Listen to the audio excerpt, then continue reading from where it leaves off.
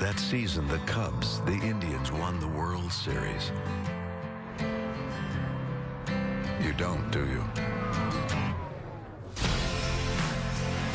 But this year, one city will live it. You need not remind the faithful in Chicago, in Cleveland. Dreams don't always come true. This year, they will. For those men we call ball players, for those fans in the stands, for those in Cleveland, in Chicago, Illinois, Ohio, the Midwest, the nation, and the world. With one win, one city will experience the year it finally happens, as the hopes of generations come down to one game.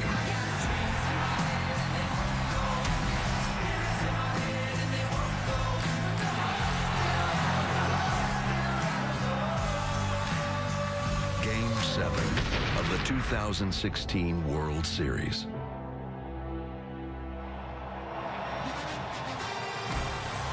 And a welcome to you. On November 2nd, it's Game 7 of the 2016 World Series. A World Series that features the Cleveland Indians and the Chicago Cubs, tied at 3 games apiece. And now welcome to the broadcast booth, everybody. I'm Joe Buck. The Hall of Famer John Smoltz is coming right up. Well, those two words are pretty sweet when they're put together in professional sports, right? Game 7. And in baseball, they're just a little bit sweeter. Think about it. Pitchers and catchers report to spring training in mid-February. Fans flock down to spring training, either to Florida or Arizona, to watch their favorite teams. And then, starting in April, it's a 6-month love affair with their favorite ball club. They get to know them. Players get to know each other. Peaks and valleys through the season, and for those teams that get to October, it's peaks and valleys even in the month during the early rounds of the playoffs. Well, now here we are in the World Series, and we have determined nothing in this classic series between Cleveland and Chicago tonight. 176 years of combined frustration ends for one side. I welcome in my Hall of Fame partner, John Smoltz. And my friend, you have pitched in a Game 7 as a starter in your career in a World Series. Simply put, what does Game 7 mean to you? Well, it's the greatest feeling in the world. And, well, long before you ever put on a uniform to play in the big leagues, you better dream of this moment. You've got to want this moment, and you can't be afraid to fail. There will be a moment in this game that everybody remembers. Don't create it. Embrace it. 2 pitchers on the mound have the perfect temperament, I think, to lead their team for a chance to victory. These are the games you dream of playing. The player that can slow it down the most will have the best success. Well, as we look at this game specifically tonight, to me, it's the rested and ready Indians bullpen, and for the Cubs, it's about adjustments, and they've made adjustments offensively. They have adjusted their lineup, Schwarber in the 2nd spot, but they've adjusted with the breaking balls and not chasing as much. If they get mistakes and hit them, they got a chance to avoid that bullpen that can lock it down for the Indians. Let's go down to the field. Here's Ken Rosenthal. Joe, the Cubs have a new middle reliever tonight. His name is John Lester, and he will enter only at the start of an inning. Lester will be on just 2 days rest, but this is the day he normally would throw about 40 pitches in the bullpen anyway. He should be good for 2 comfortable innings, maybe 3. And once he enters, his catcher, David Ross, will enter along with him, playing the final game of his career. Ross said that his wife, Hyla, was emotional as they left the team hotel today. Now over to Tom Verducci. Thanks, Ken. 5 years ago, Corey Kluber was a 25-year-old minor leaguer with a 6 ERA. That's when he discovered a 2-seam fastball, the pitch that got him to the majors, to a Cy Young Award, and now to the brink of history. He's trying to become only his 2nd pitcher, the first since Mickey Lolich in 1968, to start and win 3 World Series games. Now, Kluber will do so with a team behind him that is red hot, but listen to this. This is something out of another era. Lolich did that in 1968 when there was no DH, when there were no divisional playoffs. So tonight, Corey Kluber is looking to turn back the clock. Back in 68, it had been 20 years since the Indians won the World Series. Tonight, Corey Kluber tries to end the drought at 68. Joe? Tom, thank you. Well, this place is beyond electric. Will it end for the Cubs tonight, who haven't won it all for 108 seasons? Of wait till next year. And for Cleveland, will they end their 68-year drought? We'll find out on the other side. It's Game 7 Stay tuned, Planeteers. I'll be right back. If you are looking for a community that prays together and takes you deeper into God's Word, Better Together was created just for you. We are bringing the love and the hope and the grace of the gospel to more women around the world. I'm about to bring out my praise hanky because you got to finish that story. Testify. Come on. God can birth something on the inside of you that you just never dreamed possible. And we will literally see more souls saved when we are who we are and do what God has called us to do. I know Better Together is so much bigger than a slogan. It's about all of us. We get to be a part of a greater story. We help each other remember His unconditional love, His mercy that is new every morning, and His amazing grace. We have to know that our God will work all things together for our good. And I think it all comes down to the cross. If that's what Jesus did, then we can believe for the impossible. Better Together! We're back! Go Planet! People always ask us the same question over and over. That's right, Gene. Have you seen any good movies lately? Well, Roger, now it's time for us to ask everybody else a question. Are you ready for some football? Game 7. No tomorrow. One team will leave here a champion, the other with a lifetime of remorse. It started as a little boy, a dream, a love affair with the game. Now, the dreams of an entire city rest on your shoulders. Anticipation, excitement, anxiety, that pit in your stomach. It all comes down to tonight. One game to walk forever in history, a World Series champion.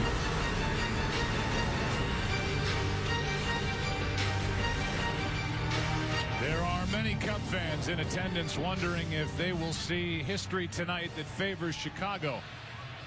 Same can be said for the hometown Cleveland Indians and their fans. This place is buzzing. It's been buzzing for the last couple of hours, but I will say this, there's also a tension here. And at times it gets a little quiet when people get overwhelmed with the moment. 69 degrees. Another gorgeous night in Cleveland, Ohio, and we give you a look at the Chicago lineup. Same lineup that Cleveland faced last night. Dexter Fowler, Kyle Schwarber, Chris Bryant. In the middle, Anthony Rizzo, Ben Zobrist, and Addison Russell. A 6 RBI Game 6 for the 22-year-old. Then Wilson Contreras, Jason Hayward, and Javier Baez. You see in this World Series in 2 previous starts, that group hitting .205 against Corey Kluber. Off we go. Strike one.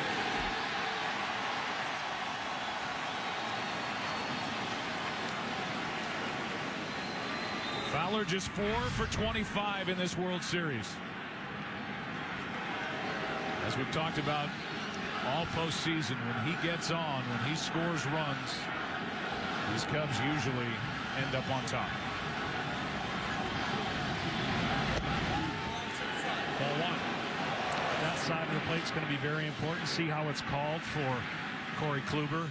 The first game, he loved that side of the plate and had the Cubs mesmerized, taking a lot of pitches.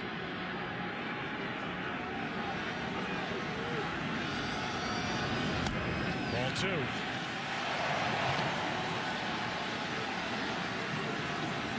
Way louder last night in Game 6.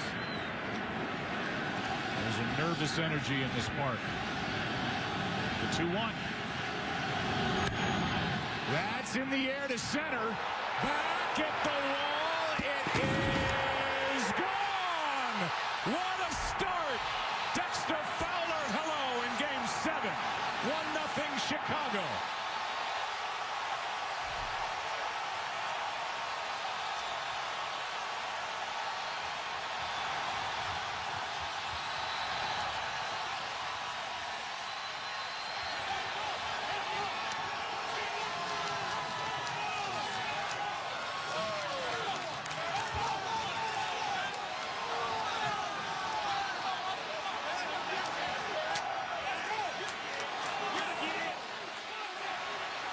Well, Dexter Fowler couldn't have drawn it up any better.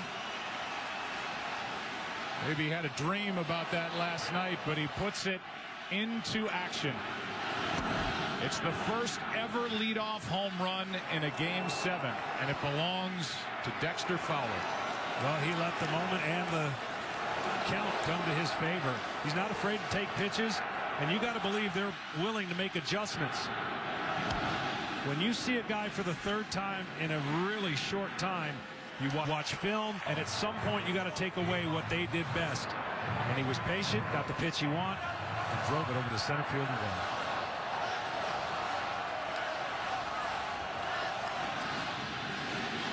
Last night, Chicago came up with 3 runs in the first inning, led 7-0 as people were just settling in. Now here comes a 1-1 to Schwarber.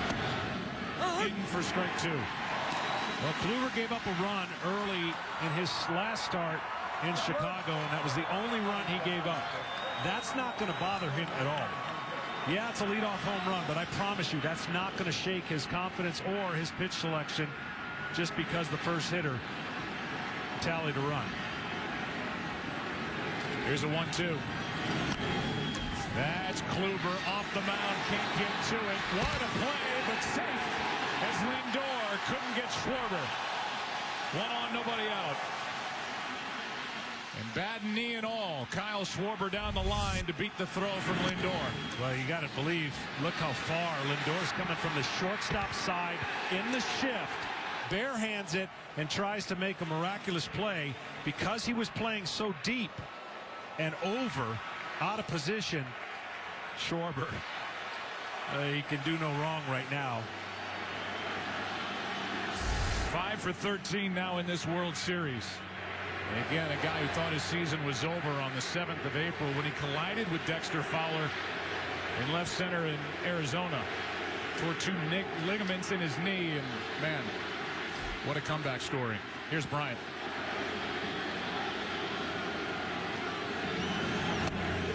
Bryant went deep last night in the first inning, and we remind you, for coverage of this game in Spanish, please tune to Fox Deportes. Everybody knows what's at stake, right? So there's tension on both sides, and you need tension breakers. Right there, you can see what the Cubs have done when they score early. You can see the freedom in their at-bats when somebody gets a big hit early. They know what's in front of them, and that's in front of them is the bullpen for the Indians. Good pitch from Kluber, strike 2. Corey Kluber is starting for the 3rd time in 9 days. 4-1 this postseason overall with an ERA of less than 1. He's been Cleveland's ace. Indians ask for another good one out of the right-hander, and that's just inside for ball 1. That's a great pitch. He could have got the call. It's a taller Bryant, but after sending him 2 pitches away, he has basically, as has everybody else, thrown about 80% breaking balls to Chris Bryant this postseason. Lately, he got hot and hit one of them for a home run yesterday. A 1-2.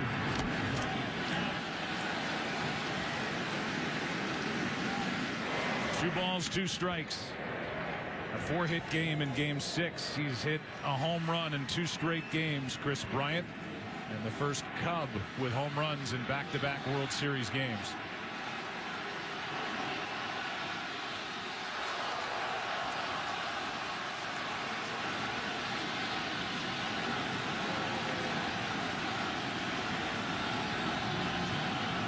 The 2-2. Full count.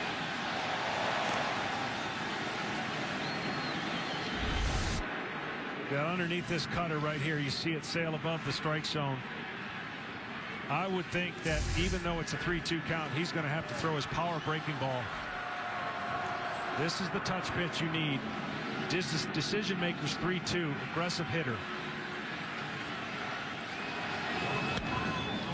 Fly ball into right center, sends Chisenhall back, and allowed first out here in the first, and we go back to how it started with Dexter Fowler at the plate. Well, this is that 2-seamer comebacker, and that's exactly what it did, but it fought right to the barrel. He knows he's hit it good. He doesn't know how good. That ball's up in the air a long time, and then he almost starts running backwards. Letting everybody know, here we go. And just out of the reach of Rajai Davis. A first inning run, now 1 on 1 out for that guy, Anthony Rizzo, who's digging in right now. And you could read his lips. We needed that. He said that repeatedly, and that's exactly on the road. You'd love to strike first. The Cubs have the last couple games. Schwarber at first, 1 out. Rizzo. Ball 1 up. Anthony Rizzo has been hot. Last 10 games, he's hit 3 home runs, hit .410. And last night, for as good as Chris Bryant's game was, well, he was just 1 notch below. 3 hits and a 2-run home run.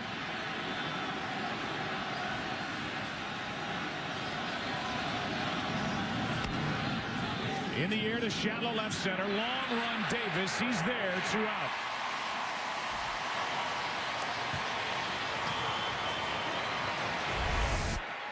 One more time the home run. Well, perfect swing, good balance. You see the follow through, and then about 4 or 5 feet over the glove of Davis.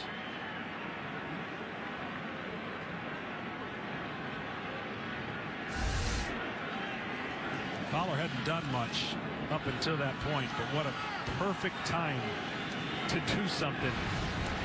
A leadoff homer in the World Game 7. Hitting 160 coming into tonight in this series. Now 2 out. Schwarber at first. Zobrist up.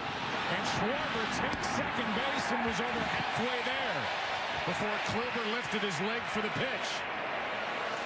And a stolen base for Schwarber.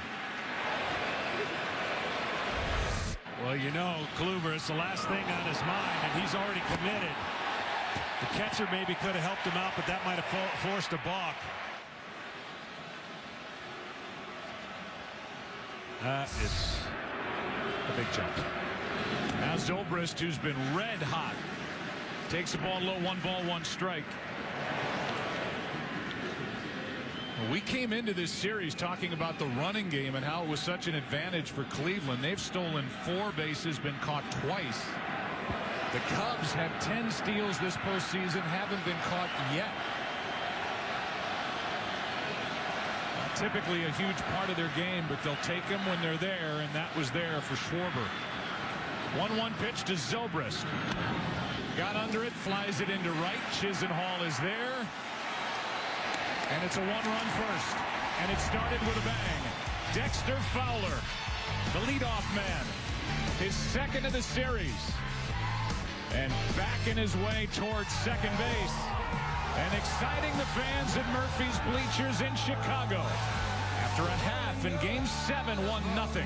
Cubs on top. Saved by the Bell will return after these commercial messages. Hey guys, it's Julianne Huff with big news from Proactive. If you're ready to get rid of blemishes and breakouts once and for all, then get set with Proactive Solution. It's the first anniversary of the new, faster, gentler Proactive. And to celebrate, we're offering free shipping. So if you have problem breakouts and want fast relief, try Proactive. Your acne heals and your skin stays consistently clear. I really love Proactive. It's creamy, it's gentle, it's effective. The secret is our advanced microcrystal medicine, which heals and prevents future breakouts. I feel like it's getting deep into the pores and actually really, like fighting. With Proactive, I don't have to worry about my skin. I don't. It's awesome. Proactive is normally $40, but order now and pay only $19.95. And today, your shipping is free. Act fast and get these skin healing extras. A travel size green tea moisturizer for a boost of hydration. Plus our fast acting refining mask to zap zits fast. After I had used Proactive for about a week, I was so ecstatic. My skin felt so soft and I didn't have one bit of acne on my face. I know that Proactive can change people's lives. It's changed millions of people's lives. And I promise you, Proactive, it's going to change your world. With Proactive, your results are guaranteed or your money back. Call now for great free extras, including this book of must-have secrets to flawless skin. All this, a $72 total value for only $19.95. And today, your shipping is free. Your skin is going to love Proactive. So act now. Call 1-800-390-5033. That's 1-800-390-5033. Clear skin is sexy skin. Get it with Proactive. Show Acme who's boss. Be proactive. We now return to Saved by the Bell. Now Cleveland coming to bat. And they take on the young right-hander Kyle Hendricks. Top three, Santana, Kipnis, and Lindor. In the middle, it's Mike Napoli, Jose Ramirez, and Lonnie Chisenhall. The back end of it, Rajai Davis gets the start tonight. Coco Crisp is in left, batting 8th, and Roberto Perez in that number 9 spot. He's hit 2 home runs this World Series. Now the defense behind Kyle Hendricks. Zobrist in the outfield in left. Fowler in center. Hayward in right. Around the infield, third to first, Bryant, Russell, Baez, and Rizzo. Again, it's Contreras behind the plate. Chicago is pinning its hopes on the right arm of the 26-year-old, calm and cool Kyle Hendricks. Yeah, Mr. Under the Radar. Nobody talks about him. And yet, all he's done is put up those numbers and the regular season numbers. Now, the challenge for the Cleveland Indians is, I think they need to be aggressive. Throw pitch counts out the window. But you've got to get the ball up. He can throw that changeup, cutter, and curveball below the zone. That's in the air to right, but right at Hayward. And what a bad break for the Indians as Santana smoked it. But I think that's the approach. He throws more strikes than most pitchers in the game, so the best pitch to hit sometimes is the first one.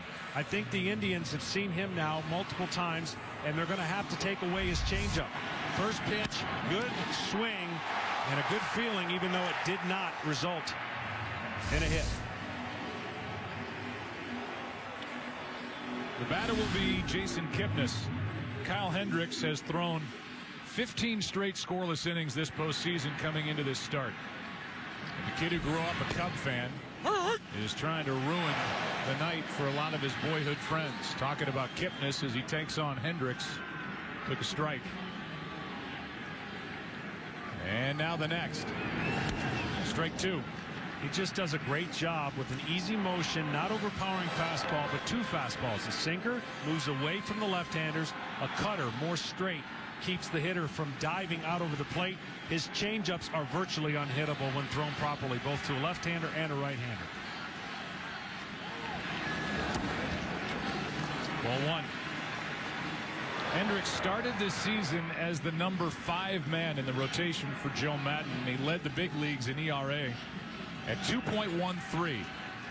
Up to the number 2 spot, and in the biggest game of his life, a strikeout for out number 2. Look at the company he's keeping with this streak he's on. Lou Burdett and Bob Gibson with the longest scoreless inning streak entering a World Series Game 7. It's amazing, and there hasn't been, at least I haven't heard a lot of talk about him. It's all about Kluber, and rightfully so. Kluber, the best pitcher for the Indians, pitching 3 times. Well, the Cubs have not used anybody on short rest yet of their starters. So that's that balance we were talking about coming into this series, and if it goes to 7, that was going to be the storyline. Lindor takes a strike. Over 68% of the time, Kyle Hendricks threw first pitch strike. And he's done that to each of the first 3 hitters here in this intense Game 7. That's Baez. And from a knee, a bad throw and safe. And Baez rushed it a bit. Didn't get up. And that cost him. Or you're going to see his back foot slip. Watch his back foot. He loses his back foot even more when he goes to throw. See it slip right there? And that slip cost him to be a little bit off balance. We've seen him throw a lot of unorthodox throws and right on the money. But that little knee and probably a little wet grass right there, that is all it took with a changeup grip that he threw, and it sailed. So it's an error on Baez, his 3rd of the postseason, 1st of the World Series. And the defense for the Cubs has been so good. Napoli will try to make Chicago and Baez pay for that. 2 out. Another first pitch strike. Yeah, and all a pitcher wants to do badly is pick up his teammates because his teammates pick him up all year. And so, as Kyle Hendricks knows, the biggest thing he's going to do is just execute pitches. Well, Lindor does some landscape work in the area where he's going to take his lead. Lindor, a guy who runs, he stole 19 during the regular season. He's only been successful once this postseason, been caught 3 times.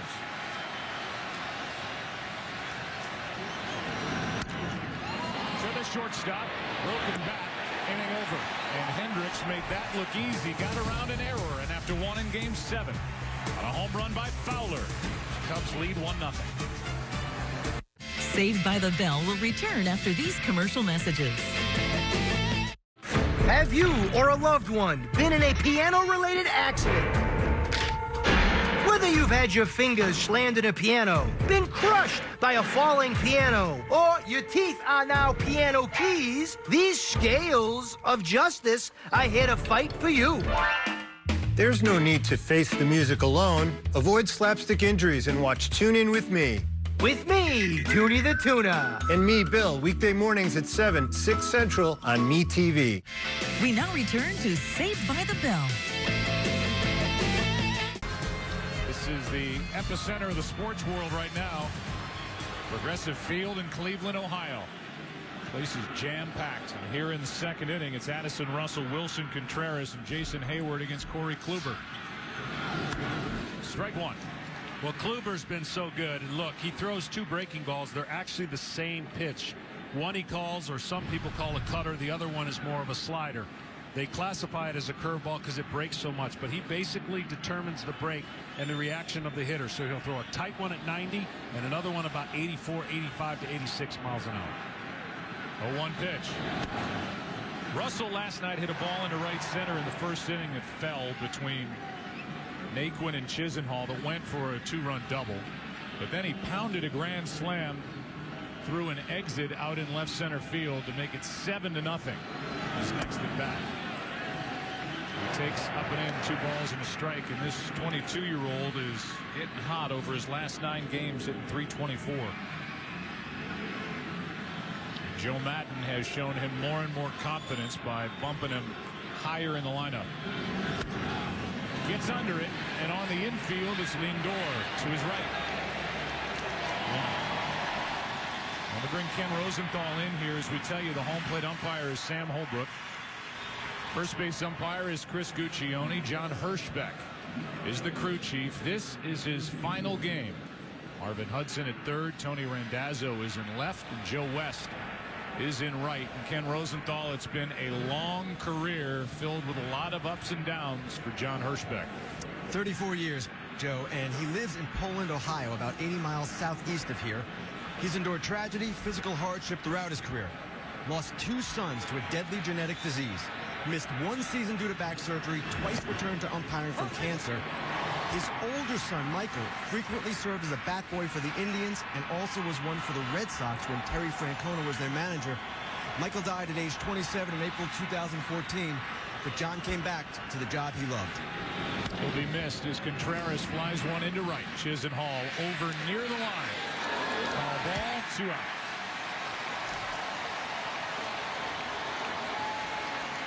Well, in the first inning, Kluber was not as sharp with that cutter, and he's made adjustments here in the second inning. He's been underneath a little bit of the fastball, and that's to be expected from time to time when you're rushing into 3 starts in a 7-game series. But as I mentioned, the home run did nothing to bother him. He'll get back on track if he keeps his hand on top of the ball. Just been underneath just a little bit early.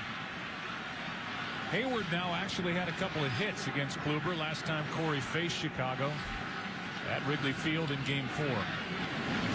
And he shatters his bat, pops it up to Lindor, and that is a quick top of the second.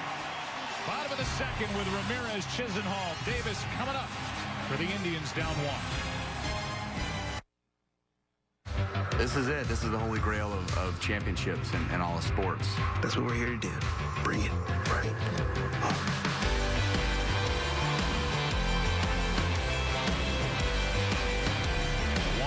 game with LeBron looking on. Akron native.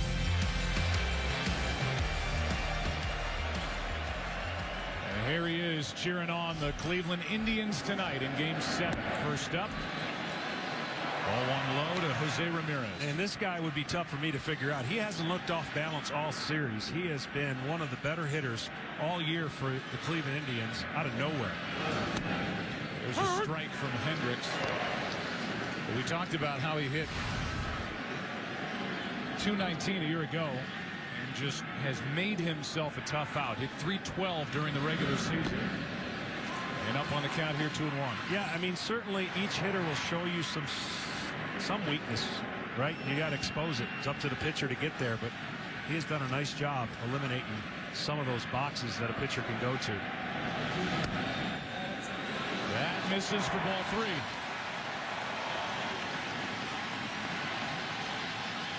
Chisenhall and Rajai Davis to follow in that last pitch. Not called a strike, so the count 3-1.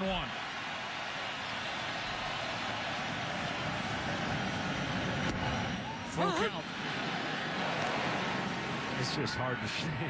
It's hard to shake Hendricks. Even the spatial features, everything he does, he's get very disciplined and confident in his routine. That's off Hendricks. Russell can't make the play. Leadoff base hit.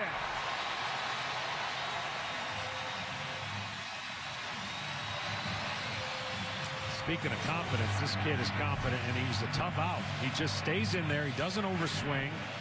And on a 3-2 count, some hitters try to get a little too anxious and try to make something happen. He goes right back up the middle and deflects it off of Hendricks. Too much spin for Russell to try and barehand. You see that ball spinning, do or die play. Can't make it happen. It actually hit off the right side of Kyle Hendricks. Looked like he got his glove over there. And then Russell couldn't do anything with it. So leadoff man is on, and here's Lonnie Chisenhall. He's won for his last 24 overall this postseason, hitting .200. Ball 1. Chisenhall normally a pretty aggressive early count hitter. After the base hit, again, to approach a Hendricks, because you're sitting at home and you're going, that doesn't, it's 88. If you try to pull him, you're in trouble. You've got to have the approach up the middle the other way to have success if he does make a mistake in. And then 89 looks a lot faster than your typical 89, and you see Chisenhall can't get around on it. 1 ball, 1 strike. Well, the perception he gives the hitter is when it comes out of his hand, it's a ball. And then the late movement makes it a strike. Nobody greater in the world than Greg Maddux at doing that. And then he can throw a complement of the curveball, change your eyes, change up, change the speed, and then the cutter off of the sinker. We've already seen Kyle Hendricks has a great pickoff move. He's a good athlete. He's a terrific golfer. Doesn't really love to play that much. Doesn't like to practice, but one of those naturals. He's got great feet. And he showed that with a pickoff of Lindor. Here's one there, and he got him. Hendricks gets his second of the World Series. And he erases Jose Ramirez as he caught him. He changed up the timing. Each hitter has a rhythm. They get a little hop step, and as he starts to move, watch him pick. And it's too late right there. Quick feet, gets a great throw, and of course Rizzo does the rest.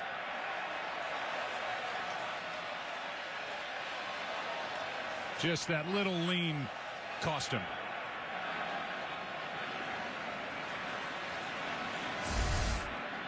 With 1 out now, a 1-1 base hit to left. Off the bat of Chisenhall. I know what you're thinking at home. Now it's first and second, nobody out. Not necessarily. It changes the pitch selection, too.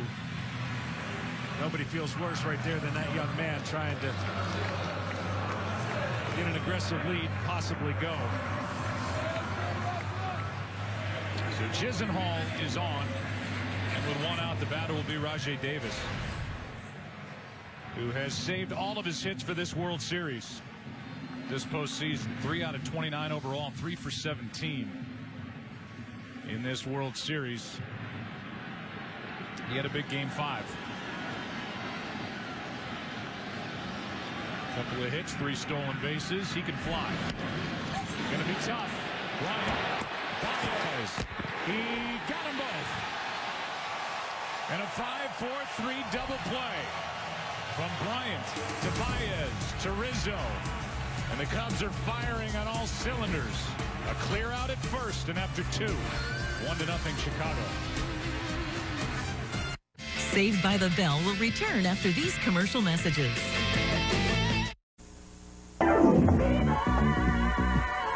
Baseball, baseball. Catch the fever now. Baseball, baseball. Let me show you how. Long ball, hardball, and making that connection. Eat dirt, slide in, change your direction. Smoke 'em, bake 'em. Dominate by shit intimidation. Throw heat, play the window, pastime of the nation. Baseball, baseball. Catch the fever now. Baseball, baseball. Let me show you how. Check it out. Catch the fever. Everybody catch the fever. A message from Major League Baseball.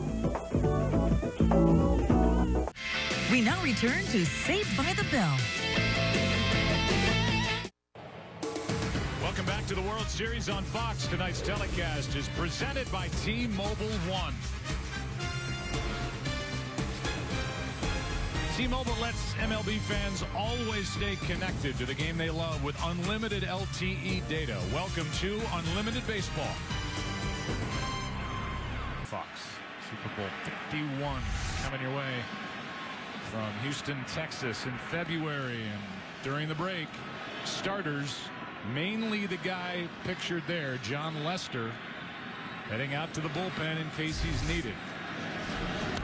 Baez with a big swing, strike 1. I'd be surprised if John Lester doesn't pitch in this game. Yeah, but the situation's going to have to be right. Everybody assumes that John Lester, as good as he is and as great a year as he's had, he does have some weaknesses that regard the stolen base. So if the game's close, I don't know. Baez takes the ball. The other side of it is if you bring in Lester, you bring in the guy wearing a microphone for us tonight, David Ross. Those two are a package deal.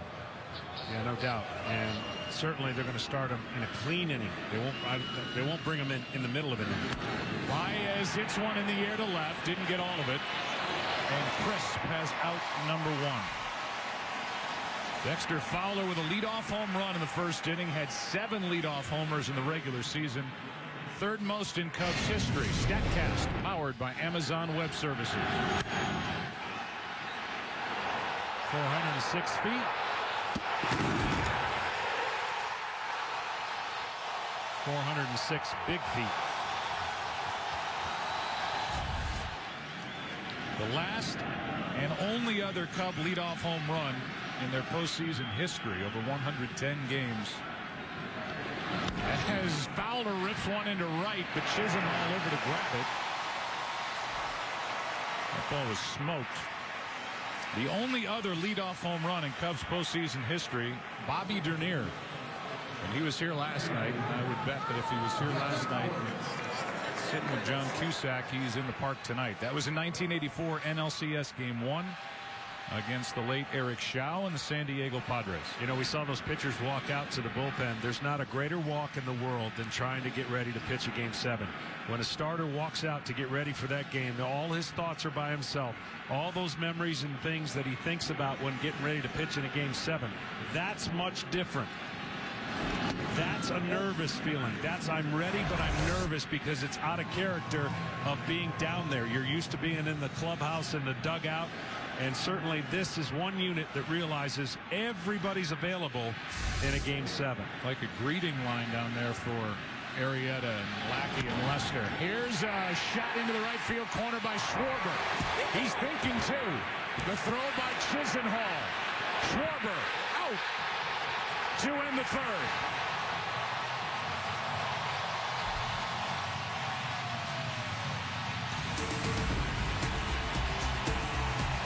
What a throw by Lonnie Chisenhall on one. Hop of the tag by Lindor. Bottom of the third. Indians batting down 1.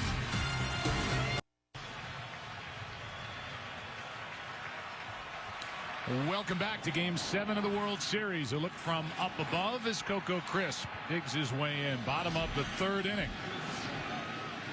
Number 8 hitter for Terry Francona. Strike one from Hendricks. The Cubs are only the 9th team to crawl back from a 3-1 deficit and force a Game 7. It includes a Game 8 in the 1912 World Series in which there was a tie in Game 2. That misses. The 5 teams that have come all the way back to win, 3 of them did so by winning Game 6 and 7 on the road.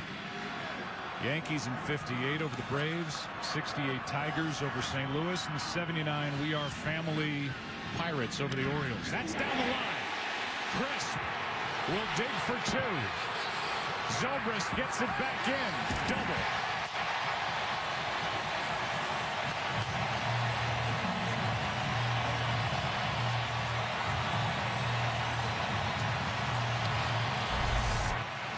Well, I told you, got to go the other way.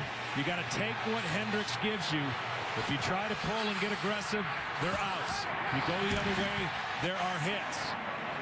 Chris was lucky he didn't get hit in the head on that little soft toss back from Russell.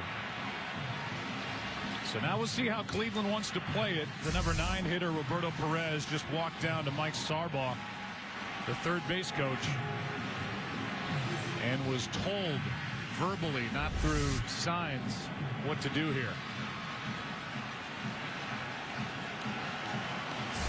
Cubs are expecting the bunt. Yeah, Rizzo way in, almost on the mound from the distance between the catcher. You can see he will cross the face of Kyle Hendricks with Bryant backing up to the bag in case there's a play, and now time called by Contreras. And Perez goes down to get more instruction. Yeah, good pitch there. He laid off of it. Thought maybe that could have been a strike, but ball 1 count. See if that changes. There'll be a bevy of instructions here. Maybe if it gets to 2-0, or if it's 1-1. But so important. This will be the toughest game, period, that each manager manages, and especially for Terry Francona with the weapons that he has. The opportunity to use them are so enticing. That being the bullpen. The bunt. Rizzo will go to first. 1 out, tying run at third, and a good sacrifice by Roberto Perez. And I think Rizzo made the right choice. Yeah, it's a good bunt, but watch how fast Rizzo. You'll never see any other first baseman cover the third base line. He's fearless. He gets in, and as a left-hander, he has an easier advantage to third if he chose to throw to third. But he thought wisely and got the sure out. Keith Hernandez was pretty good at that play. Left-handed first baseman, one of the best ever. Rizzo got the out.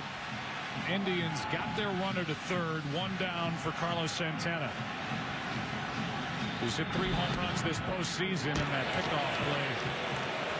I don't know of a team that uses this more than the Cubs, with catchers throwing behind base runners at first, second, and third. Infield in, and they play Santana to pull. He does. Tie game.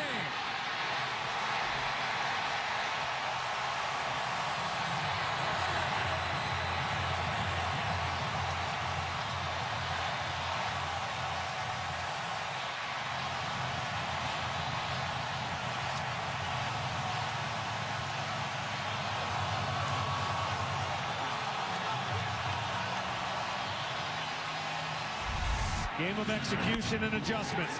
Santana off of Hendricks. Hendricks, a lot of curveballs against Santana. This one got up. He didn't miss it. Got it over Rizzo. Outstretched glove. And what a better feeling for the Indians early on here, tying it up.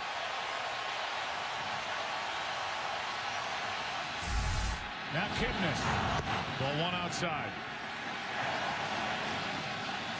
Jason struck out his first time.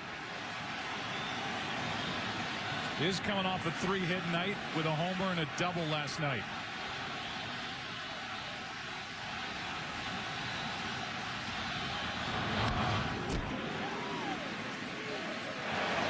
Kipnis almost looking right there. You can see he was a little frustrated. It looked like he was sitting off speed. If you sit off speed, you're able to look curveball and changeup. This, a changeup and a hanger.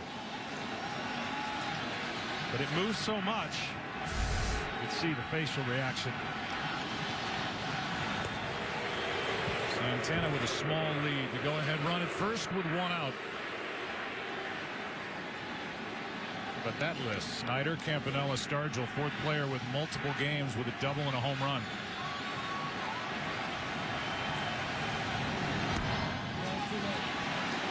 Two and one, and the crowd is finally in full throat.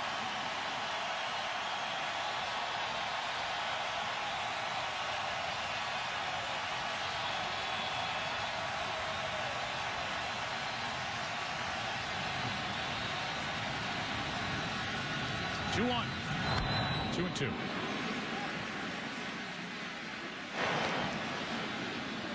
This inning, Hendricks has gotten some pitches above the knee. Not typically good for him. He likes to work down, and as he works down, he can throw that changeup away and get him starting to get out in front to try and catch their cutter or fastball. They are up in the Chicago bullpen. Mike Montgomery, the lefty. Left side. Can they turn it again? Bad bounce. What a play, and out. That's going to be reviewed. That hit the lip, and instead of an inning-ending double play, Baez tried to barehand it. I don't think ever had it, but out was the call for the moment. It'll be looked at. And it did hit the lip. Baez tried to rush it, and everybody's going to be safe. Well, there is a transfer rule that the umpires have become that they think that's with the glove, but this one's with the hand. It's not close. So Baez has made one error tonight.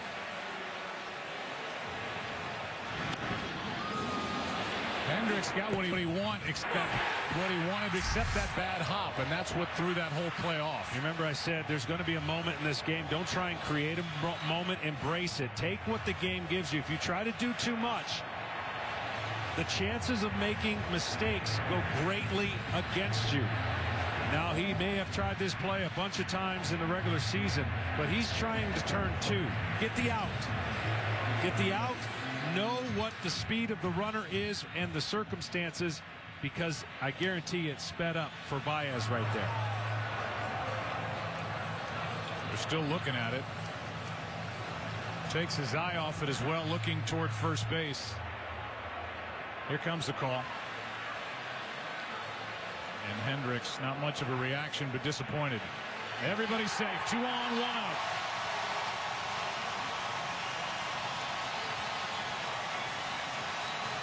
Second error of the night for Javier Baez.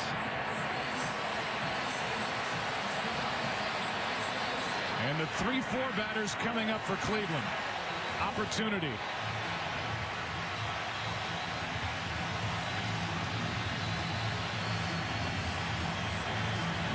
Lindor in the earlier matchups got pitches over the plate that he was able to handle.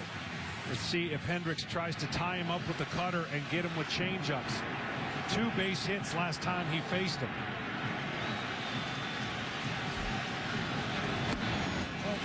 Ball 1. There he tried to go in exactly with the cutter.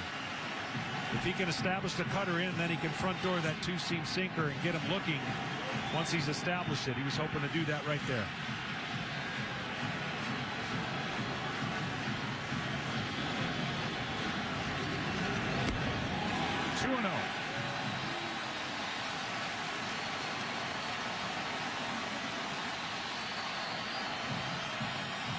And here comes Chris Bosio.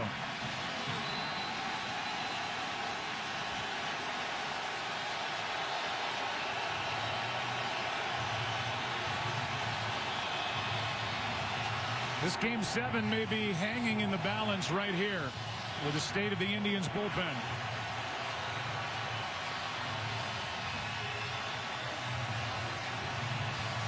While they talk on the mound, we remind you official caps, t-shirts, hoodies, jerseys, jackets, and more. Get all your Cubs and Indians World Series gear and celebrate your favorite team at MLBshop.com. Now Carl Edwards Jr., the right-hander, joins. Well, we've already seen some outs on the bases. A pickoff. I don't mind Schwarber going for second with 2 outs. That's okay. And we've seen some misplays.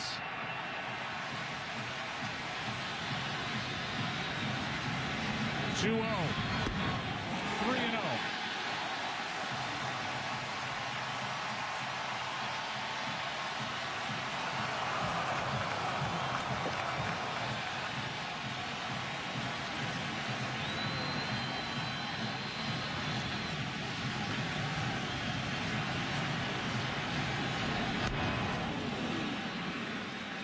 Let him swing on 3-0. Yeah, the problem with that, though, was too good of a pitch. It was a pitcher's pitch. You got to think in the middle end. This is a pitch you've got to drive if you're going to swing 3-0. Watch the location of it. See how it's outer third? That's something later on in your career you just got to be disciplined to see the inner part of that box and then let it go. 3-1 pitch. That's in the air to left. Zobrist in, stumbles a bit. The runners hold, and a big out picked up by Hendricks as he battles back from a 3-0 count on Francisco Lindor. 2 out. Again, trying to pitch around an error as he did back in the first inning. And again, it's Napoli standing in his way. Well, if Hendricks wants to stay in this game and provide more innings for the Cubs, that 3-0 comeback and getting an out, essential. You know your leash is short. And the one thing you can't do is show any cracks to give your manager the reason to take you out earlier than he wants to. So far, Mike Napoli has been held in check in this World Series. One of 2 guys active in this game tonight who's experienced a Game 7. Takes a strike. He did so on the losing end in 2011 with Texas in the Game 7 loss in St. Louis. Well, Hendricks has picked his spots, only thrown him a couple fastballs and then goes to off speed. I don't know if Napoli will be able to sit on a changeup. Strike 2. And a bruise.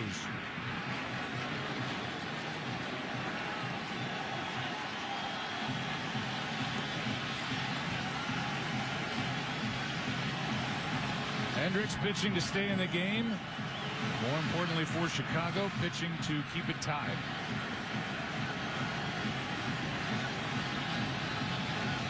Napoli chokes up. 0-2 pitch. Ball 1. There's the changeup. He threw him 6 in a row between 2 at-bats the first time they hooked up. He's got a changeup to righties that goes away, almost cuts.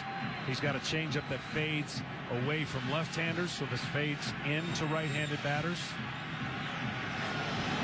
Hard hit right at Bryant, and a loud 3rd out, and a bad break for Napoli in the Indians. And the kid, Kyle Hendricks, pitches around another error and keeps it tied as Napoli hit it right to Chris Bryant. Game 7, why shouldn't it be? Tied 1-1 after 3. Saved by the Bell will return after these commercial messages. Give it up for the big hurt, Frank Thomas. Congratulations, Frank. Hey, Andy, Doug, you guys look great. Hey, I feel great, too. Ever since you told me about Nugenix Total T, I feel stronger, and I'm crushing my workouts. Thanks to Nugenix, I got more energy, more stamina, feeling years younger. It's awesome. Nugenix Total T gets you back on top of your game. From the brand that brought you GNC's #1 vitality product and product of the year, new Nugenix Total T is our most powerful man-boosting formula ever because it boosts your free testosterone and your total testosterone. To get your complimentary bottle of Nugenix Total T, text HAMMER to 369-369. I like the competitive edge Nugenix gives me. Hey, me too. Guys over 40, you need Nugenix Total T, and she'll like it too. Text HAMMER to 369-369 now for your complimentary bottle of Nugenix Total T. Samples are not available in stores, so text HAMMER to 369-369 now. We now return to Saved by the Bell.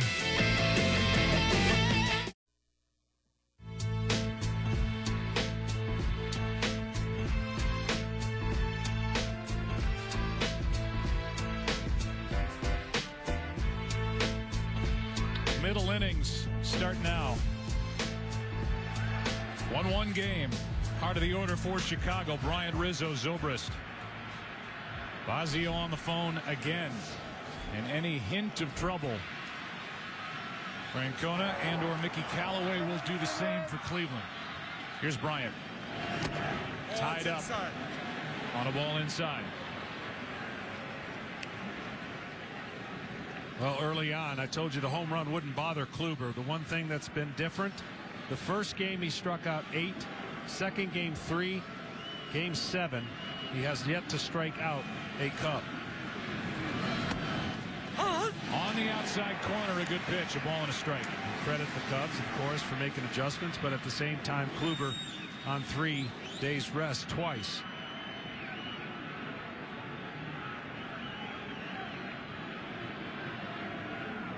Bryant's been hot. Takes inside. The other fact, in game 1, they took 53 pitches. You see Lester getting ready. 24 strikes are what the Cubs took in game 1. In game 4, they took 33 pitches. Only 10 for strikes. That's off the end of the bat, foul, 2-2. And so Kluber, as you see these numbers, never has there been a game where you know as a starter you're not going 7, or at least so it seems.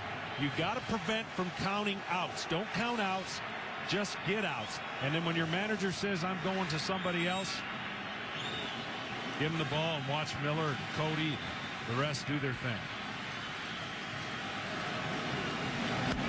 Somewhere in this country, Bobby Cox is laughing hearing you say that. I know it's the hardest thing in the world. I mean, I obviously never wanted to give up the ball, but I think when you pitch a game like this, you just anticipate never coming out unless it warrants you coming out, meaning you're pitching your way out, you're giving up runs. We've seen starters get taken out with no runs, 4 2/3 to go to their bullpen. Another 2-2. Bryant takes just outside a full count. And that's the pressure that we were talking about on Terry Francona as Bryant takes a cutter away. A fastball that cut at 95. Bryant looking to charge one. Jumps with foul. And so with Lester warming up right here,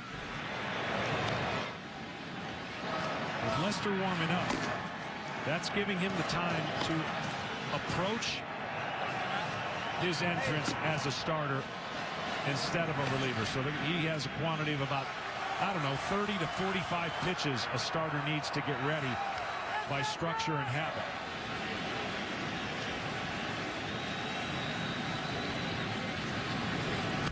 Left side base hit, and somehow Bryant found a hole. I understand that with regard to the Cubs and with regard to Joe Mountain with Lester up. But what I'm seeing is Kyle Hendricks. This moment's not too big for him. He's pitched around 2 errors. He just came back from a 3-0 count.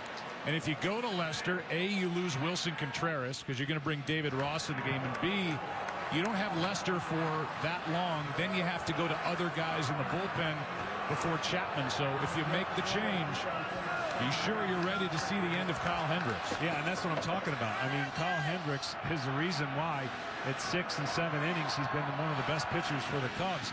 But it's the appearance and perception that sometimes you give your manager if you don't think he's on or they're getting better swings. That's why the bullpens have come in so quick this year.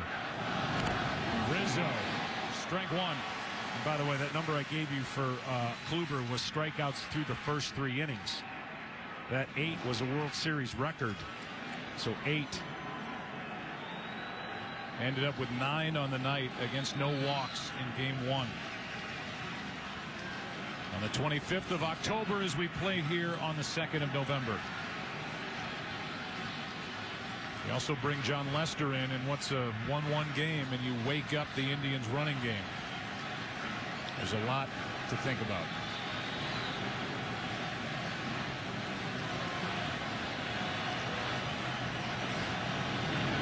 That's foul.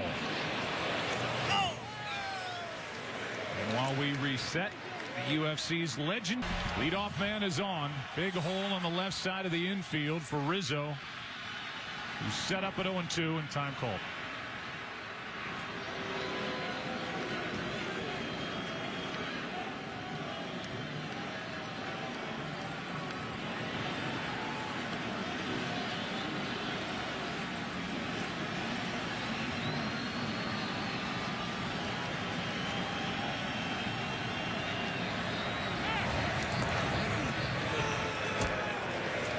World Series for the Cubs. They lost Game 7 at home to Detroit. 9-3 the final. 4 RBIs in Game 7 for Paul Richards. And that was a 3-4 setup during wartime. Only 2 home runs that entire series, both by the great Hall of Famer Hank Greenberg. Here's Rizzo hit by a pitch, and he'll take the bruise and the base. 2 on, nobody out. I'm telling you, that's what he does better than anybody in the game. He says, I dare you to throw the ball in here 3 times and try to make a perfect pitch. And oh, by the way, I'm not going to get out of the way if you do throw one in a little too far inside. No guards, no protection, just a big man with a few bruises. Zobrist was a lifer in the American League before he signed with the Cubs. Tampa Bay, then a world champion last year with Kansas City. First year of his deal, and he is 7 for 13 and at bats here in this ballpark in this series. 2 on, nobody out.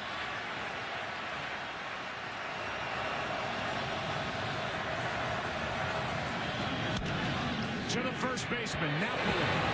High and out at second, first and third, 1 out. And a wide throw by Napoli killed any chance of a double play. And Joe Madden says, hold on, we may look at it, but Rizzo's leaving. He believes he's out. Yeah, it's a tough play for Napoli. A little in between hop, but he's got to get rid of it quick. He got back. He got back. Keeps the double play in order by getting rid of it quick. That's a 3-finger grip, which is not typically what you want. The ball sails.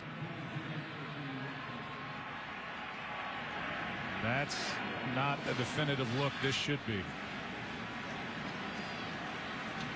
Well, with the old slide, that would have put Lindor in a lot of trouble. Man.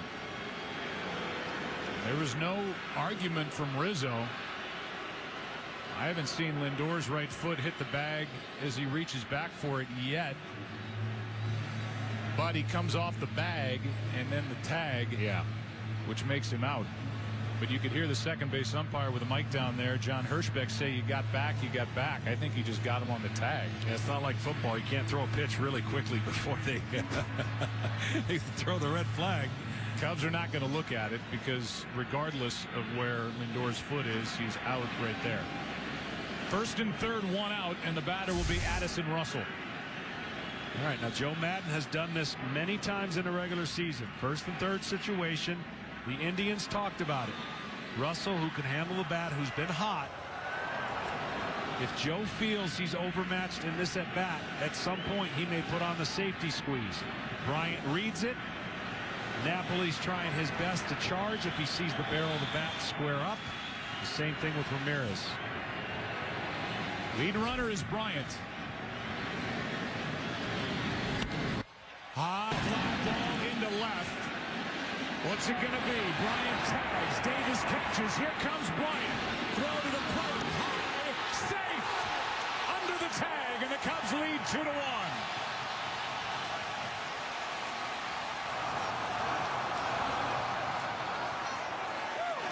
The throw by Davis, and the home plate umpire, Sam Holbrook, had it immediately. And a look at it on the replay board here in the stadium. He looks to be safe. But Davis hesitates. I don't know that he gets rid of it quick enough. Watch him catch it and then maybe look over. See that hesitation just a little bit. Not moving forward. Throw a little high, and that's what allowed Bryant to slide through. Just a tiny hesitation is all it takes. You got to come with that pop-up, catch it. See how he's almost standing still a little bit. Just a little pro hop going forward, and the throw took Perez up. And clearly under the tag is Bryant. Tagging also was the runner at first, Zobrist. He's down to second with 2 out now, and the Cubs back on top by 1. Gutsy send, and it worked.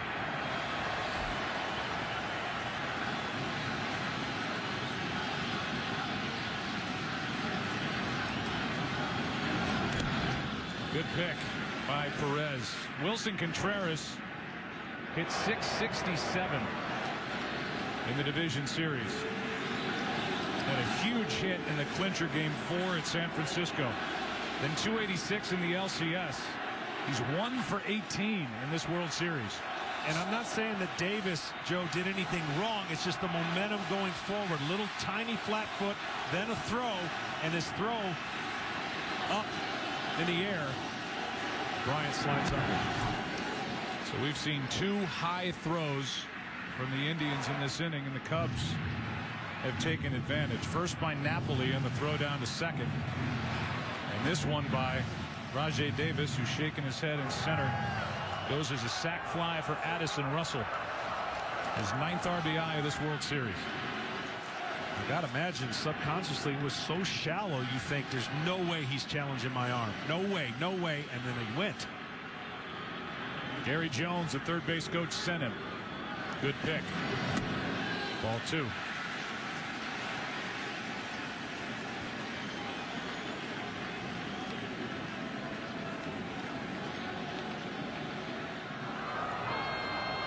Well, all set up by the 2-strike hit batsman of Rizzo. That put runners on first and second instead of the runner on first. Bryant leading off with a hit. Seen a lot of that from Contreras, 2-2, and that surprised Joe Madden because he has not been doing that much this season. The 24-year-old rookie hit .282, hit 12 home runs. But he's come up empty with a lot of swings against Cleveland.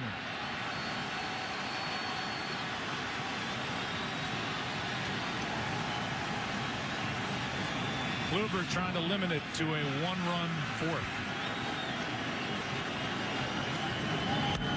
High fly ball into right center. Davis came in, goes back, won't get there off the wall. In to score is Zobrist, and the lead is 2. It's 3-1.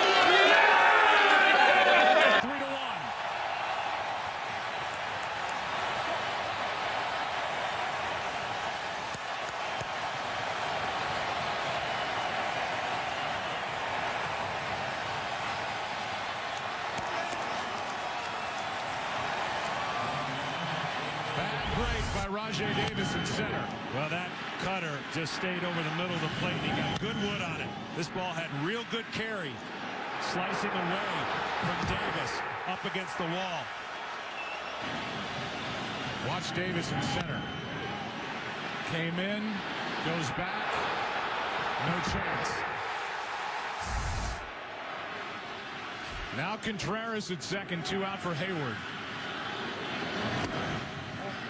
Ball 1 from Kluber, who is surprised he doesn't get that pitch, and Andrew Miller gets loose with the Cubs leading by 2.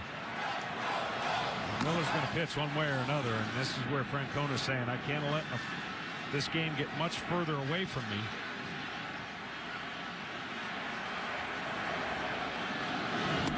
There's a strike.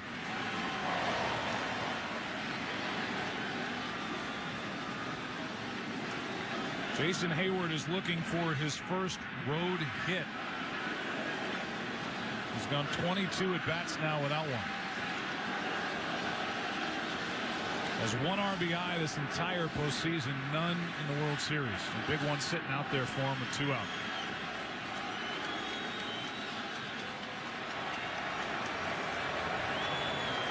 You know, I'd like to make a lot of people forget about the year. One swing could change that.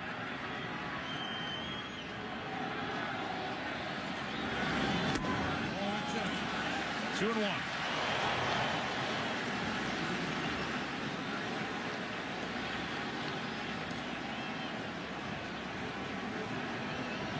Corey Kluber making his 6th start this postseason. He's 4-1. He's been almost unhittable to this point. Tonight, 3 runs on 5 hits. 3-1. And like I said, just a touch off because his elbow is not getting out as fast as you normally would, and that could be a little bit of fatigue. He gets underneath the pitch with the pitch sails, and that creates late movement that he doesn't want laterally. He's best when it's late and really getting on the hitter quickly. Hayward hits it a ton down the right field line, but jerked it foul. He was geared up for that pitch. Full count. Cheating a little bit on the fastball, trying to get around, and pulled the trigger a little too soon. Kluber, see if he can take advantage of that.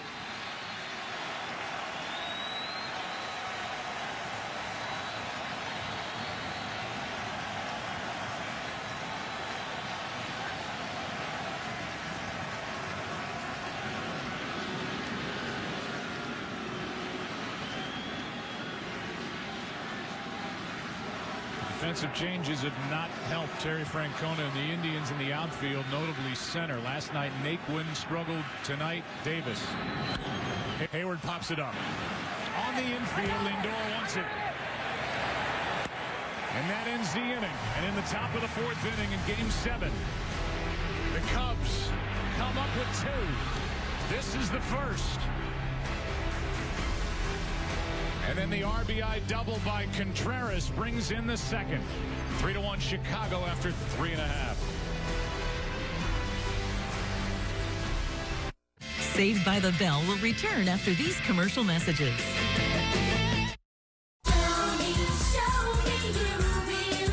Get ready, because this is unbelievably huge. The event you've been waiting for is finally here. It's Forever Freestyle, the most comprehensive collection of freestyle mega hits ever assembled, with 32 huge hits on 2 incredible CDs.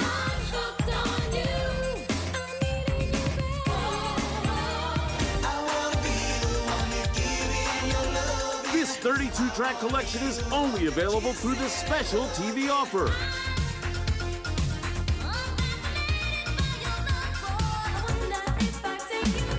You can order this collection online at MusicSpace.com.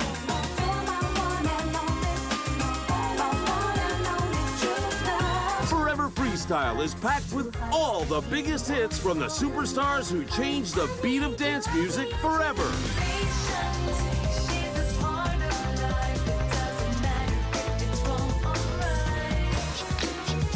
The pulse-pounding hits just keep on coming.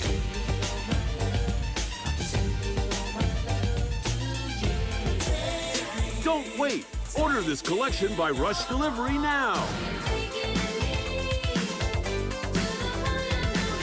Forever Freestyle is ultimate proof that the freestyle explosion is bigger and better than ever.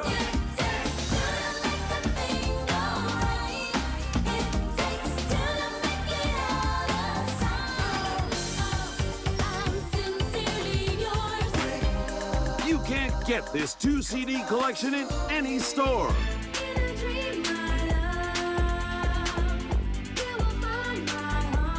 Keep the beat alive with Forever Freestyle. Get it now. To order, have your credit card ready and call the number on your screen or log on to MusicSpace.com. Rush delivery available. Do it now. We now return to Saved by the Bell. Welcome back to the World Series on Fox. Tonight's telecast is presented by T-Mobile One. 3-1, Chicago on top behind Kyle Hendricks. Back for the 4th. Jose Ramirez singled his first time, then was picked off. Takes the ball. Well, Kyle Hendricks knows he's pitching for his time left in the game. Glad you avoided life. Yeah, we're going to go there, but you got a guy that's going to get him out of the inning if he gets in trouble, and then Lester starts the next inning. How about that? Twirled home over the top. Little breaking ball from Hendricks. 1 ball, 1 strike. Ramirez, then Chisenhall, then Rajai Davis. And Contreras wants to go through the signs again.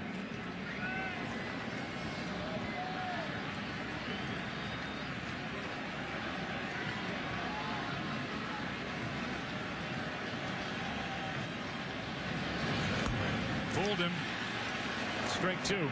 It's amazing what this series and just playoffs does, what it does to players, what they have to learn in the offseason, what they didn't do or what they did well or how they got into some old habits, but the perception changes so quick. Here's Hendricks having to get over, and he does for the out. It was a way to his right for out number one. And my point is they would never ever think of taking out a guy like this. He's been so good throughout the year. It's this time of year when reputations are made. It's also this time of year when it costs a lot to go to a game. According to StubHub, median price over $1,800 for a seat. Nearly 80% of the tickets sold are for fans outside of Ohio. This is just on StubHub. Buyers from 12 different countries. 42 tickets were sold for $10,000, and 30 of the 42 are seats behind the Cubs dugout. Here's Chisenhall. Strike one. So John Moore shows those seats, and you know somebody sitting behind the dugout. Good chance you can borrow money if you ever need it. Chisenhall singled. Was erased in a double play back in the second. Why I'm so impressed by Hendricks. 0-2. He just doesn't show you anything. He doesn't show you if he's scared, if he's confident, if anything. He doesn't waver. Neither does Kluber. That's why I thought both were prepared for this moment.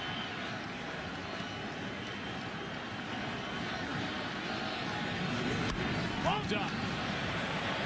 Out goes Russell. In comes Zobrist. We'll check in with Tom Verducci with 2 out. And Tom, I know it's not Game 7 of the World Series, but this Hendricks has pitched in some high-pressure situations. Yeah, Joe. Well, we saw him win the clinching game of the NLCS, 7 1/3 shutout innings against the Dodgers. Wasn't his first clincher. Go back to 2009 as a freshman. He pitched Dartmouth to the Ivy League championship with, you got it, 7 1/3 scoreless innings. Now, the stakes are a little bit higher tonight. This is not Cornell he's pitching against, but I guarantee you his pulse rate, facial expressions, exactly the same. From San Juan Capistrano, California, all the way to Hanover, New Hampshire for college, and then drafted by the Rangers. Here's a strike to Rajai Davis. And then at the trade deadline 2012, traded to the Cubs organization for Ryan Dempster, who's here at the ballpark traveling with the Cubs and wearing a crushed velvet sport coat. Here's one to third. It's foul. So Dempster has a hand in what's going on here tonight. As Hendricks came to the organization, came up in 2014. This ball just foul. Went 7-2. Hendricks 8-7 a year ago, and then it all came together, leading the big leagues in ERA and a 16-game winner. At a bargain. A little over minimum he's making. He's starting Game 7.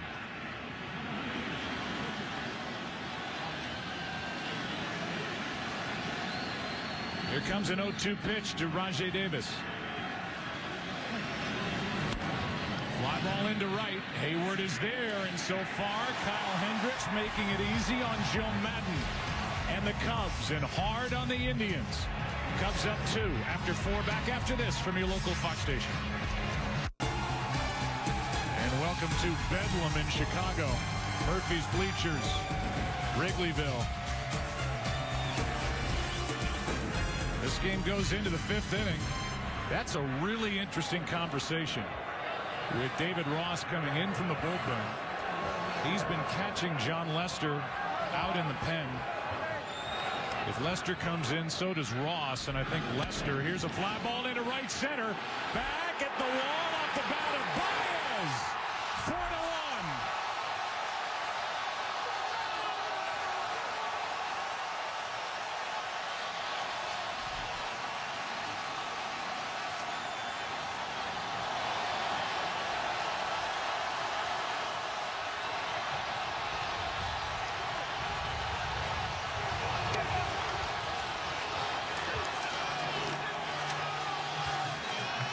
And this swing of the bat will end the night for the guy who's been so good All postseason for Cleveland, Corey Kluber.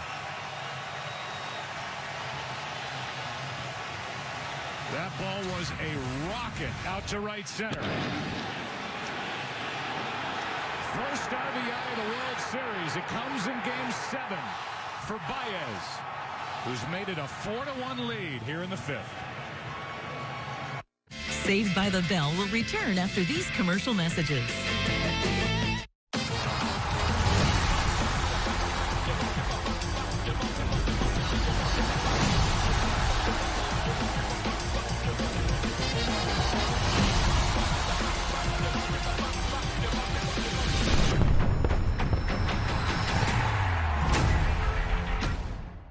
Live coverage of the Ryder Cup.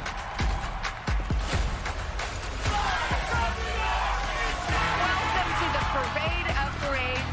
Oh my goodness! U.S. Olympic history. Take it away. We now return to Saved by the Bell. AT&T call to the bullpen. Mr. Lights Out, Andrew Miller. Look at those numbers. This postseason 2-0. He set a postseason record with his 29 strikeouts, albeit with more opportunity these days. Oh, it's inside. And he's been phenomenal. The only guy to get him for a run is the guy at the plate, Dexter Fowler, who homered off him back at Wrigley. Out in front of that, 1 ball, 1 strike. Nobody on or out. A run home on the home run by Baez. The biggest lead of the night, 4-1 Chicago here in the 5th. Well, Miller will try to go as deep as he can. Maybe 3 innings. Try to keep it right here. Different adrenaline now. Strike 2. Picked up from the Yankees. As the Cubs went the other direction, it got a roll as Chapman from the Yankees in season. Here's a 1-2 to Fowler. That's a base hit. Fowler on to continue the 5th. Nobody out. And back to the homer by Baez, and the reaction in the Cub bullpen. First the swing. An absolute hanger, and he goes to the right side of the field. If he tries to pull it, this has been the problem. And then Lester, who's been warming up, looking like he wants to come in the 5th inning, says that's okay by me. And Corey Kluber exits the game for the first time without a strikeout in the game. Fowler at first. Schwarber grounds one to short, might be 2. Lindor flips out over to first. Got him. Double play.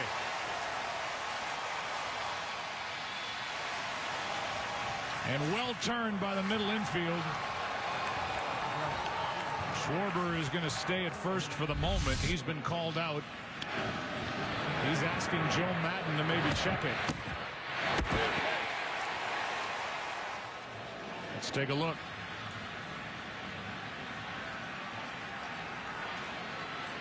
Very close. Can't tell if the heel gets down, the toe coming down when the ball is in. Very close, man. Again, it's clear and convincing evidence to overturn the call. And they're going to look at it. I don't know if we've seen anything that tells you they're going to make it 1 on, 1 out instead of 2 on and nobody out.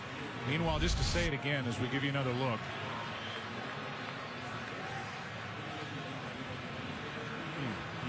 I would. Well, we've seen it many times this postseason where they stick with the call, back of the glove. I think he's out. Again for Corey Kluber, his first career appearance without a strikeout. Tonight is his 145th appearance, 140 starts. Double play. 6-4-3. Kluber goes 4+, allows 4 runs on 6 hits. No walks or strikeouts, 2 home runs, and a hit batsman. Different story as he tries to go for the 3rd time in 9 days and be effective against the same group. Here's Bryant with the bases empty. Chris 1 for 2 with a run scored.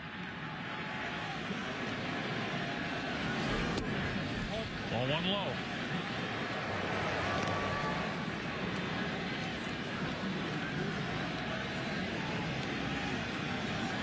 Lester is still throwing in the bullpen. It just makes you think he's coming in.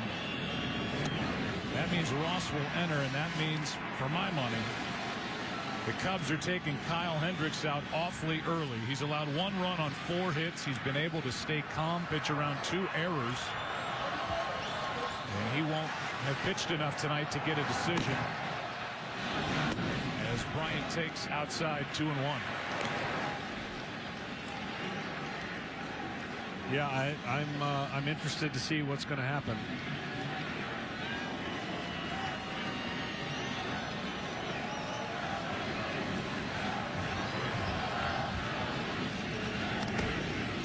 I know no team wants to face John Lester, but I don't believe the Cleveland hitters are going to be that heartbroken to see Kyle Hendricks out. Well, and again, you know, the 4 pitchers, you can line them up any way you want. And certainly the top 3 have been really good for the Cubs.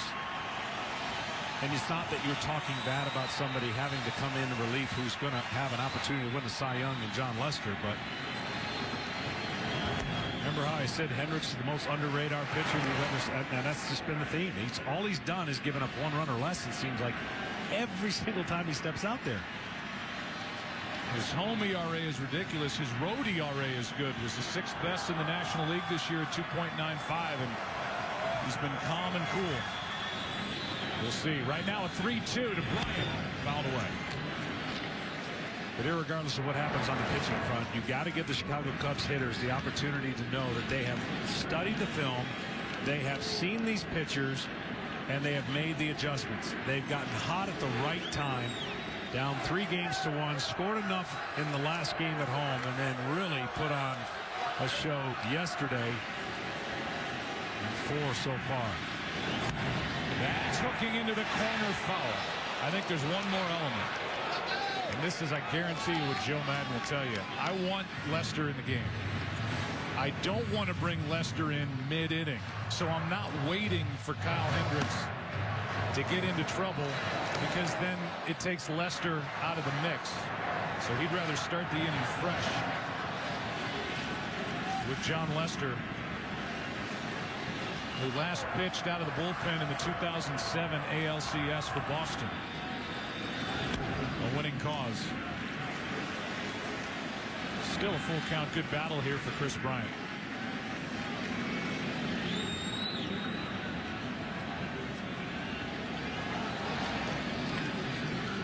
Say this, if he's coming in or not, Lester's thrown a lot of pitches down there. Yeah, lobbing the last couple, just trying to stay loose. So intrigue in the bottom of the inning.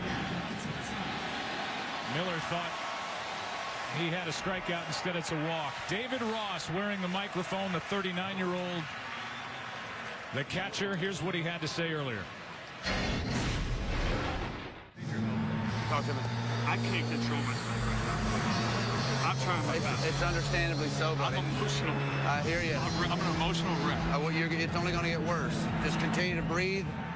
That's all you can do, buddy. It's only going to get worse. It's only going to get worse. I'm in a glass case of emotion right now. Yeah. Wait till the 9th with this 3-run lead. Anthony Rizzo saying he's an emotional wreck. And here he is. With 1 on, 2 out. Ball 1 inside. Wow, Miller's throwing a lot of good pitches. I mean, credit the Cubs for laying off them, but I also think they lay off them because they're just too good. There's nothing they can do with it, so he's just barely missing, I guess.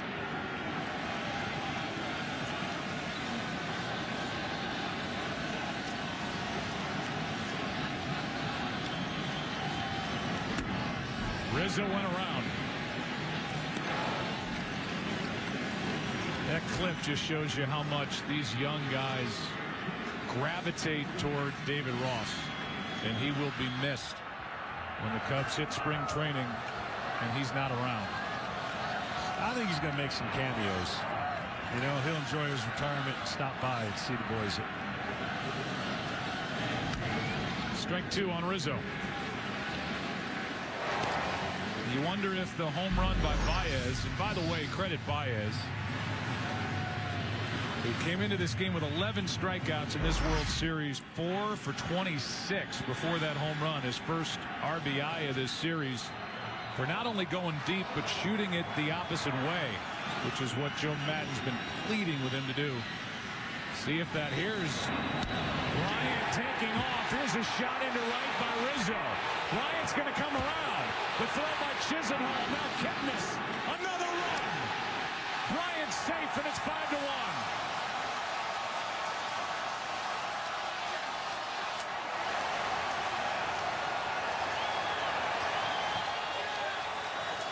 And the running game, John, for the Chicago Cubs has been more a part of this World Series than for the Indians. Absolutely. You cannot circle the bases any better than this. He's got long strides, and watch him hit the bags as he goes. Now he sees it's a hit. Great turn at second, right? He's taken off 2 outs. This turn at third is the reason he scores. He takes the perfect angle, doesn't miss a step, and it's going to take 2 great throws to get him out of home. Great job by Bryant. And obviously Rizzo hanging in there to get a hit. Now Zobrist takes a strike. It goes down as an RBI single, and Rizzo taking second on the throw home. But remember, it was a walk on a borderline pitch to Chris Bryant that put him on. And Miller's thrown a lot of great pitches in this inning, and unfortunately, a run. That may also, John, change the strategy for Joe Maddon. Here's a fly ball into left center field. Back at the wall. It is caught by Rajai Davis. About a step in front of the wall in left center. And a nice running catch to end the top of the 5th. Cubs get 2. Lead by 4. Saved by the Bell will return after these commercial messages. Most of you know how important my faith and staying healthy are for me. I feel God has given us these incredible bodies, and it's up to us to take care of them so we can do what God has put us on this earth to do.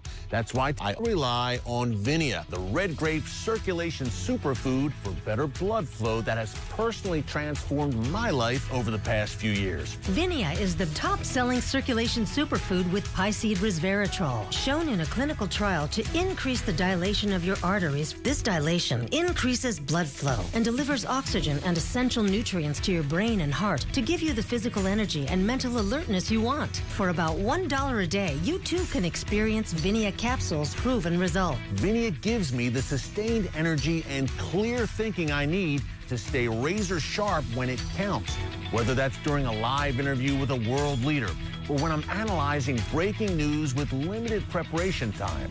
Most importantly, Vinia is giving me the added energy I need to be a good servant to God and help spread the gospel around the world. Boost your blood flow with Vinia Superfood Chews, capsules, coffee, and teas. Plus, we'll give you 1 month free when you order 2. We'll include free shipping and a free variety pack of our functional teas. Here's the best news. Your order of Vinia comes with a 90-day risk-free trial. Now, this means if you don't feel more physical energy or more mental alertness, my friends at Vinia will refund every penny, no questions asked. I really think that if you try Vinia, you will love it as much as I do, because when you improve your blood flow, you improve your quality of life and your service to God. Be sure to check it out. You will not regret it. To receive over $40 in free gifts, go online or call 800-588-4170. That's 800-588-4170. We now return to Saved by the Bell. Tonight's aerial coverage brought to you by DirecTV. If you call yourself a sports fan, you got to get DirecTV. Call 1-800-DirecTV. Our game summary is sponsored by Budweiser. Fowler led off the game with a home run. First time in a World Series Game 7. Addison Russell a sac fly. Javier Baez with a solo shot. Then another run. And with that, the right-hander Kyle Hendricks stays in the ballgame. And John Lester stays in the bullpen. First up, Coco Crisp. To me, this is the right move. We got mics everywhere down there, and there was a lot of thought that Lester would come into this game in the 5th. 2 runs added. Ross came in from the bullpen, and Lester stays in it. Strike 1 to Coco Crisp. Well, to me, Hendricks has been solid, rock solid all year. So even with a 2-1, 3-1 lead, I would have keep running him back out there because his ability to get ground balls and get in and out of trouble, which we've seen him. He doesn't seem unnerved at all. To the right side, another ground ball. Baez. The last run that the Cubs tacked on was scored by Chris Bryant.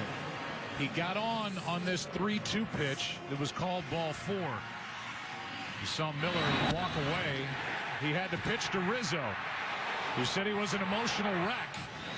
And how about StatCast, powered by Amazon Web Services? Yeah, he did a great job. You're going to see 20 miles an hour in 9 seconds.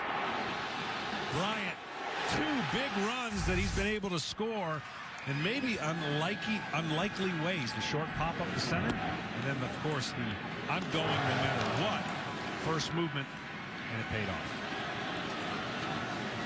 Now it's Roberto Perez with 1 out, nobody on.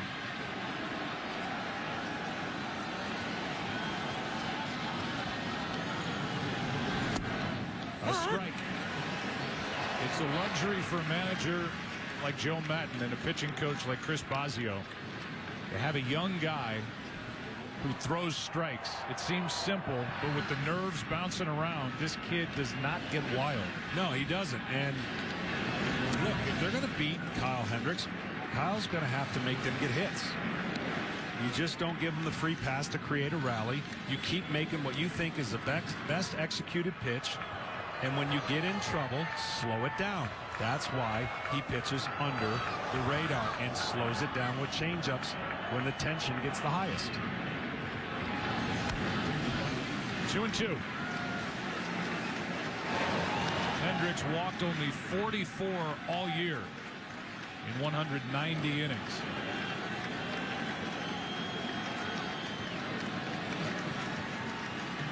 Got Crisp on a ground out. 2-2 count on Perez. Struck him out. Second strikeout for Hendricks. And we'll welcome you inside our broadcast booth. I'm Joe Buck, a luxury to sit next to you all postseason, but somebody who's been out there in that classic in 1991, Game 7, Braves, Twins, you, Jack Morris. I know you're impressed with Kyle Hendricks. Yeah, absolutely. And we talked to him, and I could see why. His heartbeat is one where you're not going to get it too high, right? And he's going to just pitch. You've got to just pitch, and you've got to keep the crowd to a dull roar and not get carried away by anything. He's in rhythm now, and I would make this very difficult on my manager to try and take me out before he puts in Chapman. To me, it would be Kyle Hendricks, then Chapman, and he's doing his best to make that claim. The 0-1 now. There's a strike in at the knees to Santana, who's hit the ball hard twice. He's lined out as an RBI single. Lester's still up.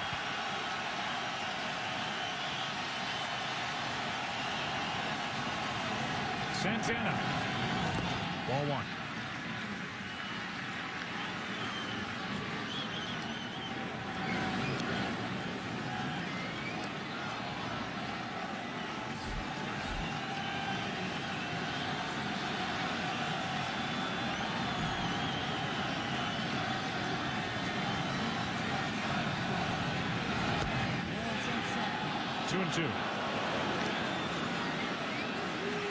Regular rest, feeling good, only in 61 pitches, in rhythm. Don't interrupt him.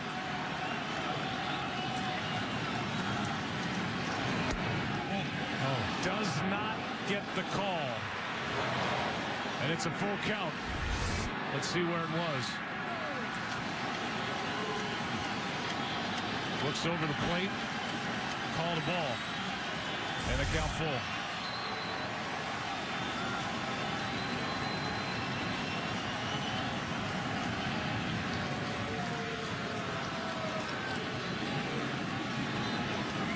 Batter is biting his tongue back there behind home plate.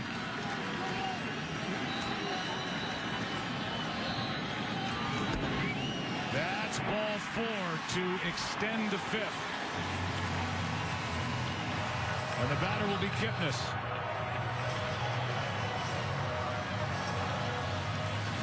Is a move coming here?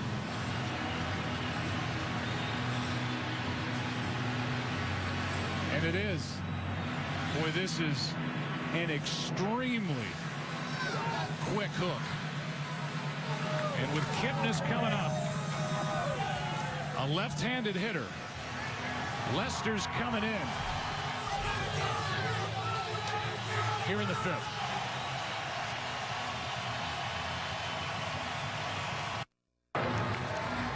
A 63-pitch night for Kyle Hendricks, who was dealing. Baseball just lends itself to first guessing, certainly second guessing. And Hendricks is out of the ball game, and this starts the bullpen carousel for the Chicago Cubs. And John Lester comes in. He worked at home in Game 5 3 nights ago.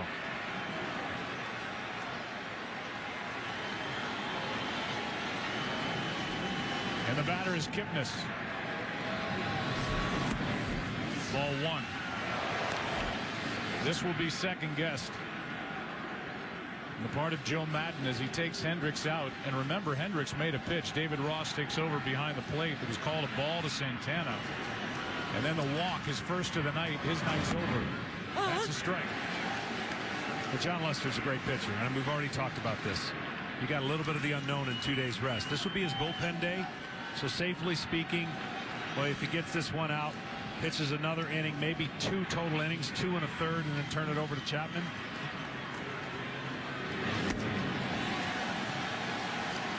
On top of it, before the game, as we told you, Joe Madden's preference was to not bring Lester on mid-inning. But he comes on with 1 on, 2 out. A guy who doesn't run much at first. And Kipnis at the plate. Here's a 1-2. Well, the area he was running into, right, is uncharacteristically John was out there warming up forever. You don't do that as a starter. So even lobbing the ball nervously, getting ready. He was up since the basically 3rd inning, you know, getting ready for a potential 4th inning. And then the Cubs scored 2 in the 4th, 2 in the 5th. And that man 1 out away from getting through the 5th. Kipnis checks his swing. 2-2. And then, you know, this is the theme has been all series is no starter has gone deep. So there hasn't been a starter pitch past 6 innings in this World Series. And I don't know if that's ever happened before in the history of the game. I'm sure somebody's going to find out for us. 2-2 the count. Opportunity for Kipnis. Lester deals. And this is Ross. Has to hurry. Wild throw. And it will go into the seats. And the runners will end up at 2nd and 3rd with 2 out. And a bad break for Chicago. Good break for Cleveland as Ross threw it away. Well, any other pitcher but Lester, he's not going to get off the mound, and he's not going to go get this. The distance that Ross has to go get this ball cold in the game like a reliever. Watch how far this ball goes. That's a long way for Ross to go out and get that and turn and make a throw on the spot. Those are 2 big men right there colliding at first. Both are okay. But here's Lindor. And with 1 swing of the bat, Francisco Lindor can make this a 2-run game. Or going deep can make it a 1-run game.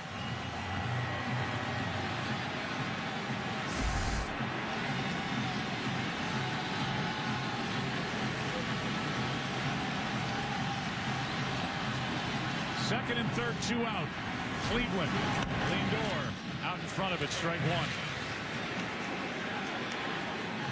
The Cubs got a big night last night from their 22-year-old shortstop.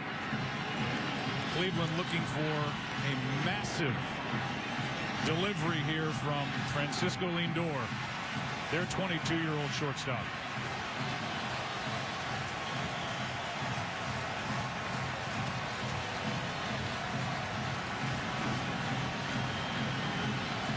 This has the feeling of like the 8th inning. We're in the bottom of the 5th. Miller's already in the game. Lester in the game. The numbers against Lester. Lindor bounces in. It hits Ross. A run scores. Here comes Kipnis. He's safe. It's 5-3.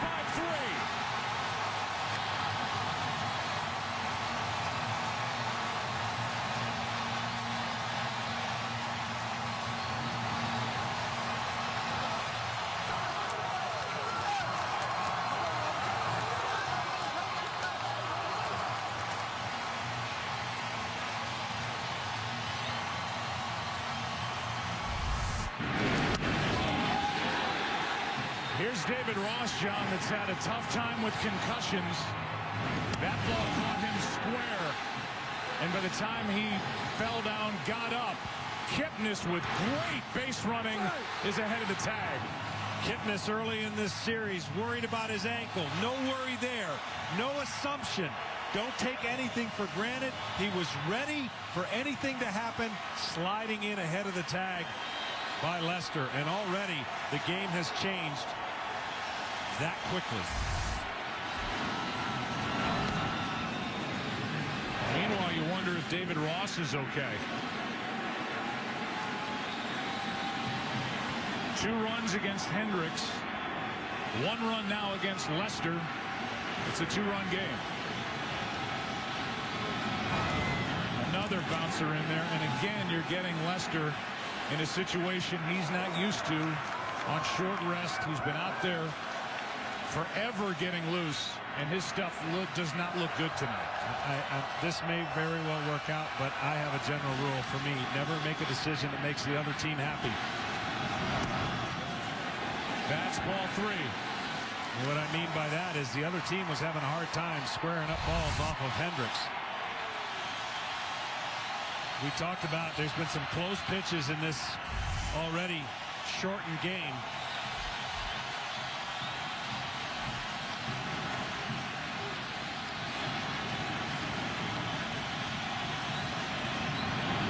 A strikeout ends the inning.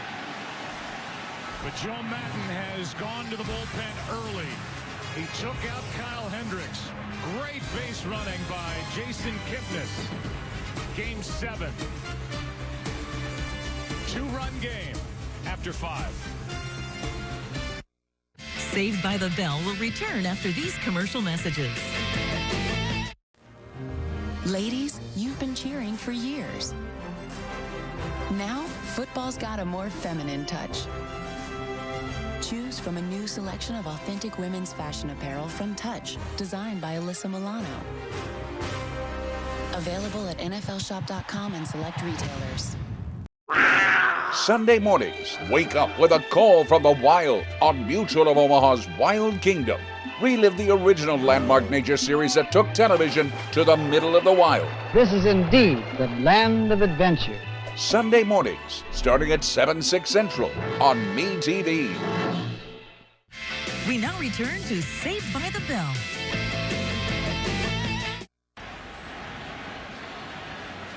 Well, things just got a lot more interesting. It's 5-3 Chicago, 6th inning, and Addison Russell leads off against Andrew Miller. There have been a couple of pitches that on our strike zone box looked to be strikes that were called balls, and they hurt each side. But it hurt the Cubs in that it eventually chased Kyle Hendricks out of the game. Instead of a strikeout with Carlos Santana up, he drew a walk after taking a pitch that was called ball 3. Russell strike 2. After Bryant in the top of the 5th inning reached on a walk, scored on a 2-out hit by Anthony Rizzo.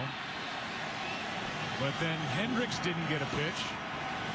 He walked the hitter, came out of the game, and all heck just broke loose in the bottom of the 5th.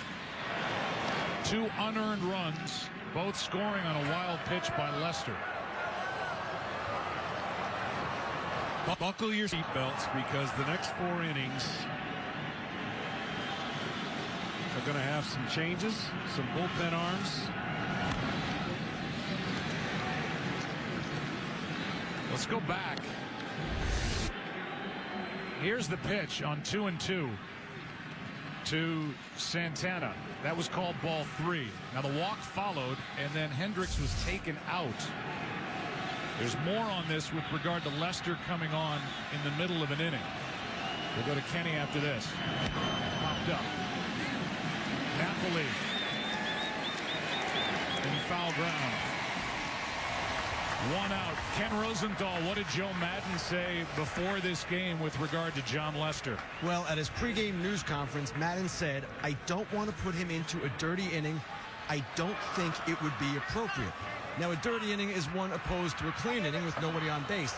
Maybe he thought with Carlos Santana not being a base stealer on first, it's effectively a clean inning, but it turned out not to be that way at all. And to be fair, it was a chopped hit by Kipnis.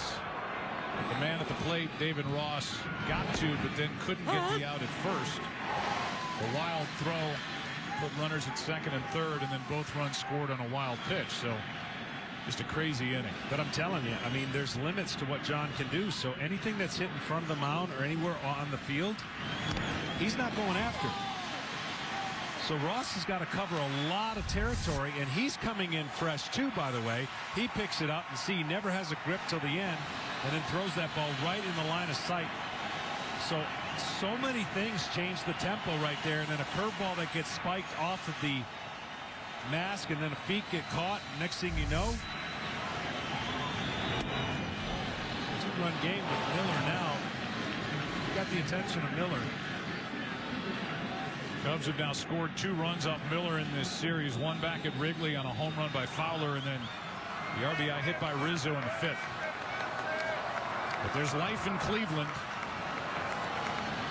After Hendricks was so good, he goes 4 2/3, 2 runs, only 1 earned, 4 hits, 1 walk, 1 strikeout through just 63 pitches. Ross flies one into center, sends Davis back at the wall, and it is gone. The 39-year-old in his final game, David Ross, has made it 6-3.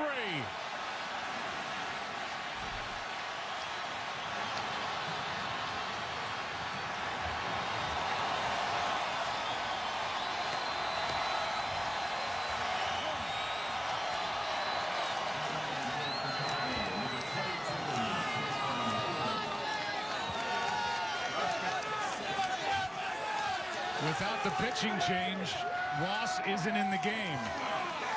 And he goes deep to make it a 3-run game again.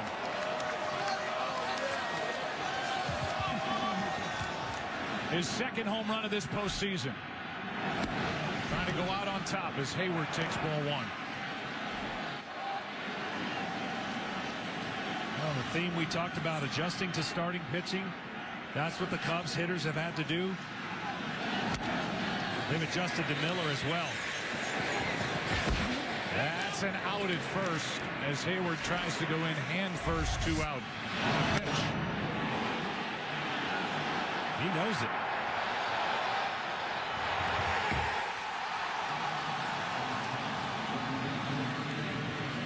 Not unlike the home run that Fowler hit to start the night.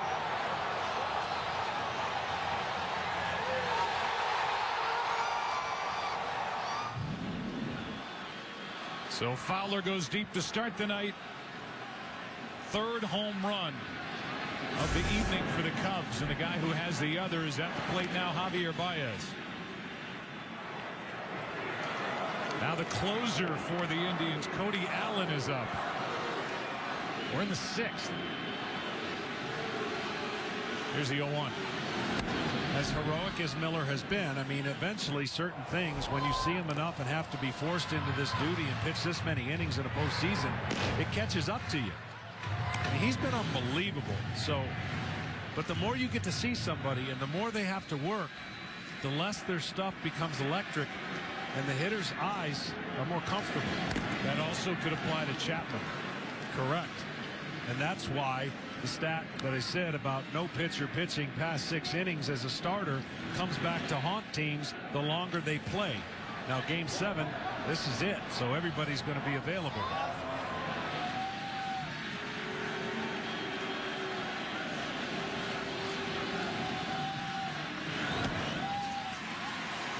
That ends the inning.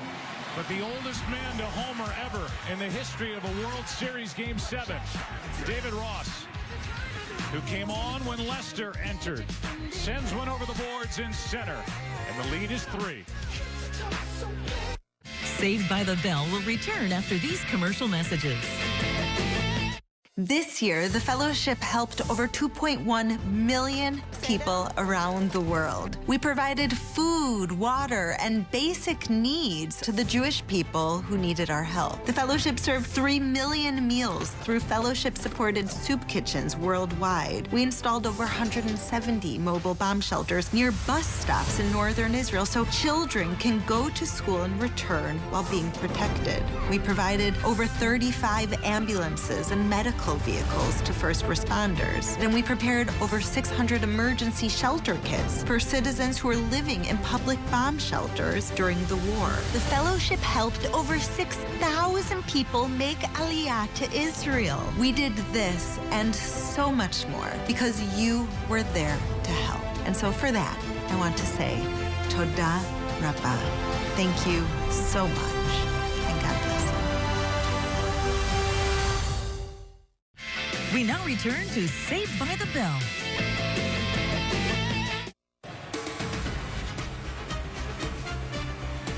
Give you tonight's T-Mobile One in-game box score for Cleveland. You see in the RBI department, the only one belongs to Carlos Santana. He tied it back in the 3rd inning, 1-1. 2 runs scored on a wild pitch in the bottom of the 5th inning. And here's Lester, who deals a strike to start the bottom of the 6th inning. Chicago up 6-3 with Mike Napoli, Jose Ramirez, and Lonnie Chisenhall coming up.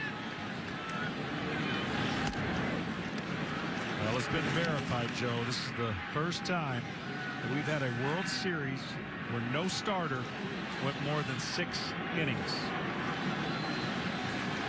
1-1. High, 2-1.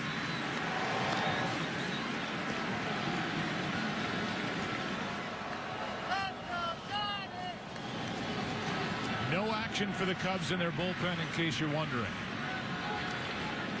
Lester with a count of 2-1. Took over in the 5th. 2-2. Now for the Indians, aside from Napoli, but he will run when he picks and chooses, but you got to get some base runners and really force the issue against Lester. Strikeout starts the 6th. Sounds of the game. David Ross wearing a microphone tonight. Here he is celebrating the home run.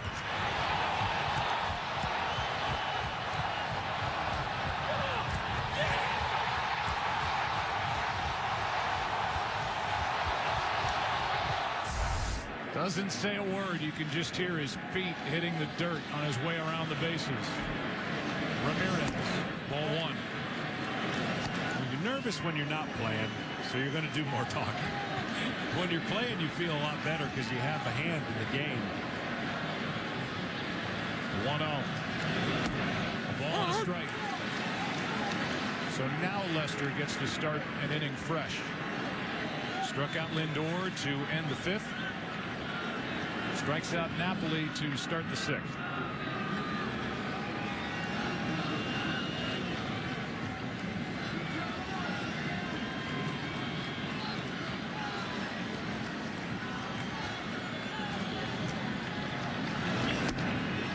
There's a good fastball from Lester, strike 2. Ramirez 1 for 2 tonight.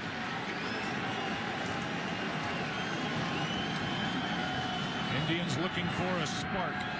Ramirez trying to give it. 2-2.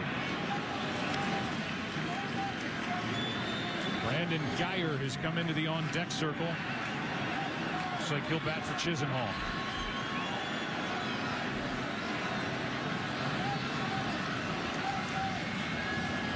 The veteran left-hander out of the bullpen. Reaching for it. Russell has to hurry. And got it. What a stretch by Rizzo for the second out.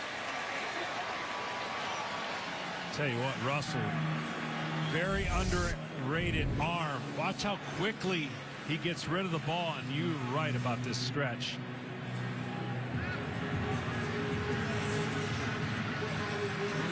It took every inch of Anthony Rizzo for out number 2. And here's Geyer. By the way, when those 2 runs scored last inning on a wild pitch, it's the third 2-run wild pitch in postseason history. The last time, 1911. World Series Game 6. Giants' Rube Marquardt threw the wild pitch, and Philadelphia A's scored 2 runs because Chief Myers refused to chase the wild pitch. It's according to Retro Sheet play-by-play. Myers with his own protest. Forget it. We have no footage of that, so we'll just have to take their word for it. Ball 1 to Brandon Geyer, who swung the bat well this postseason. And he's on with 2 out here in the 6th.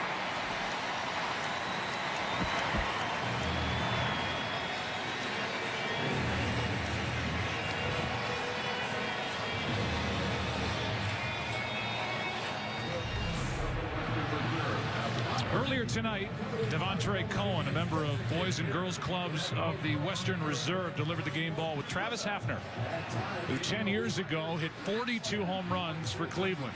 Each year, MLB and Boys and Girls Clubs work together to create a unique opportunity for nearly 4 million children and teens worldwide. To find out how you can help, go to greatfutures.org. 2 out, the batter, Rajai Davis.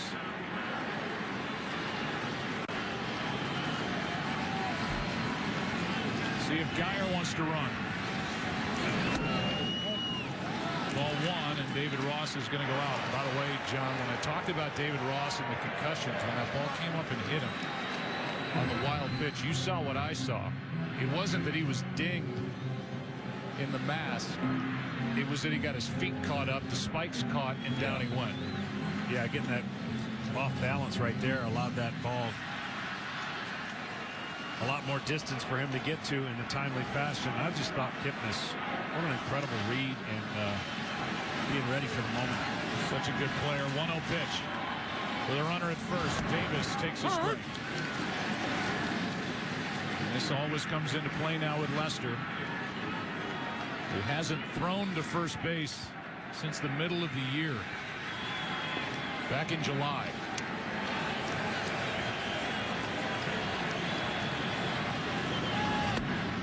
Down by 3, however, it would be a bit of a risk if they go. As we've said all postseason, you can go on first move. You can see Anthony Rizzo saying he's not going anywhere.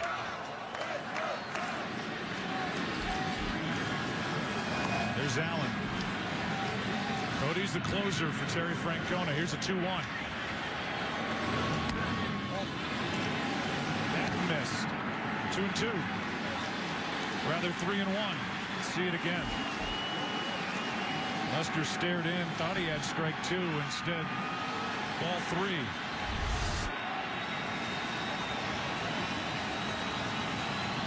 Looked like a strike, didn't get it. 3-1 pitch.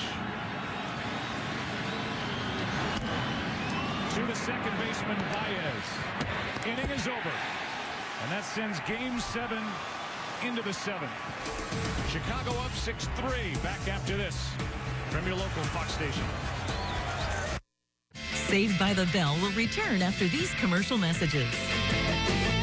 The power of baseball goes beyond the field. It starts with kindness, reaching out a helping hand. Even the smallest gestures mean the world to a lot of people.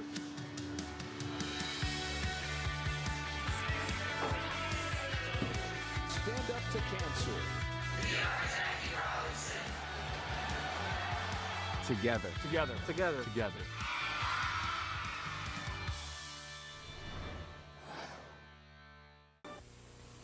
A message from Major League Baseball. We now return to Saved by the Bell. Welcome back to the World Series on Fox. Tonight's telecast presented by T-Mobile One. Look at the fans outside Wrigley Field. They just want to be close to the ballpark.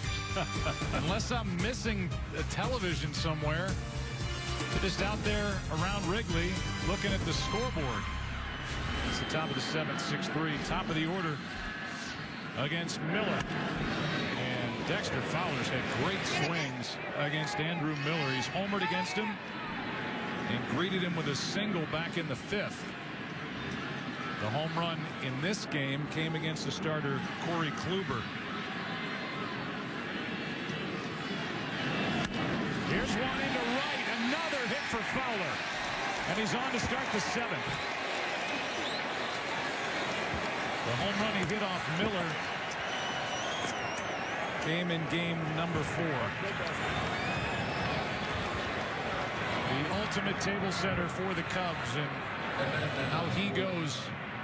Usually it's so goes Chicago. Yeah, absolutely. He gets on multiple times or even scores twice. The record is fantastic. And the Cubs, again, in this 3-game spurt, have really gotten better each game with every at-bat. Getting familiar with the pitchers and what they're trying to do to attack them at the plate. Miller now with Schwarber at the plate. Fouls it left side, and that will find the seats. With Cody Allen in the bullpen and Chris Bryant on deck. We could be soon seeing the end of Andrew Miller, who went back-to-back games without appearing. That's a rarity for Miller. Did not pitch in game 5 or 6.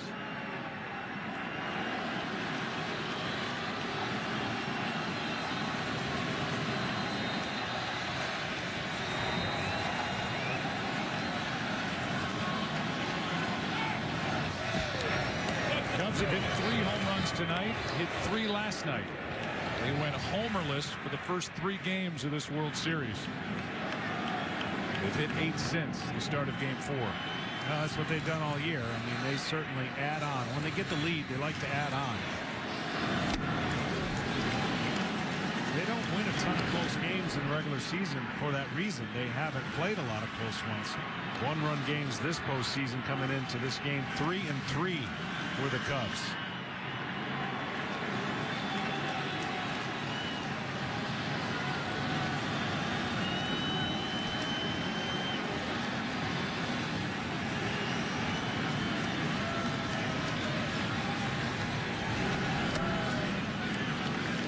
Scooped up by Perez, ball 1. Well, again, managers in this situation, very tough predicaments in game 7, and certainly Joe Maddon has made some moves even yesterday that he feels is right, and they went on and won. But I still believe the best move that he made was putting Kyle Schwarber in the 2nd spot, changing his lineup, therefore changing the production of the top 5 guys.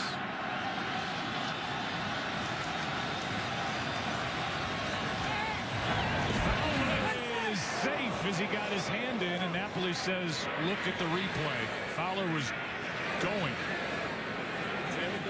And the tag was hard back into his arm. Let's take another look.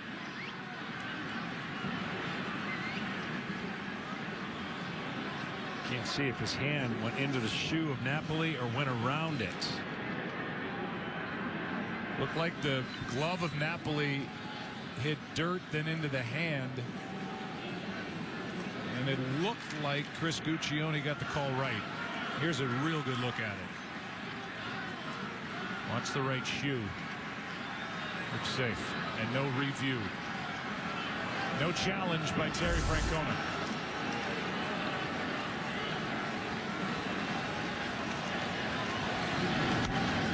Still 1-2 on Schwarber.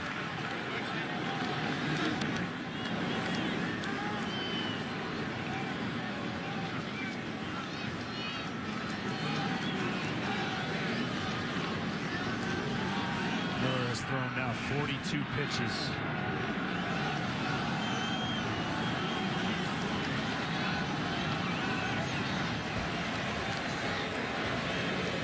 most innings he's ever pitched in 1 year.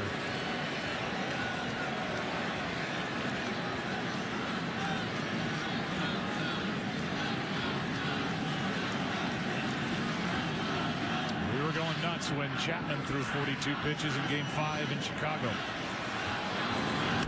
Schwarber slicing fly ball into left, and Crisp is over to get it. 1 out.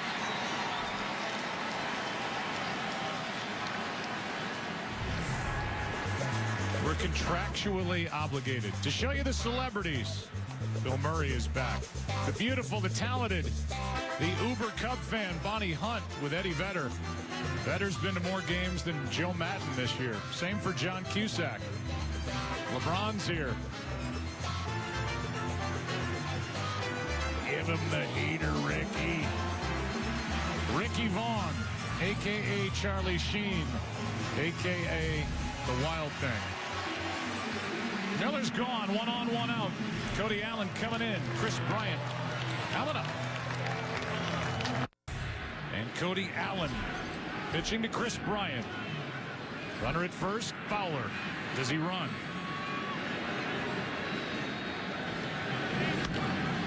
That's strike 1. Well, the Cubs during the regular season 18 times had won 3 games or more. They're desperately trying to do it the 19th time. If they can hold on this game and win 3 games in a row, I would say it'd be the greatest winning streak of their life.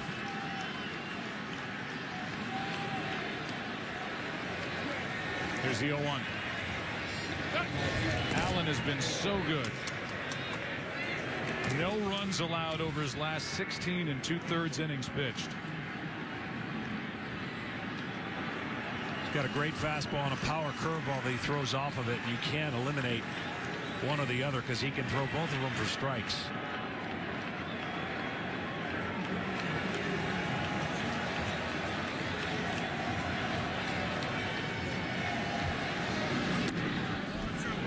Ball 1. Think about what the Cubs had in store for them tonight, facing Kluber and Miller. Now Allen. Shaw is still down there.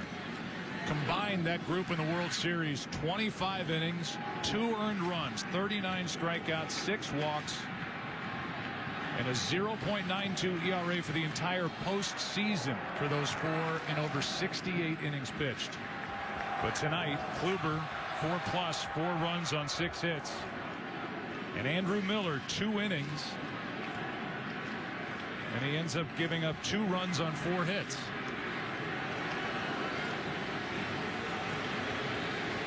He got an out here in the 7th. Well, Fowler got a jump and then stopped, and Bryant pops it up. Foul ball. Napoli gives it a look and doesn't get there.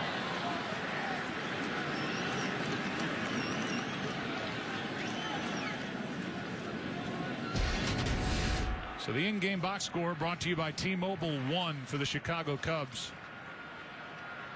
Fowler, huge night here in Game 7. Schwarber has a couple of hits. Bryant with a single, a walk, good base running, scored twice. One time on the RBI single by Rizzo. Solo home run by David Ross, who came on when John Lester took over in a solo shot by Javier Baez in the 5th, his first RBI of this World Series.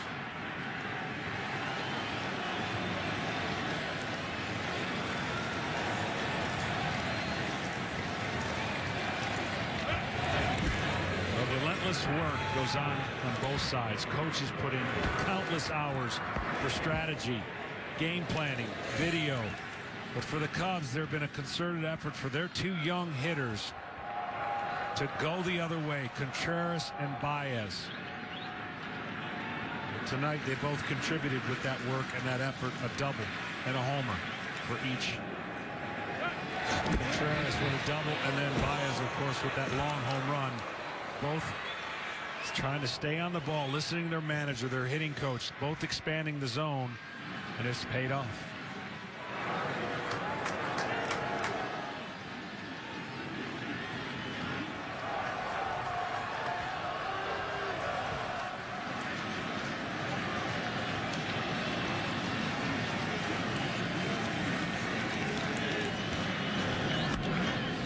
That's out of play.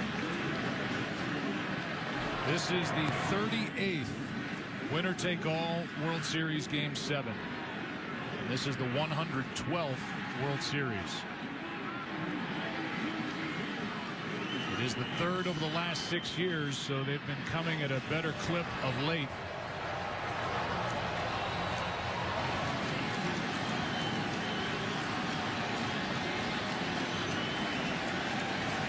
Bryant waiting on a 1-2. Bryant, a big guy, and you can see almost a little bit more of a squat at times. But he explained what he was trying to do with his bat path and how he was trying to get it in the zone longer. He's got tremendous leverage being as tall as he is. But he gets in a little squat.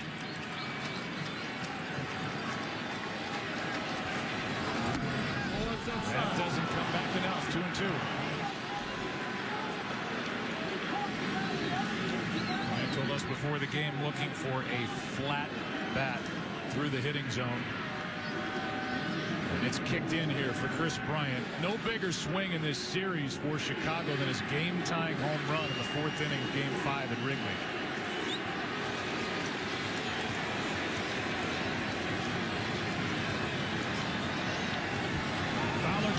Swing and a miss. Throw down. It's a strike him out, throw him out, inning-ending double play. And that sends us to the 7th inning stretch. Joe Madden says, wait. We're going to get another look. And he looks to be out. So we'll take our break. Bottom of the 7th will roll in. In Game 7. Cleveland coming to the plate down 3. Saved by the Bell will return after these commercial messages.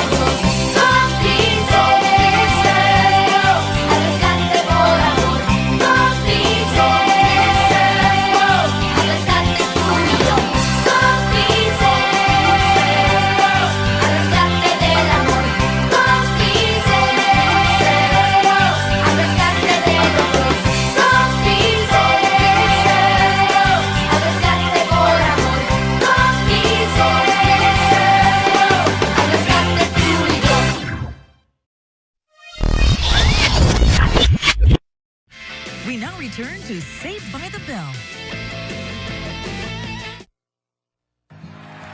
Tonight, history will be made. For one of these teams, the wait will be over.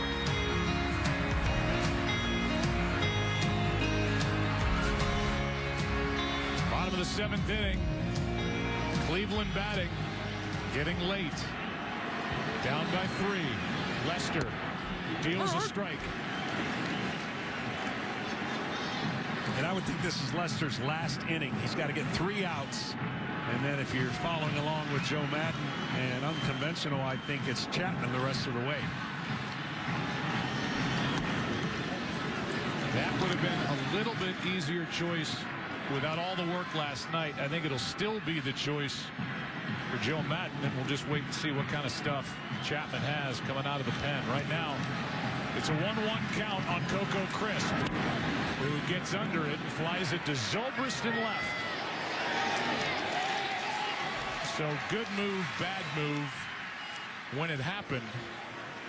Since he came in, John Lester is getting big outs in his second year with the Chicago Cubs and coming out of the bullpen for the first time since the 2007 ALCS. Yeah, and since he's come out more in a clean inning, and that's what I think Joe Madden had intended. And once he starts an inning, obviously he's been in better rhythm, but coming in out of the pen with 2 outs, it just looked like he was connected with his stuff, missed with his curveball and off speeds, and ever since then he's been more of a starter mentality, even though he's been in relief. Roberto Perez with 1 out. Takes a strike. Perfect pitch on the outside corner from Lester. That's why I think Hendricks, when you see his facial reaction, like, I thought he was completely surprised and taken back by coming out in that situation. That pitch misses. 1 ball, 1 strike on Perez, who has a good sacrifice bunt. He struck out.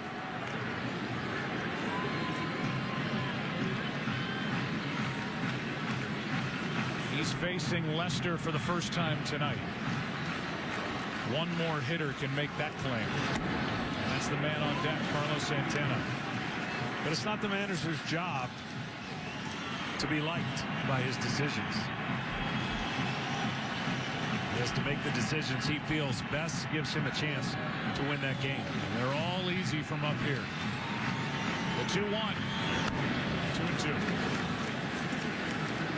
By the way, Andrew Miller tonight allowed 4 hits. That's the most hits allowed in a relief outing since August 4th, 2011 with the Red Sox against Cleveland. He allowed 4 hits in 2 2/3. He allowed 4 tonight in 2 1/3. And those were 2 big runs. Little breathing room here in the 7th. 2-2. Full count as Lester does not get the call.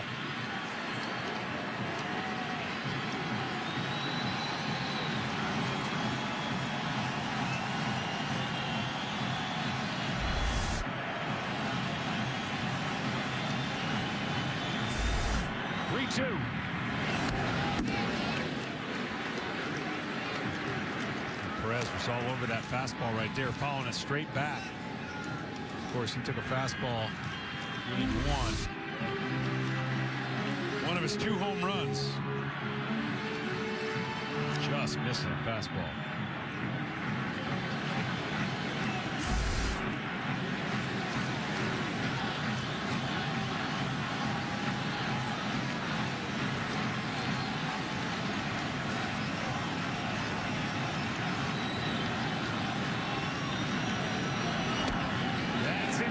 For a 1-out walk.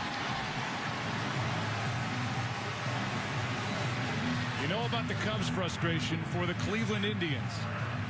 This was a really good team in the 40s and the 50s. Here comes a pinch runner as Naquin will come off the bench and run for Perez.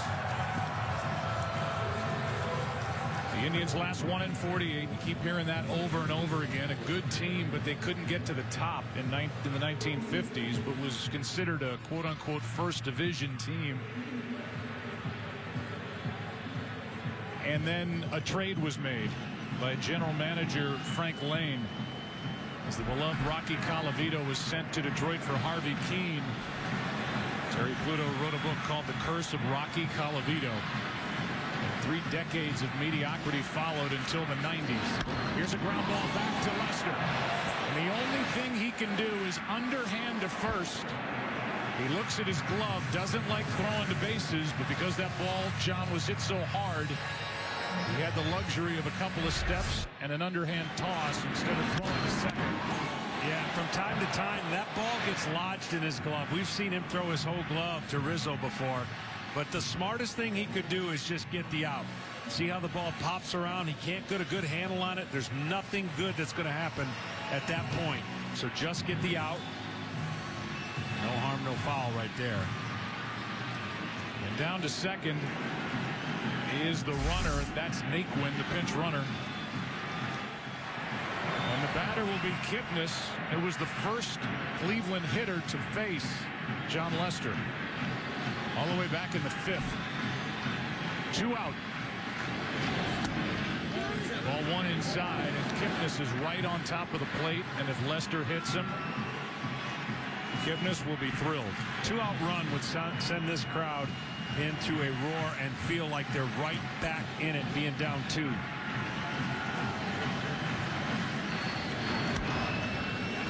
And just to finish, the Indians then put it all together, and you remember this team obviously in the 90s. This franchise was pumping. I mean, they had as deep and as good a team as any across the big leagues. They came close in 95, lost to your Braves, had a Game 7 9th inning lead in 97, lost in 11 to the Marlins. There's strike 2 on Kipnis, and in this World Series up 3 games to 1. They've lost 2 straight and trail in Game 7, 6-3. That's through the minds of every one of these fans, because they were hoping it would have been over yesterday. They were hoping it would have been over in Game 5 in Chicago. A close game.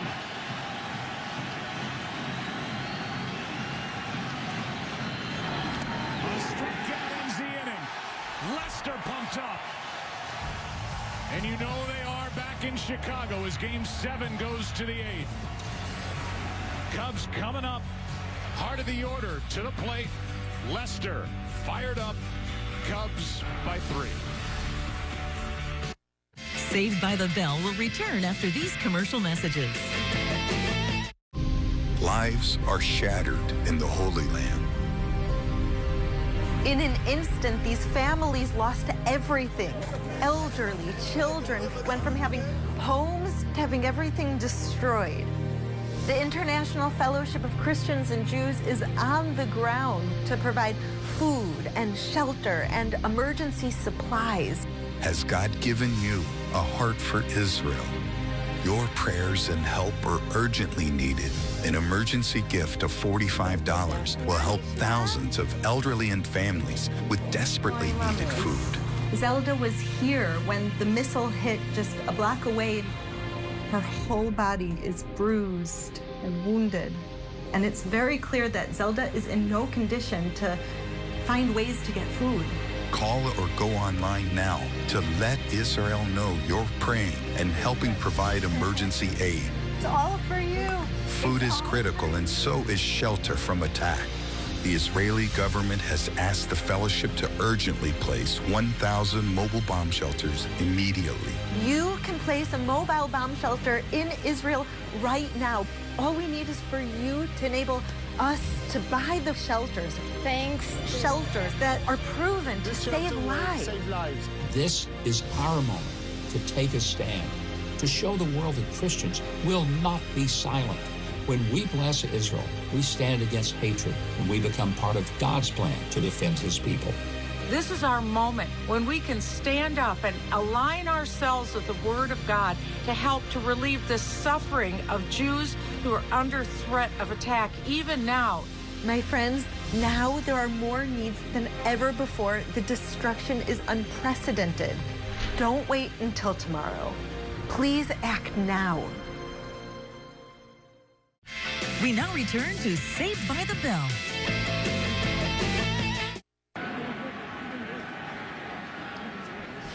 New catcher into the game. It's Yan Gomes after Naquin pinch ran for Roberto Perez.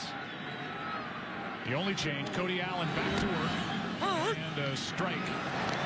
Hooks into Anthony Rizzo to start the 8th. Cubs lead by 3. Well, Chapman getting loose. The Chicago pen. For the Indians, you're hoping it has the same effect that the Cubs have had on Miller. More opportunity to see him, and that means the last 3 games, a lot of opportunities to see Chapman. He has thrown 102 pitches. That's a lot of work. Lester, tremendous here tonight. Rizzo shortened up on the bat, and the count stays 0-2.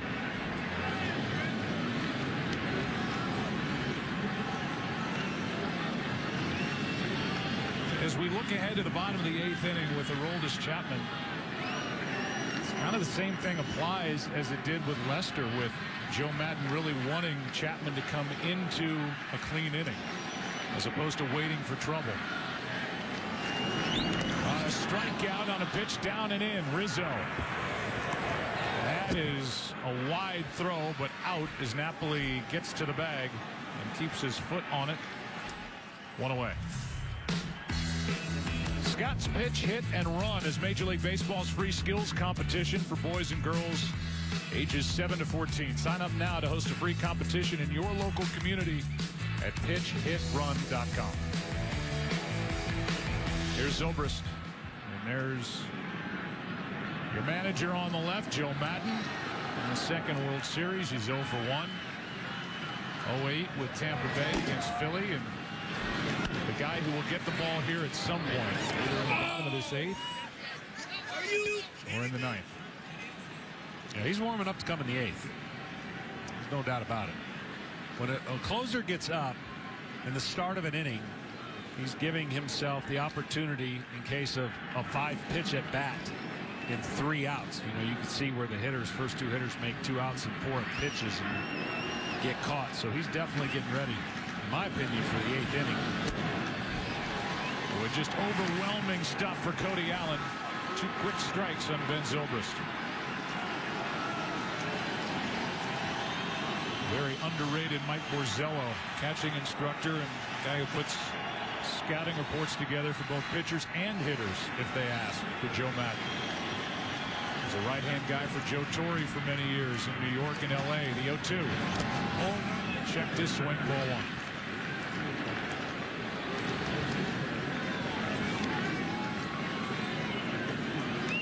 Bottom of this 8th, it'll be Lindor, Napoli, and Ramirez, the heart of the lineup. Anybody gets on, Geyer. We expect against Chapman.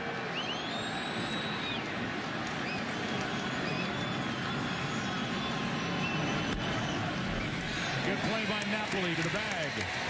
2 down. Well, it's been a wild ride for both of these teams. When you think about what the Indians were doing up into Game 5, they had beaten the Red Sox, swept them. Lost 1 game to Toronto, and had lost 1 game to the Cubs. Sitting in a position to possibly knock out 3 incredible foes. But on the flip side, the Cubs were in this situation in each series where it looked like they were vulnerable, and then wake up. And that's what they've done in this series to this point. They woke up the last 3 games with their bats.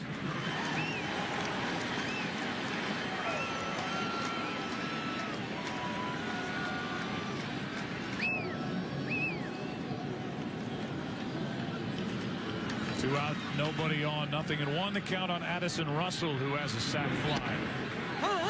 Strike 2.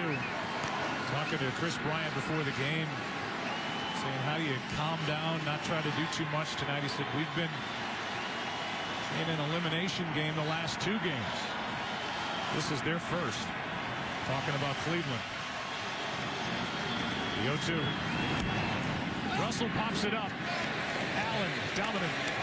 Bottom of the 8th. Who will be on the mound? Cubs lead by 3. Saved by the Bell will return after these commercial messages.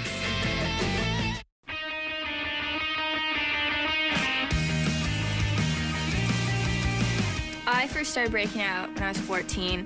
which was my first year of high school. Dealing with zits on my face didn't really make it any easier. It is not cute, it is not fun. It made me feel really insecure. I had to make it a priority to find a product that would work to keep my skin under control, and that is Proactive. I feel like Proactive is the only product that works. I literally tried everything.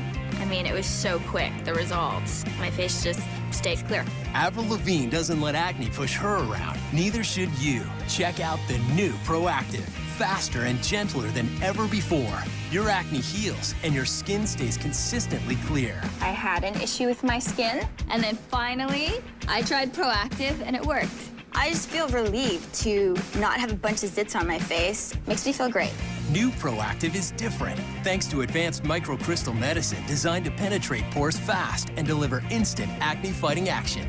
I just want my skin to look normal, make my skin look normal. And using Proactive made it look normal. Just kind of knocks it out, you know? With Proactive, it's like everything is just really smooth, really clean. It just looks good. New Proactive sells for $40, but order now and pay only $19.95. Plus, get these skin-soothing extras, a travel-size green tea moisturizer, and our best-selling refining mask, both free.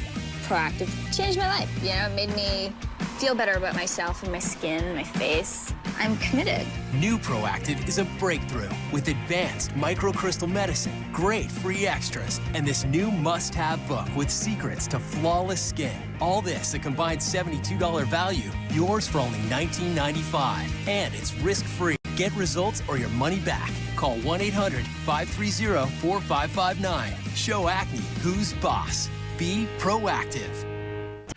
We now return to Saved by the Bell. Begins at 11 a.m. Eastern on Fox. Lester back for more. With Chapman ready in the bullpen and a ball to Lindor, who desperately is trying to get on to start trouble for Cleveland here in the 8th. Yeah, Cleveland's got to get locked in their at-bats. Try any way, anyhow, get on base. 2-0. Lester obviously is trying to steal outs for Joe Madden. Wood Chapman hopeful that he doesn't have to get 6 outs, as it seems right now. Last night, Chapman came on in the 7th. In a 7-2 game. Here's a 2-0. Hard hit right at Addison Russell. One away.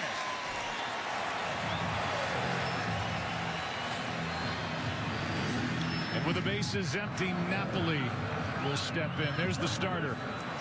Hendricks probably more nervous now than he was at 8:10 Eastern.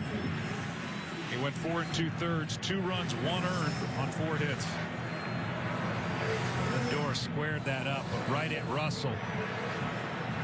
Got a 2-0 pitch that he liked.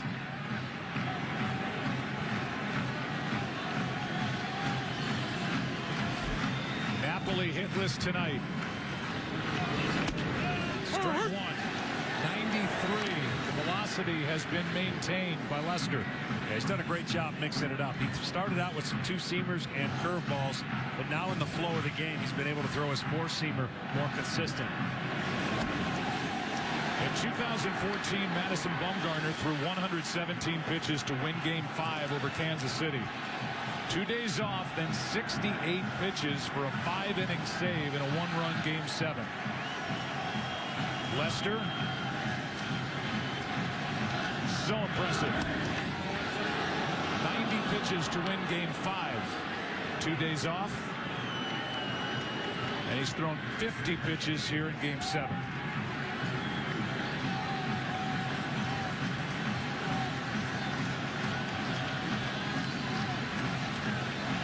The 1-2. 2-2. At this point, it's all adrenaline, because you would never throw this much on your side day. He knows what's at stake, and certainly just trying to grind each pitch out. You mentally just get locked in, and it takes longer to accomplish, but as long as you keep getting outs, it's worth it.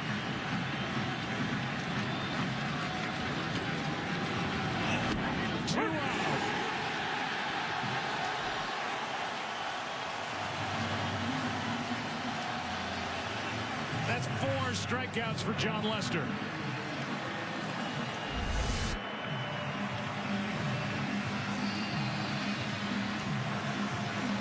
We haven't seen that pitch a strike most of the night. Theo and his son.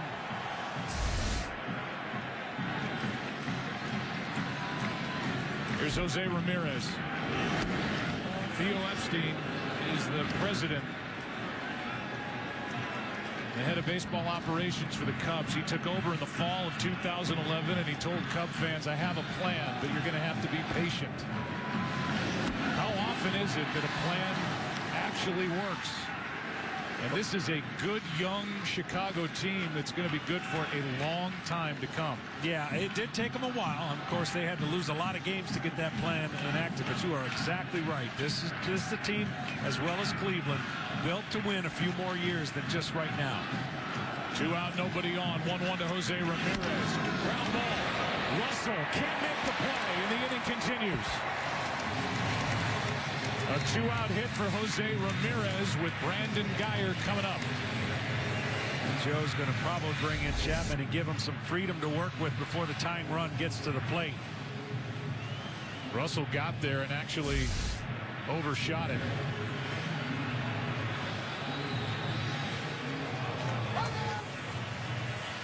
John Lester tonight goes 3 1/3.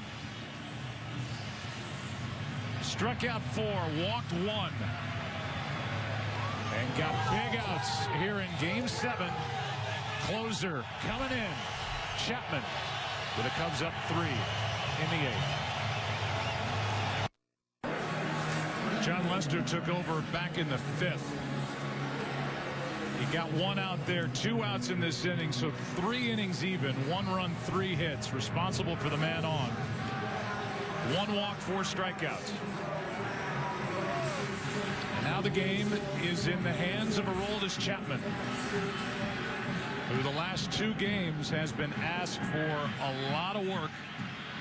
35 of his 62 pitches have been triple digits. 2 out, while 1 outside to Guyer.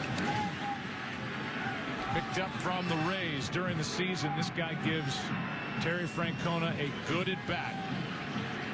Brandon Guyer. 1 ball, 1 strike. Yeah, he's done damage against left-handers. Really stays in there, and of course, he would love nothing more than to give the next guy on deck a chance. Find a way on base. Get the tying run up. That's out of play, strike 2.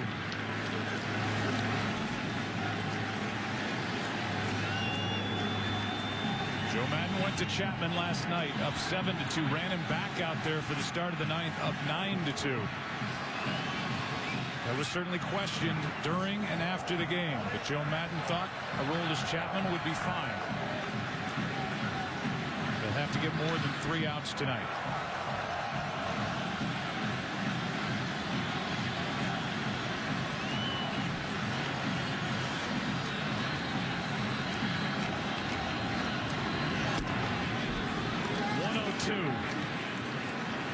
Two and 2.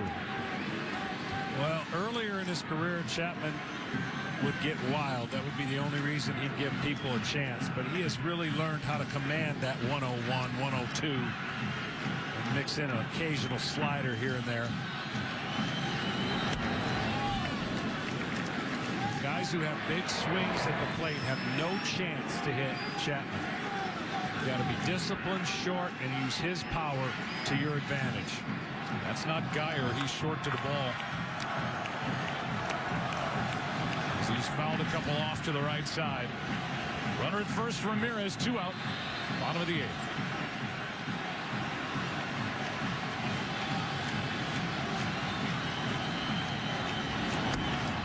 Ball 3. That's the pitch you got to stay off of. That's the one over the middle of the plate that looks so inviting to a hitter. But he was able to hold up. If Guyer can reach, the tying run would bat. Rajai Davis. Runner will go. Line drive into right center field. That ball's down. Taking around third, Ramirez. He will score on an RBI double by Brandon Guyer. It's 6-4.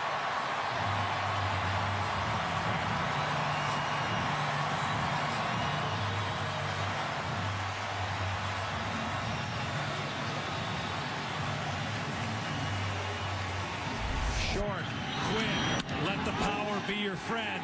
This dude can play against left-handed pitching.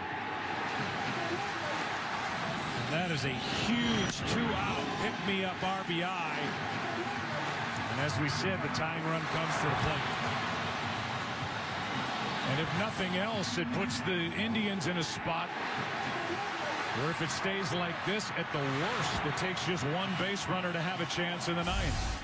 Davis. Ball 1 at 100 miles an hour. Rajay 0 for 3.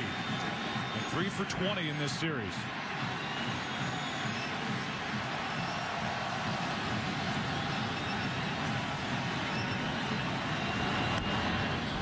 Out of play right side.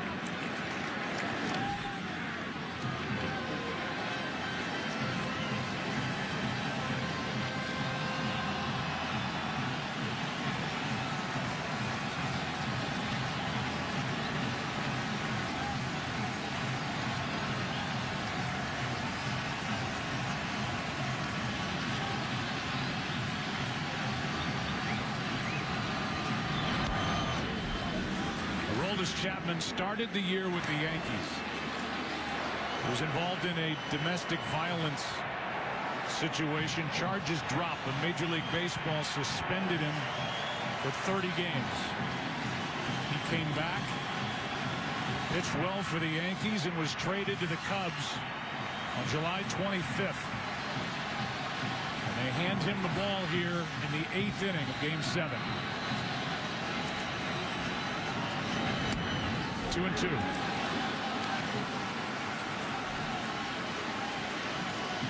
Davis missed his pitch earlier. Trying his best to be as quick as he can. 2-2. Just got a piece.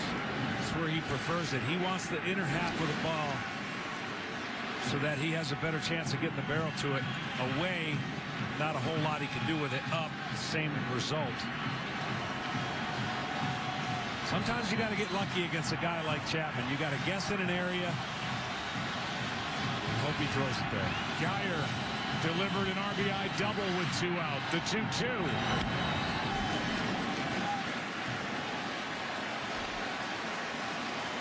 And a new supply of baseballs for the home plate umpire, Sam Holbrook.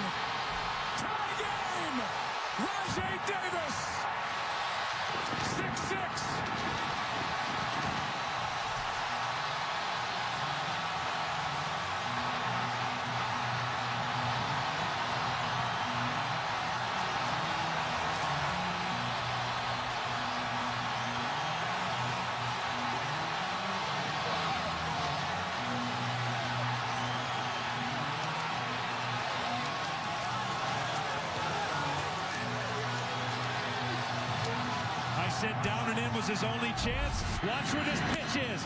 Down and in. He got it. He didn't miss it. He fouled off the pitches that he had to foul off. And the one area that gave Davis a chance to hit a home run is where Chapman threw it. And oh my.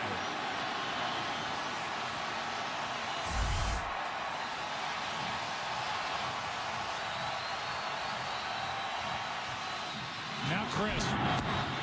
Ball 1. That's the first home run allowed by Aroldis Chapman since June 18th. While with the Yankees, Kurt Suzuki of the Twins, 210 batters in between. And it comes with 2 outs in the bottom of the 8th of Game 7 to tie it. Here's a base hit by Crisp. Go-ahead run is on.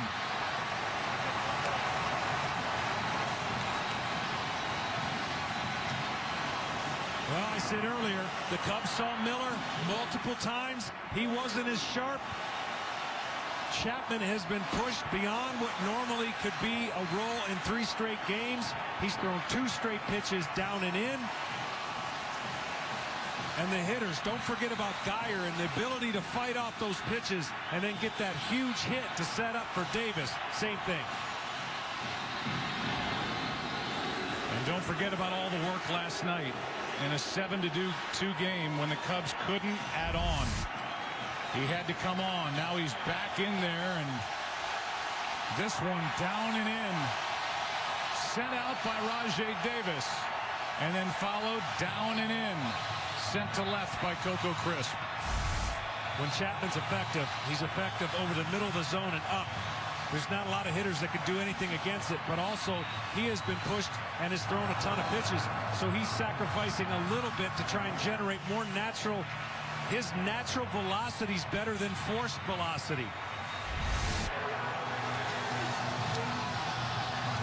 LeBron celebrating with over 40,000 in the ballpark and thousands outside the ballpark.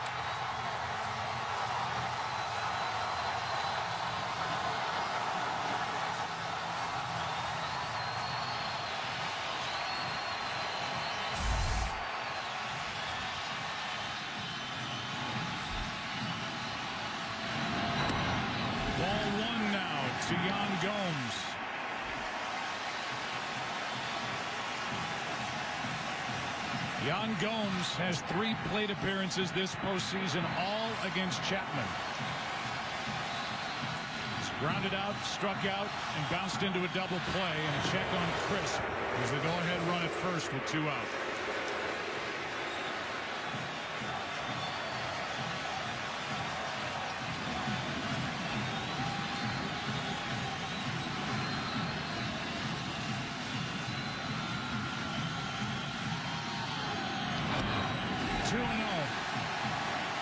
Looks worn out. And he is. There's no other way around it.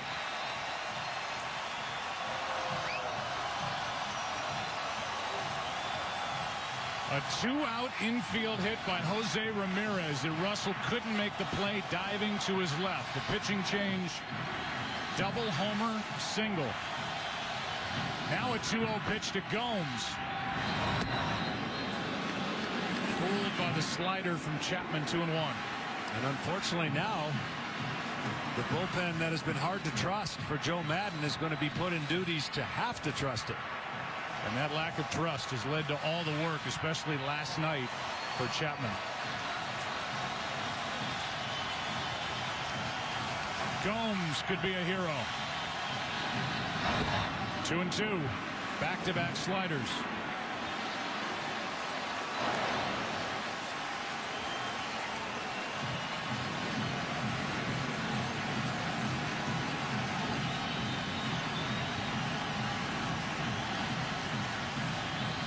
Travis Wood, the left-hander, just got up. Getting ready in a hurry.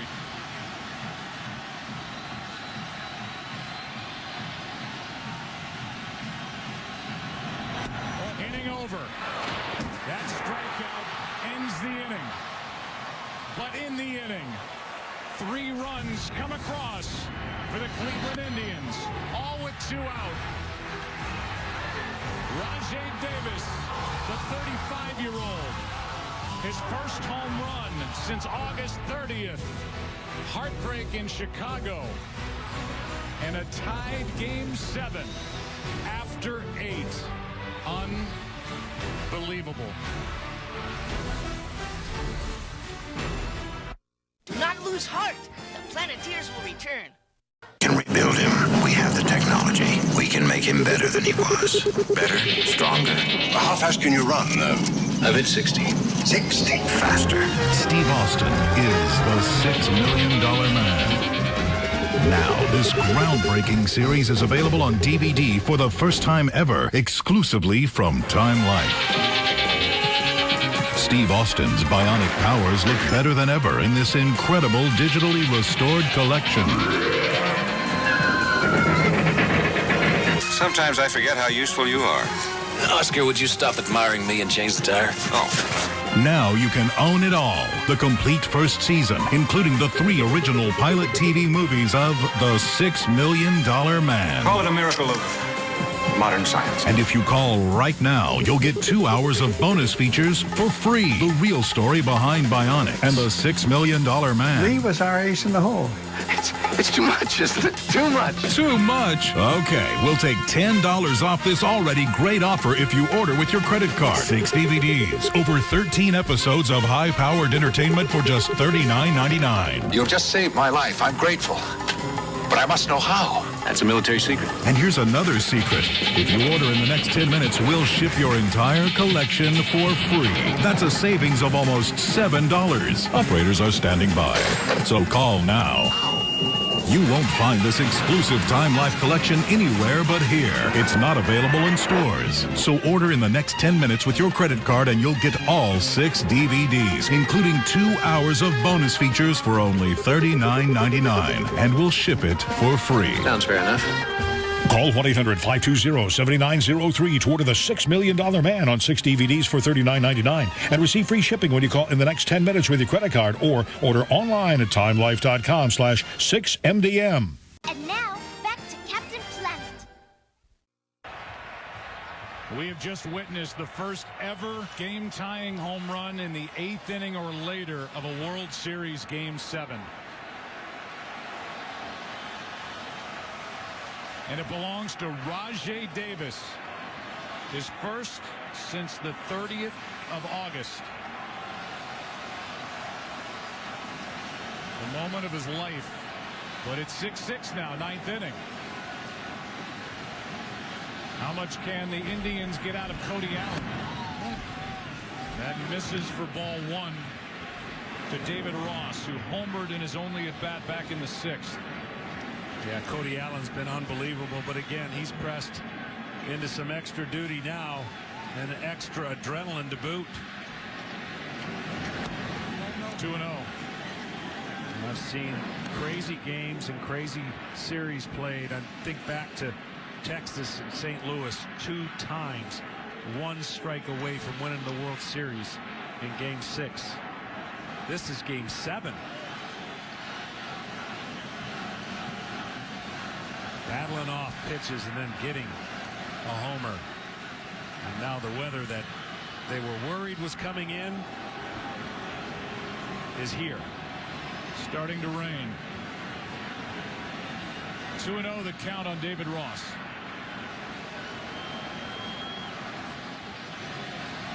Cody Allen. That's high for ball 3.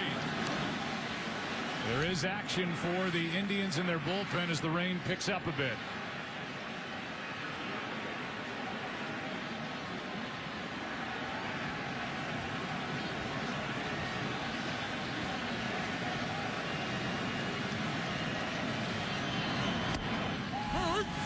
This is the first Game 7 tied after 8 since the Classic you were a part of 1991.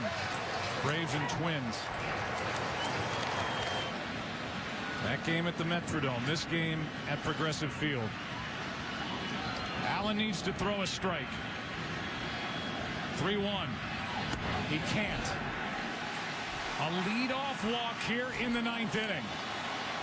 Remember, the Cubs are carrying 3 catchers. If they want a pinch run for Ross, they can and they will with Coughlin.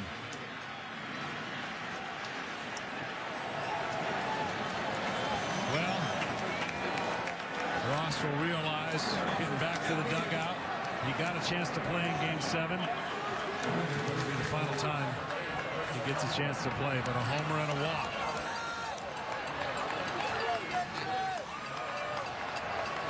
Now Coughlin running at first. Hayward at the plate.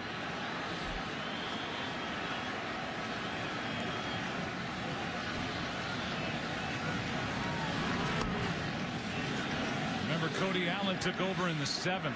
Got to strike him out, throw him out, double play. Had a quick 8th. But his pitch count is up to 23. It is so difficult to keep going beyond what you normally do in a regular season Your mind is willing. Your body sometimes lets you know that it's fatigued. And what happens is you sacrifice location because you're trying to generate the stuff you feel you're losing by just the length of the game that you're pitching. Hayward 0 for 3 tonight. 3 for 18 in this World Series. Indians expect a bunt.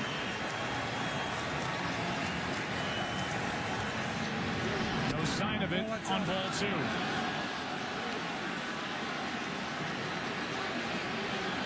Well, the Indians have Shaw.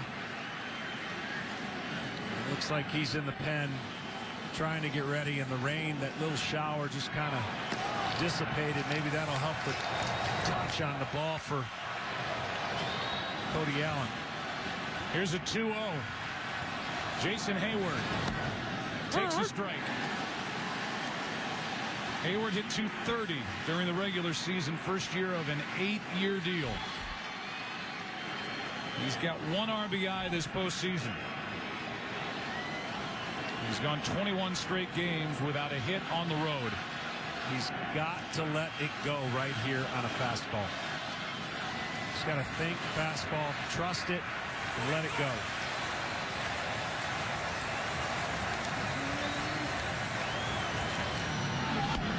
And he grounds it foul. Now he's got to get in a different mode because more than likely an elevated fastball or that power curveball's coming. But that's the pitch he had to hit. That was his best chance right there, 2-1. Are you surprised with Hayward in his struggles? The go-ahead run on at first, a guy who can run, and Coughlin no bunt. Yeah, Hayward showed 1 bunt. Didn't look very good with it, but I think with Baez on deck, I think Joe Madden likes this matchup a little bit better if he can get 2 chances to swing the bat. The 2-2 now. Runner goes. Grounder to first is foul, and Coughlin got a good jump.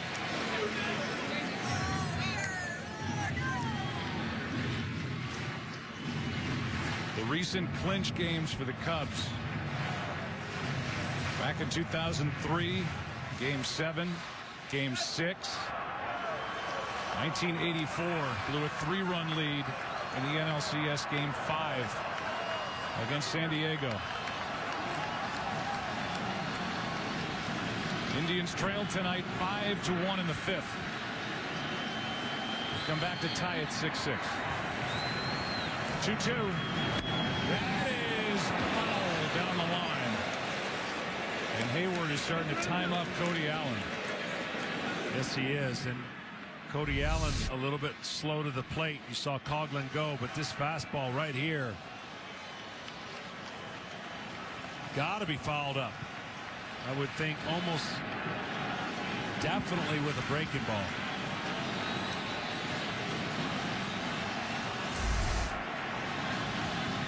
Preferably in that same area and height.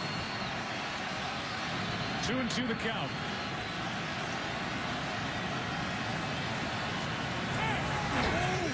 Check on Coughlin. This is the 3rd time in a World Series Game 7 that a team has come back from 4 runs or more to tie or take the lead. 25 Pirates won it over Washington. The 60 Yankees trailed 4-0 to Pittsburgh in Pittsburgh. Lost on the Mazeroski home run 10-9. Indians tonight trailed 5-1 in the 5th.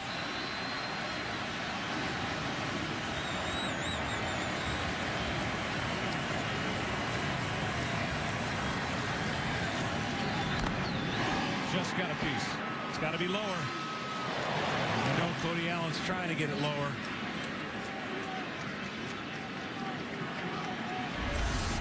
This one catches too much of the plate. Height-wise.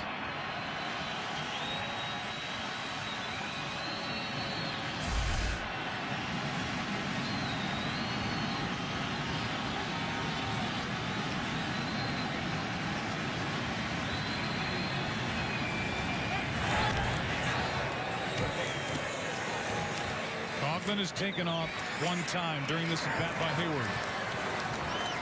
Hayward's plenty strong. He hit 7 home runs during the regular season. Drove in 49. Only 1 since the postseason began. And for a while benched. A chance here.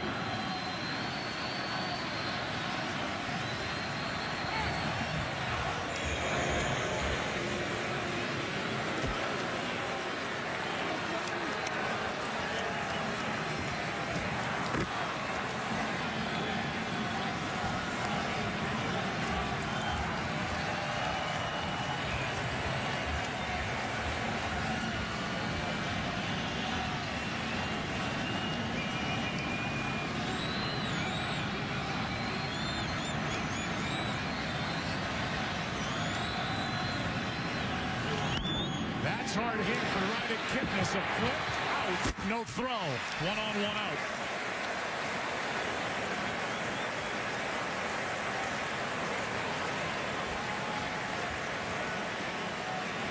Jason Hayward can get down the line, but he squared that ball up.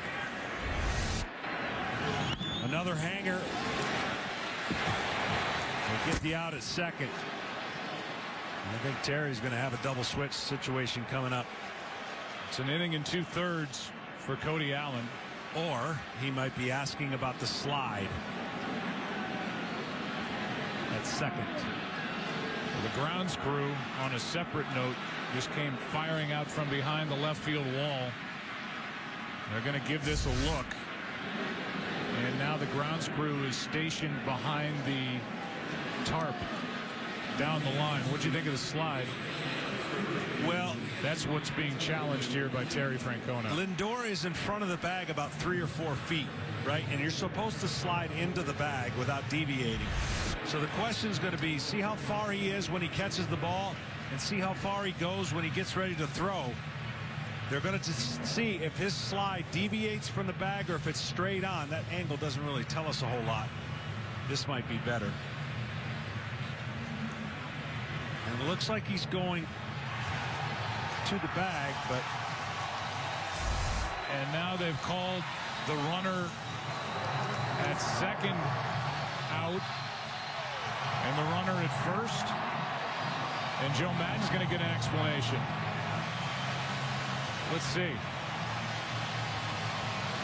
see. This is why Major League Baseball has got to give an announcement as to what they're looking at.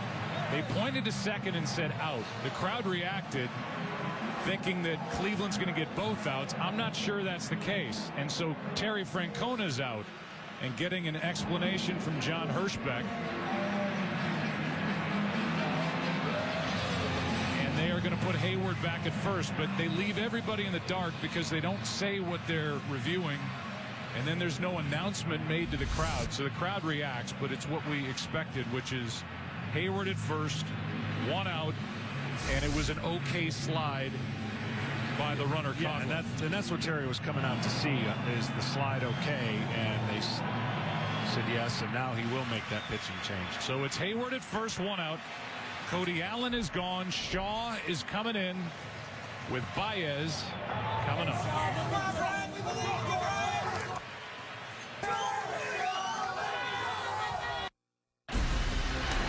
Here's why we're tied. Rajai Davis off Aroldis Chapman in the bottom of the 8th.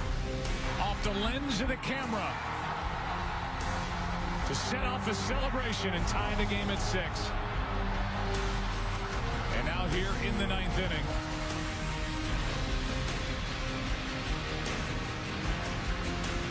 In a tie game, a man aboard. Davis, his heart racing, I'm sure, in center. Hayward the runner, Javier Baez the hitter, Brian Shaw on the mound. Baez is homered tonight.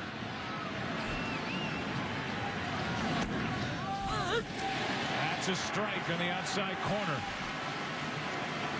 Everything Shaw throws cuts, and he does have a rather interesting leg kick to home. So if Hayward gets any timed jump, see if he takes advantage of it. Quick pitch there. And Hayward didn't take off on a ball that trickled away from Yan Gomes. Meanwhile, just to finish the story about what happened in the bottom of the 8th after Lester gave up the infield hit, Aroldis Chapman, who was called on last night in a 5-run game, went back out to work in the 9th inning in a 7-run game. There's no doubt the amount of work finally caught up to Aroldis Chapman. Yeah, absolutely. It catches up to everyone. It caught up to Miller. I mean, Cody Allen could only throw so many innings. He was trying to throw 3. The postseason brings about truth serum for these managers and who they trust out of their bullpens. It's a shorter list for Joe Maddon than it is for Terry Francona. And Maddon's got starters down there tonight. He went to Lester and then Chapman. It didn't work. 2-1. But both games, Joe, get traced back to 2 outs, 1 runner on, and you take your starter out. When you take your starter out, you're forced to make more moves that result in going to Chapman. Arrieta cruising. 100 pitches, big deal. He took him out. We saw what happened yesterday. Hendricks kind of cruising. Took him out. Saw what happened. Swing and a miss. Throw down to second. Gets away. And Hayward will go to third. Go ahead run 90 feet away. On a stolen base and then an error on the throw by Gomes. Well, he timed him, and he's got the bigger leg kick, and you see the great jump, and the swing keeps the catcher back from jumping out, and then the ball on a little bit of a wet infield skips, and now Terry he's bringing Michael Martinez in. It's a stolen base E2. And Yan Gomes, who is the primary catcher for the Indians, suffered through an injury-plagued year.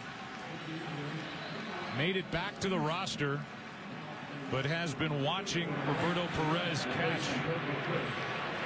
Very limited work behind the plate. Tested by Hayward. A good throw might have had him. The throw bounced in, and now the go-ahead run is at third base with 1 out and a 3-2 count. And you've got basically a designated thrower and Michael Martinez taking over in right for Geyer. This will be a gutsy call right here. 3-2. You get a scenario where you can actually do a squeeze, and if he fouls it off, he strikes out. Geyer moves from right to left. So an outfield of Geyer, Davis, and Martinez with the infield in. And with 1 out, a 3-2 pitch to Javier Baez. That is a strikeout on a foul bunt with 2 strikes, 2 out. That's what I thought they were going to do. This is not a good matchup for Baez expanding the zone. All he's got to do is put it in play with the runner at third reading it. He doesn't get the barrel of the bat. Look, he's trying to jab at it. If all he does is put it in play, Hayward can read it. And that jab right there, he's got to square around and bunt it, and they got a chance. Instead, a strikeout on a foul bunt with 2 strikes. And see, he's protected with that strikeout by not getting the runner thrown out if he doesn't hit it in fair territory, bunt it in fair territory. Well, now 2 out, and Dexter Fowler, who's had a 3-hit night and lined out, looking for a 2-out hit. Shaw looking to keep it tied. Now, this is a better matchup for Joe Maddon. I mean, ultimately, you would have liked Baez to get it down, but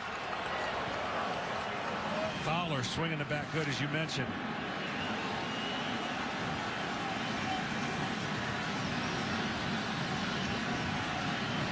What a play that was. 1-0 pitch. Fowler 2-0. Again, the story with Dexter Fowler. Report was he had agreed to a deal with Baltimore. Ended up signing a 1-year deal to come back to the Cubs. Surprised his teammates in spring training. To be a part of it could be a hero. That's into the shortstop spot. Lindor, what a play!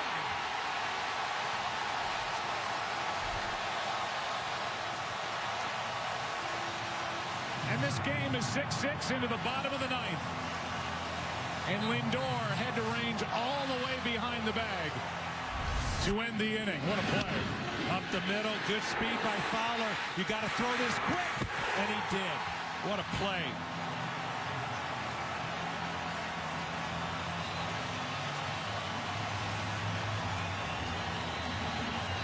And that sends this game into the bottom of the ninth. And the top of the order will bat for Cleveland. And Chapman is going back out there.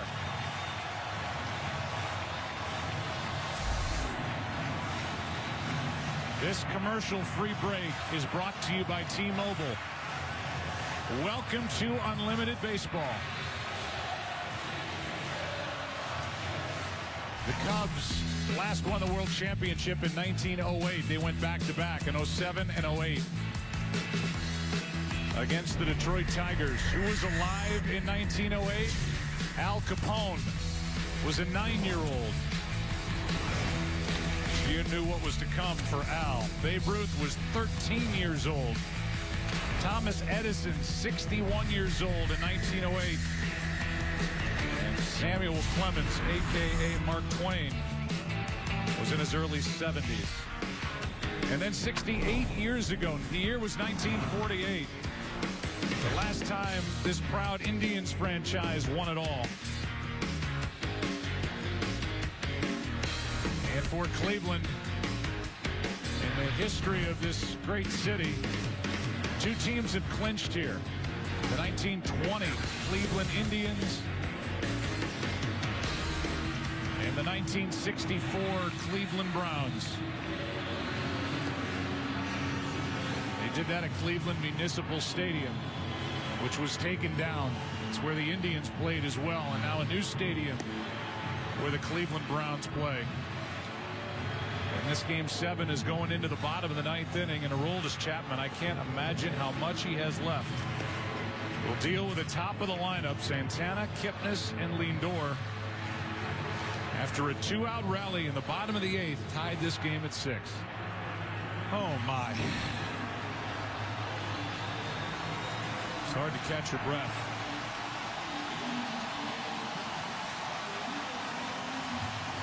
Good job by Brian Shaw on the top of this 9th, and a play behind the bag by Lindor. With the top of the order coming up, thanks fans for watching the T-Mobile Unlimited Baseball break. Hashtag Unlimited Baseball. The DH Santana.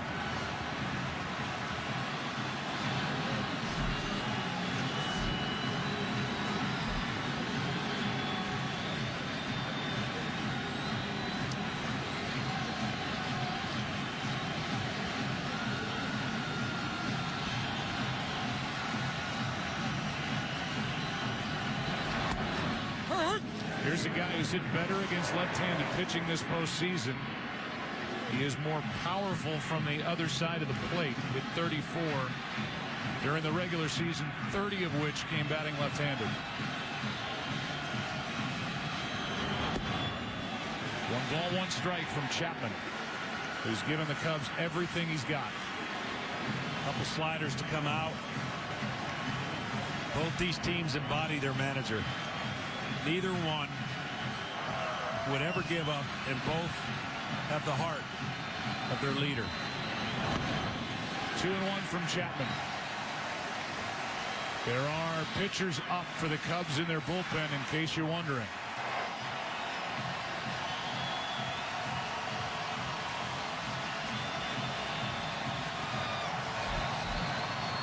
Arrieta had been up with Carl Edwards Jr. Now it's a lefty, Mike Montgomery.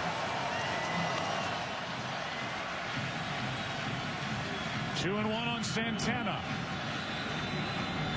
3-1 from Chapman.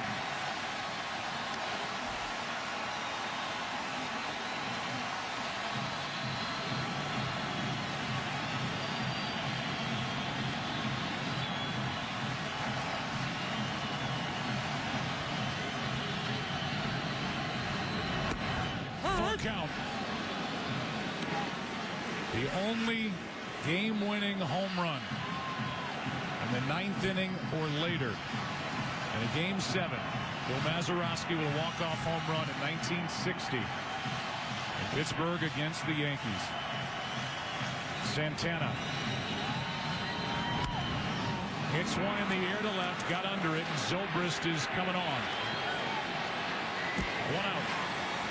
And Chapman a good job to bounce back from a 3-1 count. Yeah, he threw a 3-1 slider or 3-2 slider, and there's no way I don't think Santana thought that would be the pitch and just got underneath it. Here's the slider. When you're expecting 100, even though it wasn't the best located slider, tough to adjust.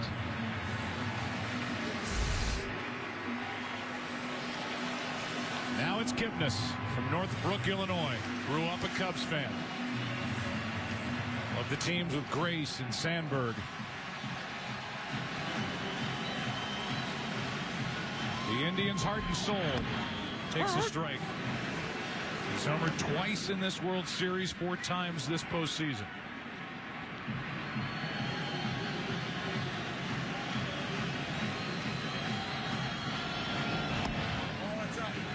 Ball 1.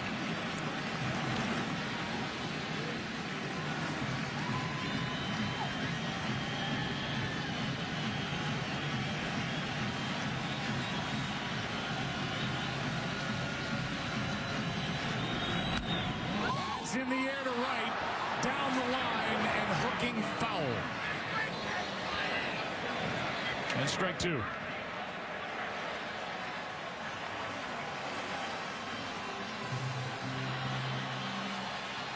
Well, normally Chapman would rear back and throw a high fastball right here, but he could tell that the command and the velocity is not quite understandably where it would be, so he's come in this inning and throw more sliders.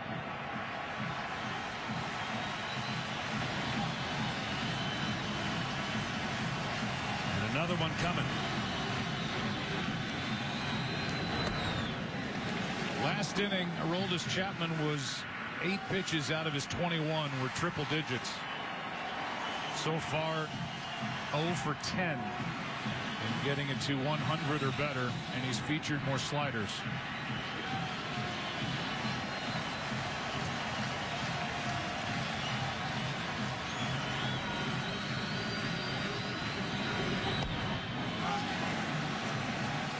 Ball 3.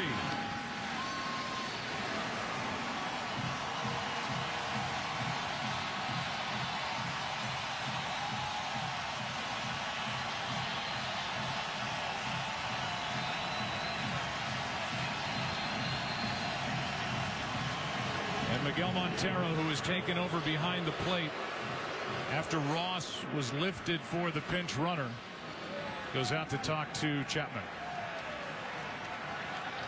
Trying to get his fever for what he feels good about here on this 3-2 pitch. A lot of sliders in a row that Kipnis has gotten a chance to look at.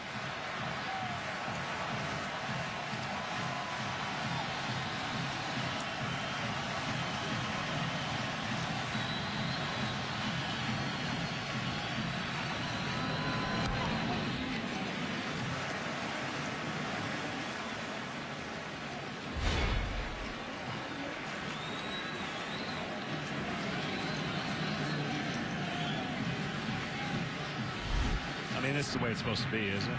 2 franchise desperately trying to end something. 21 innings later. Okay, not 21. Right now, we're just tied in the 9th. 3-2. Struck him out. 98. 2 out. Second strikeout for Chapman. Lindor coming up. Now this is typically what he does. He just rears back when that's up in the zone. A hitter. Talk to every hitter. You tell yourself to stay off of it, but you can't. It just ball looks like it's so good, and then it's by you. And let's say this with regard to Joe Madden. No matter any move that was made tonight, he had Chapman on the mound, leading by 3 with 4 outs to get. Right. He'd take that 10 times out of 10. But the Indians got him, and now Lindor pops it into right. And with this, Game 7 is going to the 10th. Schwarber, Bryant, Rizzo, The 2, 3, and 4 hitters coming up for the Cubs in a 6-6 game. Saved by the Bell will return after these commercial messages. For America, the war began on a quiet Sunday morning with the ruthless surprise attack on Pearl Harbor. And now, all the infamy, the bravery, and the history of the Second World War is dramatically presented in 3 monumental motion pictures. Tora, Tora, Tora, The Longest Day, and Patton, an extraordinary video collection that honors the heroes of combat.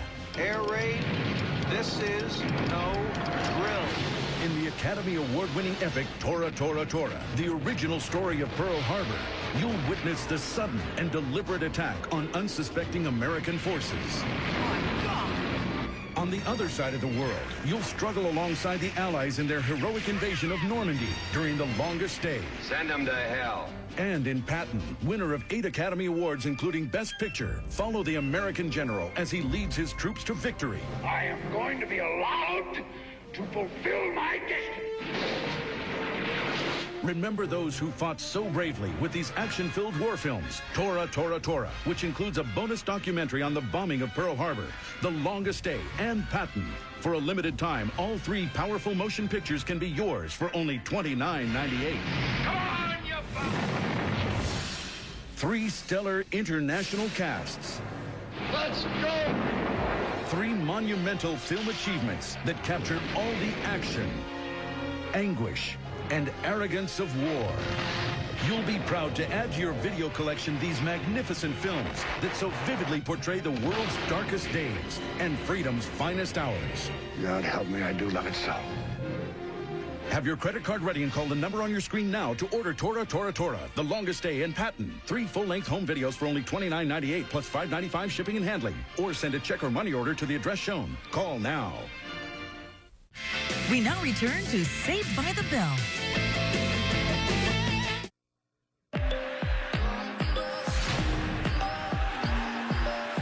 It's gone! Tie game! That's what we're here to do. Bring it right.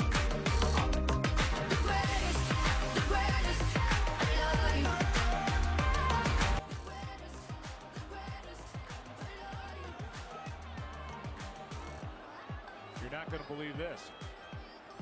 Just as we get ready to start the 10th, the grounds crew is told by this umpiring crew and the crew chief, John Hirschbeck, to bring out the tarp.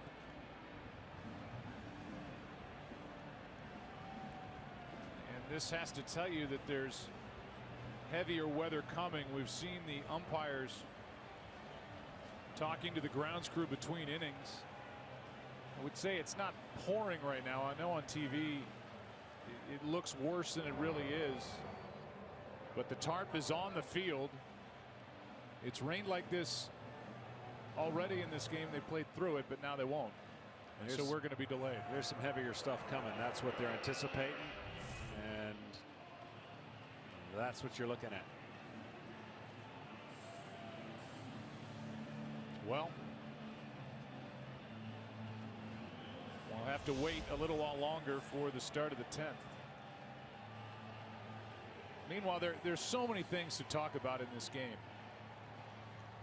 Roldis Chapman, to me, it dates back to him coming in last night and all the work, and then tonight he gives up in the 8th inning a double.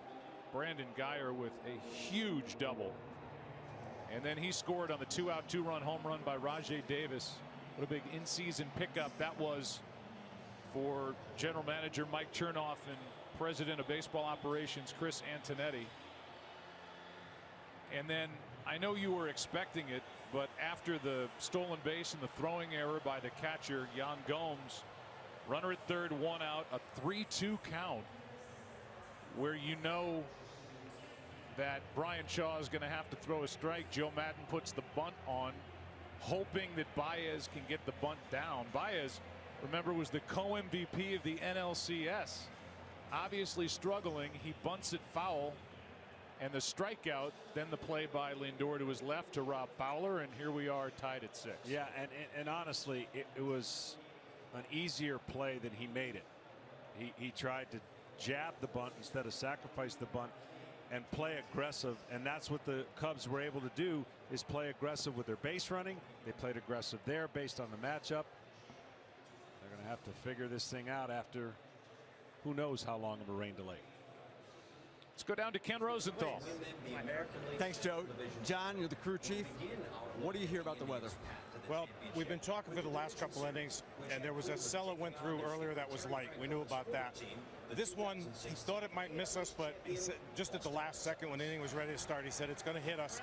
And in this situation, we don't want to take any chance. We don't want to have them play now in the 7th game of the World Series and extra innings, high score, in conditions that aren't right. So just to keep the field perfect, we covered it, and we'll wait this out. And the good thing is there's nothing behind it. So you expect to finish this game? Absolutely. John, thanks very much. Joe, back to you. All right, mark that. Absolutely. And nice of John to stop by and talk with Ken Rosenthal, and we welcome you inside the broadcast booth. Well, this has been, I mean, heartbeat in your throat, chest pounding. You see all the anguish with the fans down in the seats, and I'm sure back at Murphy's bleachers and all over Chicago. This is as good as a game can be, and for second guessers and first guessers, John, this game has provided every opportunity to look at strategy and say, well, I wouldn't have done this. I'm glad he did this. I mean, it's thrilling stuff. Yeah, and the only thing I'm going to say is that in the 7-game series, I thought the Cubs had an advantage with their starting pitching if it gave them depth, because you think about the 4 guys they've had. And the Indians were working with just 3 guys, right? And you had to come back 3 times with Kluber. And the fact that neither Arrieta or Hendricks was able to get you in the 7th, I think is kind of the story. I mean, it caused Madden to go to earlier usage of their closer, and I think that's shown up a little bit here. This is a perfect example of when a bullpen is taxed, it shows up at some point. We're in the 7th game. Might not have showed up in the 5th game, but it showed up in the 7th game. We got a classic 6-6. We're going to see who's got the guts to get it done. Yeah, and the Cubs are in a much different position than Cleveland right now. I can't imagine Joe Madden sending Aroldis Chapman back out there. I mean, who knows? I've been surprised already by a couple of moves that have been made. If he doesn't, that means that Game 7 is going to come down, at least for the Cubs, with somebody not named Aroldis Chapman on the mound trying to close down the game. Meanwhile, on the other side, Terry Francona has Brian Shaw in the game right now. As I say this, the rain all but stops here. I would hope that if there's nothing behind it, they rip this thing off and go play, because you know Terry Francona's dying to get Brian Shaw back out there. Doesn't want him to have to sit after finishing off the top of the 9th. Yeah, no doubt. And listen, when you see this game and 5-1 lead, and then all of a sudden it's a 3-run lead, innocently, the inning where they scored 2 runs on the wild pitch, that was huge, because that set up this whole scenario to get it to the point where 3 runs in the big leagues is, we've seen people come back from that. And that's the point when Joe Madden took his starter out of the ball game. Kyle Hendricks went to Lester, who was great. Yes, he was. But there was an error by Ross on a really tough play, a throwing error, and then a wild pitch that scored 2 runs. That's what you're talking about. But Hendricks looked like he had the Indians hitters really off balance all night. He had thrown 63 pitches. He comes out of the game, and now that starts the clock a little bit earlier to Aroldis Chapman, and Chapman's pitching in the 8th inning after all that work last night and after all that work in Game 5. It's a lot. Well, I said in the open that we're going to see and talk about a moment. I didn't know there'd be 14 of the moments that we're talking about. Well, let's look at the bottom of the 8th inning. Remind you why we're sitting here tied, about to start the 10th. This was a 2-out single by Jose Ramirez against John Lester. Now Brandon Guyer against Chapman. A good bat, an RBI double into right center field. That was a big swing tonight, but this the biggest. A 2-out, 2-run shot by Rajay Davis, and the 35-year-old who has found the fountain of youth here in Cleveland ties the game with a home run. Now, with Hayward running in the top of the 9th inning, a throwing error by Yan Gomes, 3-2 count. They tell Baez to bunt. You weren't surprised, I was. And then Fowler hits kind of a soft liner that Lindor is somehow there to make the play. That's how good that kid is. So we've seen flashes of brilliance. We've seen youth served. We've seen, I mean, clutch hits, great pitching, mistakes, errors, wild pitches. Let's go down to Tom Verducci. Joe, well, as you know, this game, this month, really pushes guys to the limit, to perhaps the breaking point. Aroldis Chapman with upwards of 100 pitches in the last 3 games. I can tell you he was the last one to leave this dugout during the rain delay, and he was in tears. On the other side, think about the Indians having to shorten up their rotation, pitching their starters on short rest the last 3 games. Those pitchers have given up 13 runs in 10 1/3 innings. Right now, this month, this night, is a war of attrition. Yeah, Tom, it makes you think about 2011 with a pitcher in tears reportedly in Game 6 of that great World Series between the Rangers and the Cardinals. Well, let's hope this is the beginning of the grounds crew ripping this tarp off the field and us going back to work in the top of the 10th with Brian Shaw getting ready to deal with Schwarber, Bryant, and Rizzo. Big bats coming up. Here's Kevin Burkhardt and the guys. Okay, Joe, thanks very much. Wow, craziness, guys. Frank Thomas, Pete Rose, Alex Rodriguez. I left you. That went down through the trophy. We're about to walk into the Cubs clubhouse, and all of a sudden we hear a roar, and the TV's on a delay, and we're like, oh, my goodness. Alex, we talked about it last night, the usage of Aroldis Chapman. Do you think that played a factor here? There's no question about it. Hendricks move, removing him. He looked like a guy that was facing a JV or a freshman team. He was absolutely dominating him, and Santana was struck out. Sam, the home plate umpire, did not call it, and then I was shocked that he was removed so early. How about you, Pete? I was too, but we got to talk about Cleveland tonight. They get a guy picked off. Okay, they don't make a double play. They have a bad throw from a short fly ball, which Bryant really made a good base run and move. That was a good, because when the guy caught it, he didn't catch it like he thought the guy was going to go. Now all of a sudden he goes and the throw's high, he's safe. Those are 3 big parts of this ball game. Well, the Lester thing was interesting too, Alex, to add what you said, because Joe Madden pointed out that he wasn't going to bring him in the middle of it. He brought him in with a runner on when Hendricks was pitching just fine. And obviously that inning goes wild pitching. They get 2 runs. They kind of get a little light. They were lifeless at that point. They were. I thought he was pitching, better than just fine. I mean, he was dominating. He had the fastball working. He was throwing strike 1, the changeup. He had these guys off balance. The only ball they hit hard was the one Napoli hit to Chris Bryant. Yeah, Ross couldn't do anything about that wild pitch, though, because it actually bounced almost in front of the plate and hit him in the mask. I know you got a 39-year-old guy just coming in there fresh, but he couldn't do anything about that. Ross's home run is really why we're still here. Let's not make any more excuses. This is a great ball game. Oh, it is a great game. 6-6 tie, 2 resilient teams. It's going to come down, like we said earlier, who wants it the most. Right now, it seems like the Indians have the momentum, but you just never know with a rain delay right now.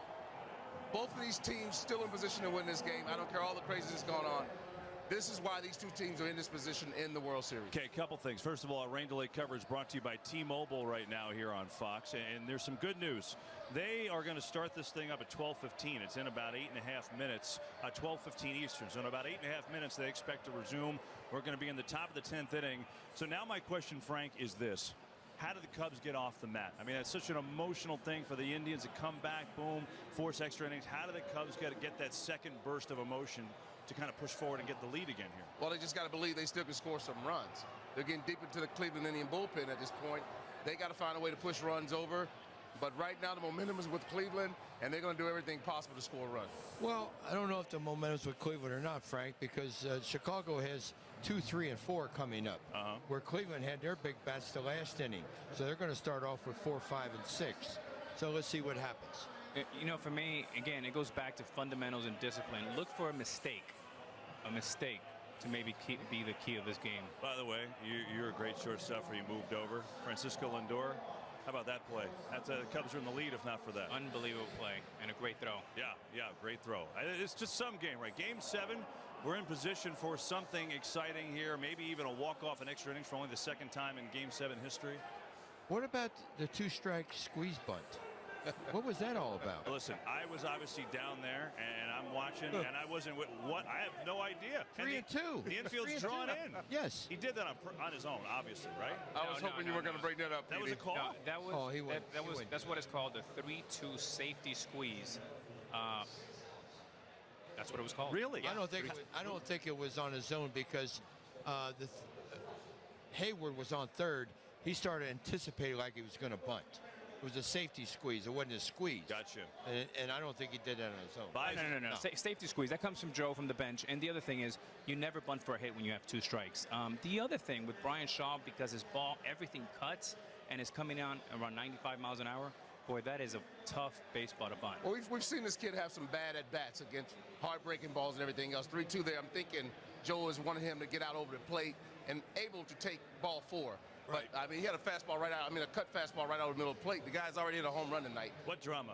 It's drama. I mean, Game 7, you've got 2 teams that haven't won the World Series in 1 billion years. The Cubs in 108 years. The Indians in 68 years. So, of course, we have a rain delay, and we're going to extra innings. Let's go now to the dugout live. Ken Rosenthal is standing by with Terry Francona. Kenny. Okay. Kenny, I guess, can't hear us. That's what happens with the rain. It's all good. Well, if anybody, who's got an advantage here? Is there an advantage at all? These managers get to reset a little bit, Frank.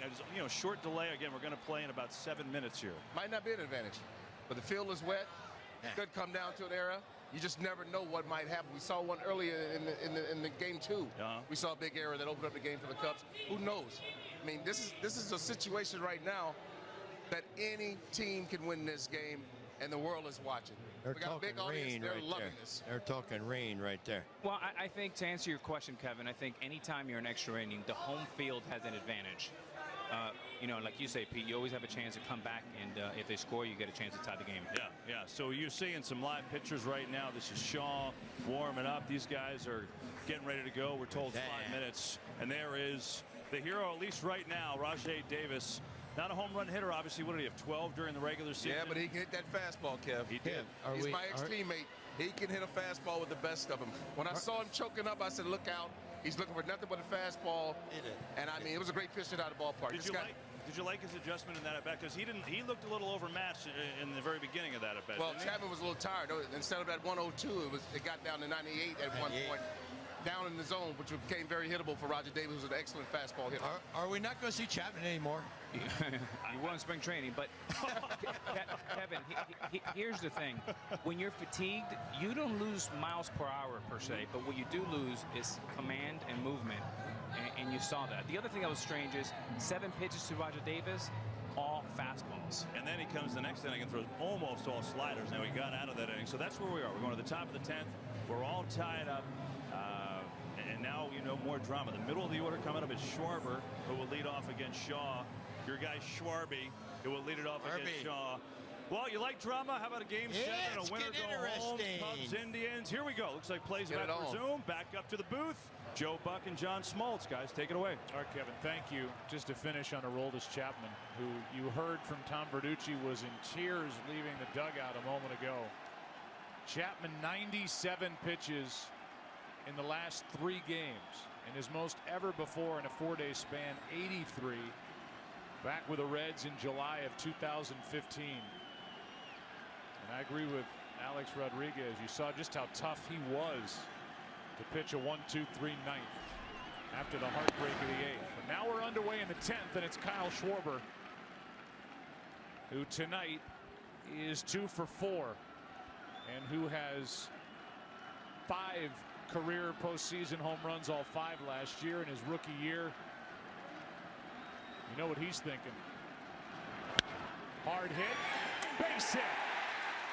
Leadoff man is on, and Schwarber pumping his fist down the first baseline. He's on to start the 10th. And after the long layoff, Bryant Shaw, who came on in the top of the 9th, had to wait a 17-minute delay, and Schwarber now will be lifted for a pinch runner, Albert Almora. How about a 3-hit night for Kyle Schwarber? Yeah, he's been unbelievable. The ball down, he gets to. The ball up, not so much. Shaw makes a mistake there. Tried to pitch him up. Got it into one of the sweetest swings on the Cubs lineup. Well, there's the go-ahead run. Albert Almora. And the batter is the suddenly red-hot Chris Bryant, who has a hit, a walk, 2 runs scored tonight. Ball 1 missing. Now you're asking, John, for a lot out of Brian Shaw, who came on in the 9th, had to sit during the bottom of the 9th, albeit a 1-2-3 frame, and then a 17-minute delay. Yeah, and the Indians will have all their resources going, and whatever Terry thinks are better matchups for particular hitters. That pitch dangerously up, and Bryant fouls it back. Strike 1. 1 ball, 1 strike. At this point, Shaw is trying to will a ground ball. And when I say will it, you're talking about a great hitter who lifts the ball in Bryant. So you have to make a great pitch that he reaches to hit on the ground. Otherwise, he could gap you. Fought it off. Good pitch in on the hands at 96. And Bryant checks his bat to make sure there are no cracks. Strike 2.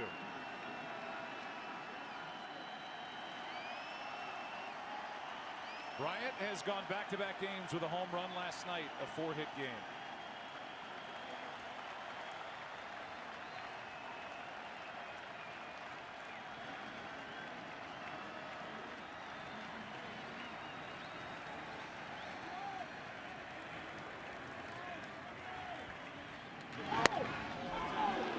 Two and 2. I said earlier, the team that handles emotionally all the ups and downs will be better suited to win a game. You spend so much energy. Cubs got off to a great start. Up, thinking, counting outs, got their closer in. And then that energy gets zapped from you and it gets shifted to the other side. Well, that rain delay kind of puts it more at neutral. And now it's up to the Cubs to try and create stress for the Indians here on the road in extra innings.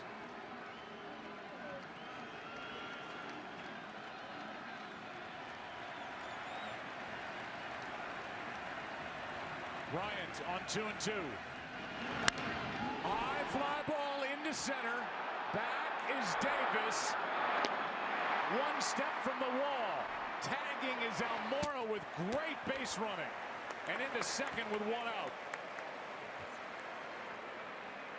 Good heads-up base running off the bench for Albert Almora. That was because somebody else, a little less experienced, would have think of rounding second and being prepared to score. But he saw the height of the ball. He saw Davis under it. And getting an extra base is more important than being able to potentially score if the ball is hit off the wall. That's a great read. A lot of people will be standing at second base getting ready to turn. And now he is at second base. And now a hit could put the Cubs back on top with Rizzo and Zobrist coming up. And a meeting on the mound. The home plate umpire, Sam Holbrook, goes out to break it up. Well, they're just choosing their poison. Which one do they want to pick? With a base open, they're not going to pitch to both of them. They're either going to pitch to Rizzo and get him out and walk Zobrist, in my opinion, to pace Russell. So figure out what Terry Francona wants to do. Rizzo tonight hit by a pitch, an RBI single, and he will be intentionally walked. And the man who's trying to win rings in back-to-back seasons with 2 different teams, Kansas City a year ago, Chicago now, will be up with 2 on, 1 out.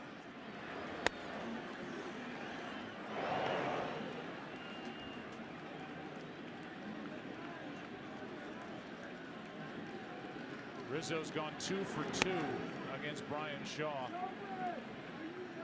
His career numbers, so that, I'm sure, made the decision that much easier. But that's respect right there. But I'll tell you one thing. Zobrist can handle a cutter from the left-hand side.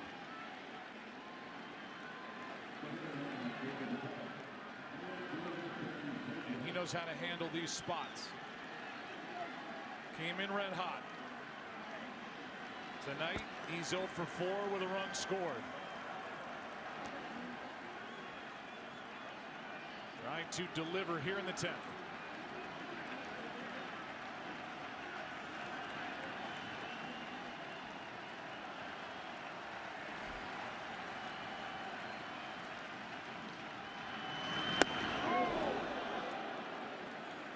Ball one from Shaw.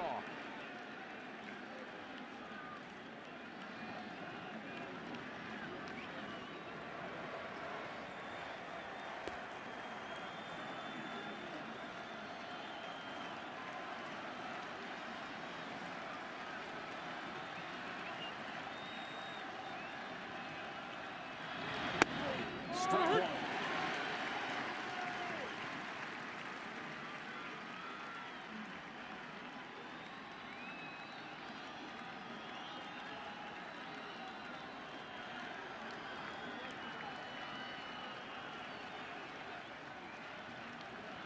The eyes of the world on Ben Zobrist. Strike two. Shaw has put two, especially that one. Back door. Starts out a ball, catches the bottom right corner.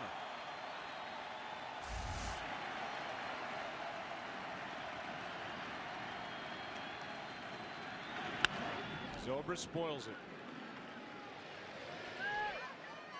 So they walk Rizzo. The go-ahead run at second. Zobrist, the veteran, up. The young shortstop Addison Russell on deck.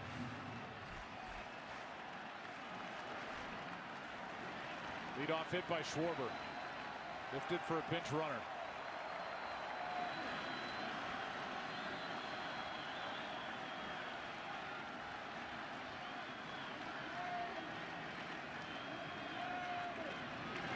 Zobrist, that's a base hit.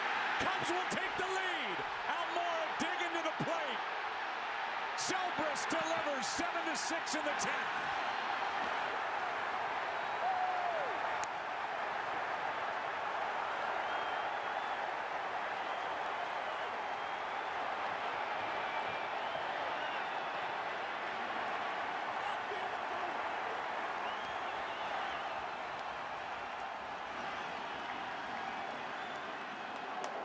Stays on the ball so well does Zobrist.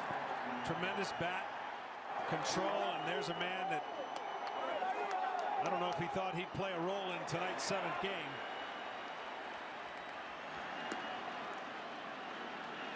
But he scores the go-ahead run, and John, it was his heads-up base running that really changed the complexion of this inning. It led to the intentional walk to Rizzo and led to the opportunity for Zobrist. I'm telling you, if 10 guys were on the base, I don't know if 7 of them would have done what he did. So he deserves a lot of credit for thinking about the scenario, reading the center fielder, and not getting carried away with the moment and wanting to get to a position to score earlier than it was called for.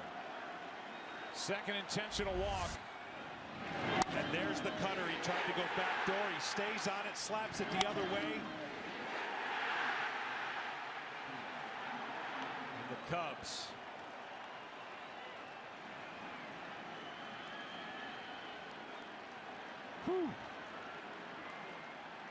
What a reaction by Rizzo, and now Miguel Montero.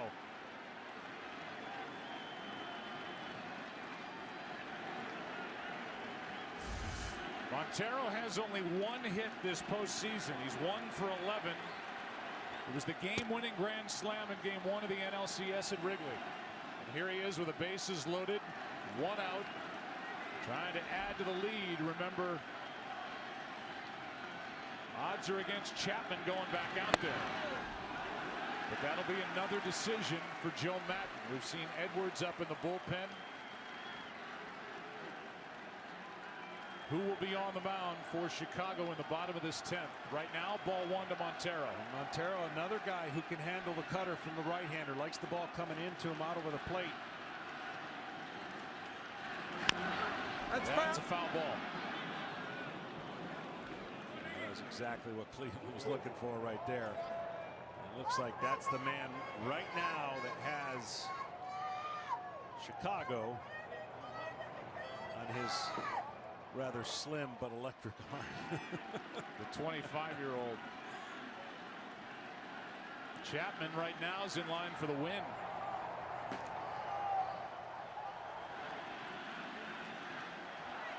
A long way to go. And Montero would like to take the pressure off the rest of this 10th. That's a base hit. Rizzo scores. Zobrist is held. 8-6 Chicago.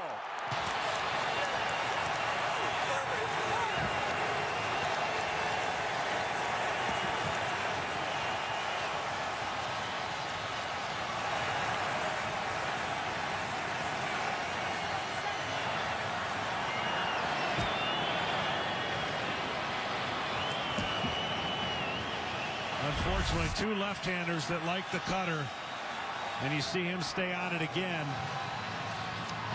Let's see, 2 hits, 2 bases loaded situations.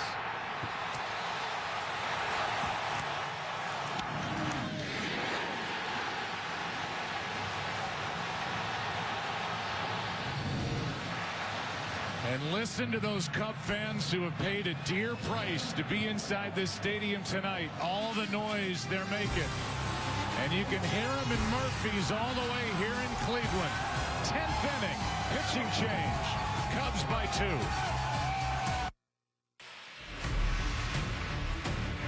The Chicago Cubs at one point led 5-1. They were tied in the 8th, 6-6.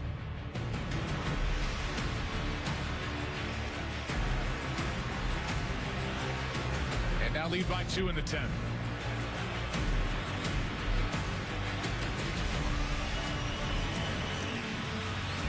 Bases still loaded, and Trevor Bauer comes in out of the bullpen.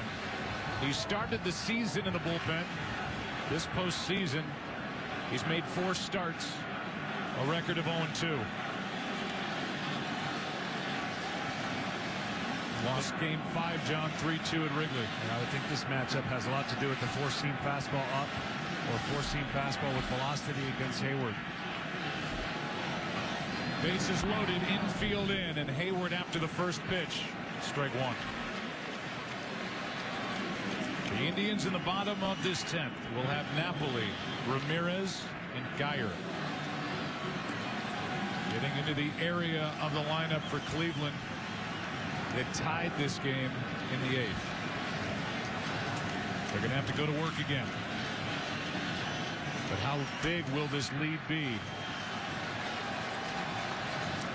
Well, Schwarber getting the hit, just put a runner on, and then we saw the sack fly, and they weren't going to pitch to both Rizzo and Zobrist. They picked one. Zobrist made him pay. Hayward swings at a terrible pitch that bounces in there. Strike 2. That bounced 3 feet in front of the plate. Well, he made his mind up. He was going to go after that fastball that he thought he was getting. Good block by Gomes to keep the ball at the plate and avoid a wild pitch. Hayward backed up at 0-2. Again, the infield is in.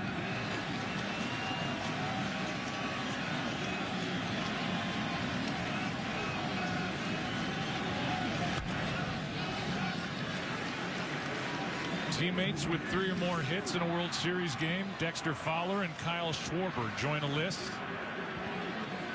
George Brett and Darryl Motley for the Royals in '85.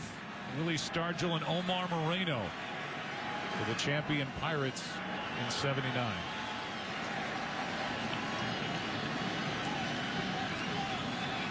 Schwarber's hit started this uprising in the 10th. Hayward goes around and strikes out as Bauer bounces another in there. And a big strikeout for the second out of the inning.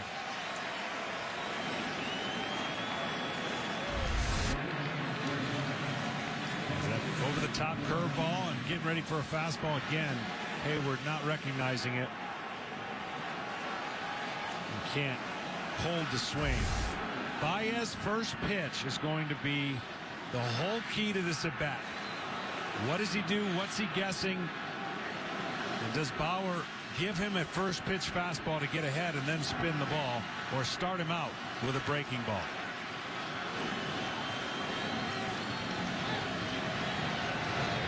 Remember last time Baez was up, Hayward had stolen second, moved to third on a throwing error by the catcher. The count had gone full 3-2. They asked Baez to get a bunt down, and he fouled it for a strikeout.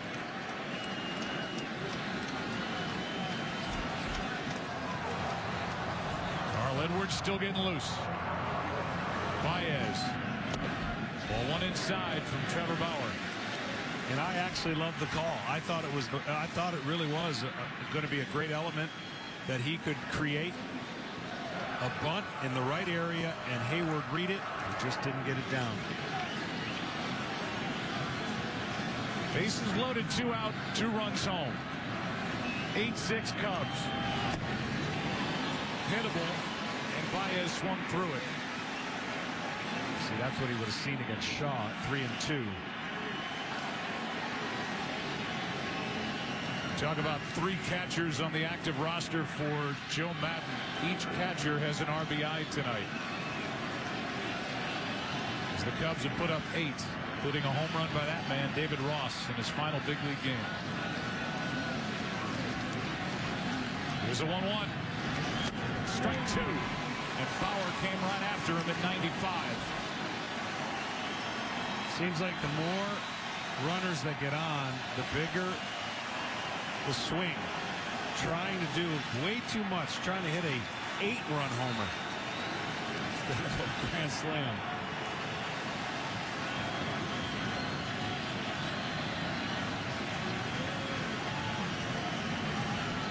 Bases loaded, 2 out. The 1-2. This time Baez lays off the pitch that got Hayward. 2-2. Good pitch selection and good choice. Problem is he threw a fastball way up high. So now the variance between the height of his swing and where that pitch ended up is really a lot bigger. Just a little bit higher of that curveball and he can't stay off of it.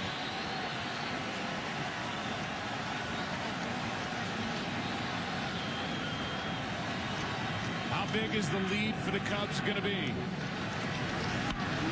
High fly ball into center for Davis. And a great job by Trevor Bauer to limit the damage to 2. Bottom of the 10th inning. And the Cubs celebrated in the top half. Rizzo, Selbrist with a big hit. Back after this from your local Fox station. Saved by the Bell will return after these commercial messages. The series that brought women to the front line. Ivy Jones, straight right now! And dared to show the other side of war. I gave him a home before he died so far away from it. Hits the beach with the most anticipated DVD release in 25 years. China Beach. I didn't think you'd let me walk away from this. Relive the stories that honored the young men and women who came of age on China Beach. He matters to me. He's my brother. In Iowa, he's your brother. Here, he could be just another spent shell. And recapture the moment with the soundtrack that defined a generation.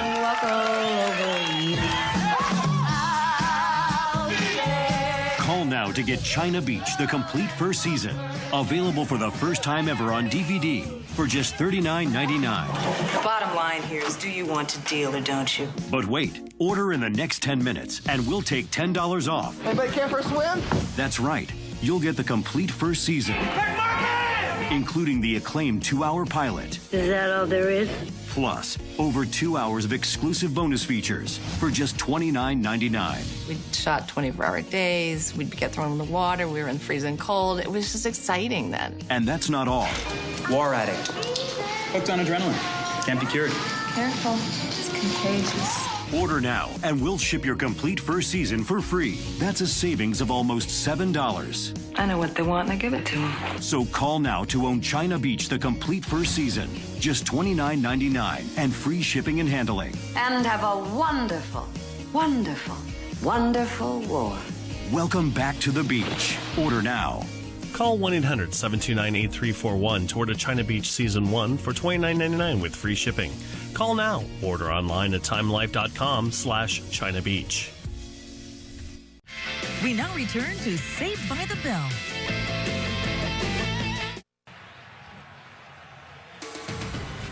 Tonight's aerial coverage is brought to you by DirecTV. If you call yourself a sports fan, you got to get DirecTV.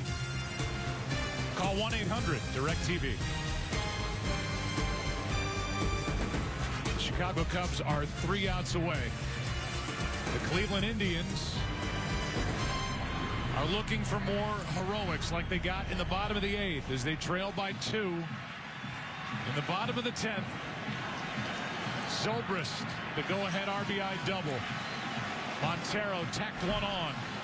He flashes the signs for Carl Edwards Jr.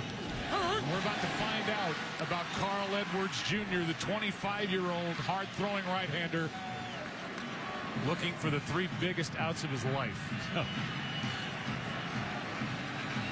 A 48th round draft pick deals high, a ball and a strike. Well, he's got a really electric arm, and the ball will cut. The key for the Indians is staying off his curveball, trying to make that curveball thrown for strikes. But when you're trying to catch up to 96, you sometimes react to that curveball. Here's a 1-1 to Napoli. Out of play right side, strike 2.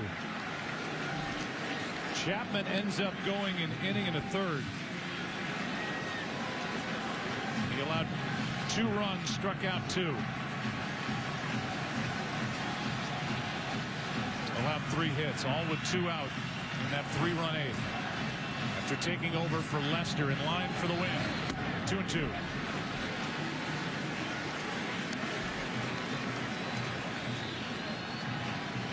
It's Napoli now. Jose Ramirez and Brandon Guyer. There is action for the Cubs in their bullpen.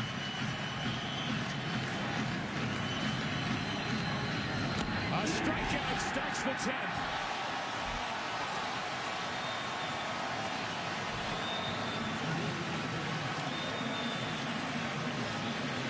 Carl Edwards got a taste of the big leagues last year, and he's getting a taste of an historic Game 7 here in 2016. Absolutely. See the cutting action on that, and the guy that we heard from earlier having a hard time controlling his emotions, Rizzo, is so ready to erupt.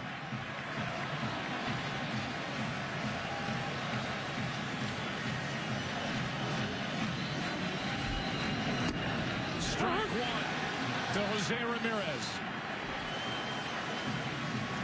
Indians need a base runner to have a chance. Ramirez 2 for 4 tonight. His hit chased Lester in the 8th. He scored on the double by Guyer. The 0-1. That is foul down the right field line. Strike 2. If Carl Edwards is lined up on the line and you had to pick a pitcher, you would never suspect that this guy could throw 97 miles an hour. Fluid arm action and late life.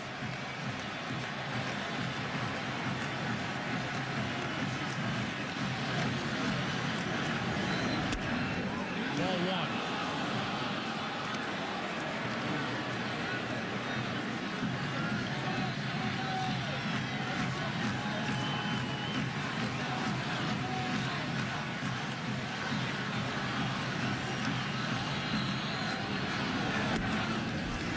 Ball 2. I just feel like saying, all the bosses out there, be patient with your employees tomorrow. They're going to be sleep deprived. A groggy morning.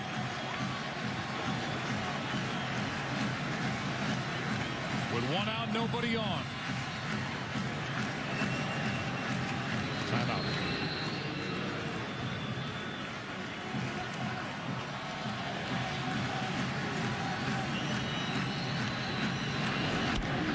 To Russell. 2 out. The Cubs are 1 out away.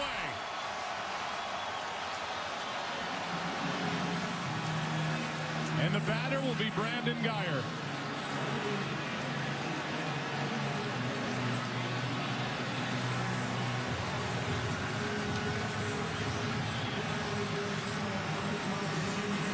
Two teams with a combined 176 years of frustration and no world championship. Theo Epstein has been the drought buster. He was in Boston trying to do it in Chicago. 2 out, nobody on. Guyer takes a ball. didn't like that first pitch. Go after him. 96-97.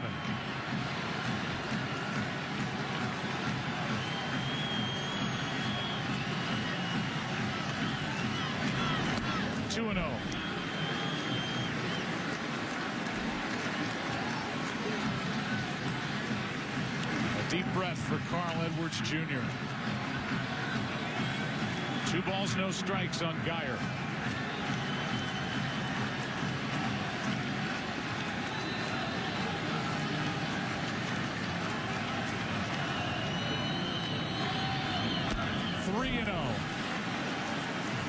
I just didn't like the first pitch. I mean, I know you start thinking again. That's the thing. Don't think about this is an out or I'm an out away from winning a championship. Just make one pitch at a time, and that first pitch got him a little bit off his game plan. Now 3-0. It looked like Geyer went up there to take a strike, and the first 3 have not been close. On deck is the hero from the 8th inning, Rajai Davis, who hit a 2-run home run to tie it at 6 off Chapman. Can Edwards throw a strike? Yes.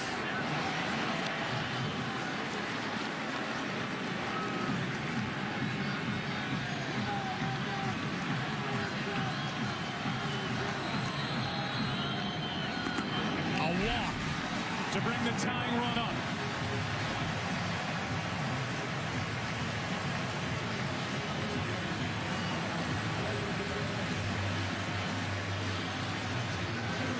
Here comes Chris Bosio, the pitching coach, with Rajai Davis coming up.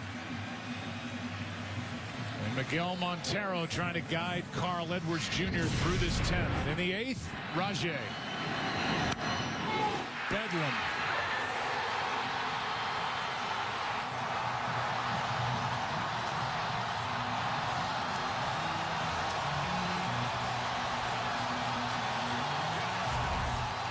Against Edwards, much more difficult to do on cutters away for Davis. So I'm sure Bosio said, listen, come on, don't pay attention to the guy first. Attack this hitter, and when you get with 2 strikes, maybe then you can kill him with a curveball.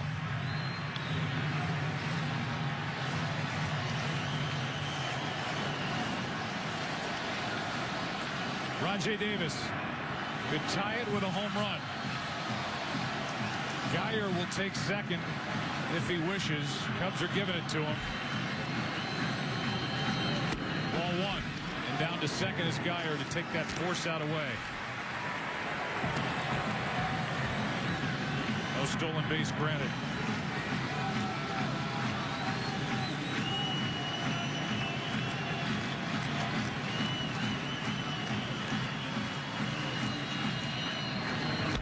Into center field, another hit. Here comes Geyer. The throw into second. It's a 1-run game. Davis delivers again.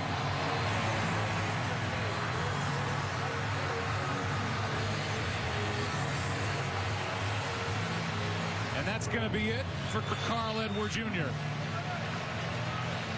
who got the first 2, a walk and now an RBI single.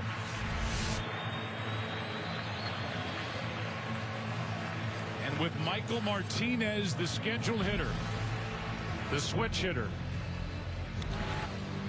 and nobody on the bench for Terry Francona here in the 10th inning. This is a 1-run game.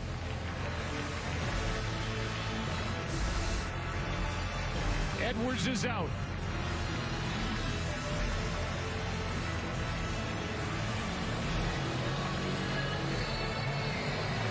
And Mike Montgomery is coming in. Michael Martinez, a longtime minor leaguer, to the big leagues for the first time with Philadelphia. Now with Cleveland, came to the Indians last year, is up with 2 outs. He's 0 for 3 this postseason. There are his numbers during the regular year. He did hit 1 home run. He's the winning run at the plate, and you've got a base stealer at first in Rajai Davis. Decent move out of Montgomery. Not a good arm, Montero. Curveball delight. Look for the ball in the dirt, and if you think you've got the opportunity, steal a bag, because the odds of getting multiple hits here with 2 outs, although the Indians have done it before. Here's the 0-1. This is going to be a tough play. Bryant, the Cubs win the World Series. Bryant makes the play. It's over. And the Cubs have finally won it all. 8-7-10.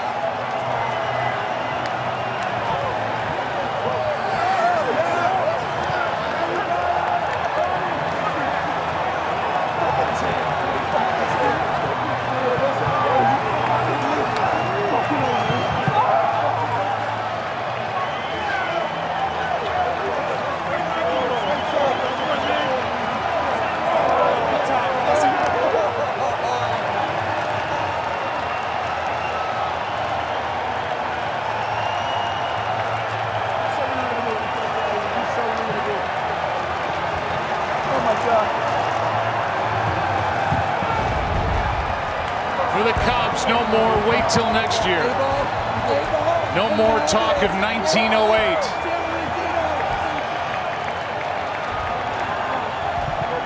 They win Game 7 in 10 heart-pounding innings. For good measure, the foot of Chris Bryant slipped on that final out, but he still threw a strike to Rizzo. And the Cubs, Joe Maddon in charge, have won the World Series.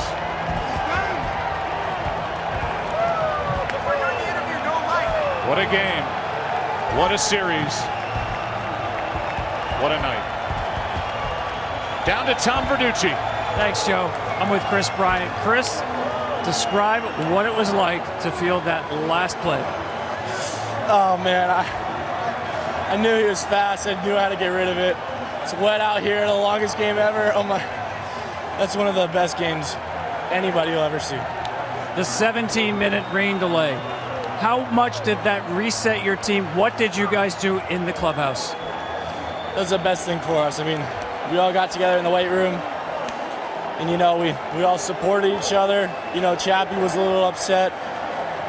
You know, that guy works his butt off. I mean, Jason Hayward led the way. I mean, talking us up, getting us ready, and you saw what we did there. Chris Bryant, the Chicago Cubs are World Series champions for the first time in 108 years. How does that sound? It's the best thing I've ever heard. I've never won an award as a team. I've always been able to do it individually, but this trumps everything. I mean, I'm out here crying, man. I'm so happy. I mean, I can't even really put into words how this feels. Chris, congratulations. Thank you. Now to you, Ken Rosenthal. Thanks, Tom. Anthony, that's a game that will be talked about for a long, long time. What was it like to be a part of it? I don't know, but it happened. It happened. Chicago, it happened. We did it. We're world champions, Ken. And that's it. We're world champions. I can't believe it. You just told me that was the best rain delay of all time. What changed? We just got together. Honestly, Jason Hayward called a meeting, all new players. And we rallied together. We rallied strong. We knew that we could do this. We know we'd keep fighting. We never quit. We always say it. And we pulled together, and the boys believed, and we won. Now, it's been 108 years, as you know. What's it like being part of the team that brought the World Series title back to the north side of Chicago? I can't even put it into words. It's just Game 7 of the World Series. It's unbelievable. The ball, will you keep it? don't know what I'm going to do with that ball. It's going to be cherished forever, though.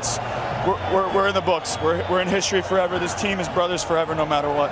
Anthony, thank you very much. Congratulations. Thanks, Joe, back to you. Kenny, thank you. The winner is Aroldis Chapman, who goes to 2-0 this postseason. The save for Mike Montgomery, picked up in season from Seattle. It is his first save in the major leagues. And with the runner going, Martinez chops one to third. Bryant slipped. His throw was true. And the Chicago Cubs have won it 8-7. Meanwhile, the Indians kept battling back. Came back from down 5-1 tonight. Had a 3-run eighth. Got to within a run in the 10th. But in the end, it's the Cubs who end the drought. Let's go down to Tom Verducci. Thanks, Joe. Jason Hayward, top of the 10th inning, a rain delay. You call a team meeting. Tell me why you did it, what was said. I just had to remind them who they were. I just had to remind everybody who we are, who these guys are, what we've overcome to get here. Win or lose, we never worried about that approaching every day. Beginning of every day, we never worried about win or loss. We just worry about how we're going to go out there, have fun, compete, be right there for the guys next to us, and not take this situation for granted. So I just had to remind them that, man, I'm proud of them. I say it all the time, but I'm proud of these guys. This team was down 3-1. You blew a lead with 4 outs to go. What is it about the Cubs that made them world champions? Every time we got asked to do something this year, I'm telling you, Tom, every time we answered it. Every single time these guys pissed off, wanting to be the guy to do it, didn't get a chance to do it, whatever it is, for whatever reason, but these guys overcame that for the guys in the clubhouse, man, and outstanding job. We got great leadership. Coaching staff's awesome, unbelievable. Ownership, front office, man, they let us do our thing. They gave us everything we could ever ask for to try and get a job done, and you never know what's going to happen, but they believed in us.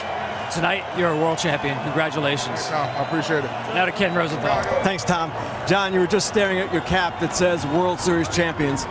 This is why you signed here. What's the feeling now that you've accomplished it? How about that? I mean, I don't even know. You know, I see the guys that, the coaches and the players that have been through it all, you know, and you know, the fans. I mean, look at this place. I mean, you'd think we're at Wrigley. Man, it's unbelievable. I mean, it's to be a part of this is I don't have words to really tell you how I feel right now about this. I mean, I think it's all surreal, and man, it's a great feeling. John, your own role in this, coming in relief, how difficult was that? Man, I mean, I've always had a lot of respect for bullpen guys. I know how many times we put them in sticky situations and they always bail us out as starting pitchers. And to come in a situation like that, I know we had the lead and all that stuff, but man, it's definitely a situation that I don't want to be in anymore. You know, it's tough, man. That's a tough deal with the crowd and how loud and the emotions, and you know, main thing was I didn't want to give up Kyle's run. That was kind of what it came down to, and I ended up doing it. But man, it's not a good feeling being down there. You don't know when you're going in and when to warm up and all that other stuff. But we got it done. That's all that matters. Doesn't matter how. Thanks, John, very much. Congratulations. Joe, back to you. What an effort tonight by John Lester. He goes 3 in relief of Kyle Hendricks. Chapman an inning and a third. He gets the win. So much coming up. Post-game coverage from here in Cleveland, and look at all the Cub fans that are still here. And watch the reactions from the dugout.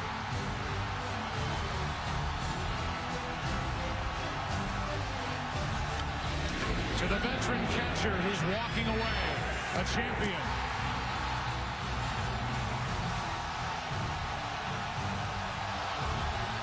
To the manager who finally won it all for the Chicago Cubs.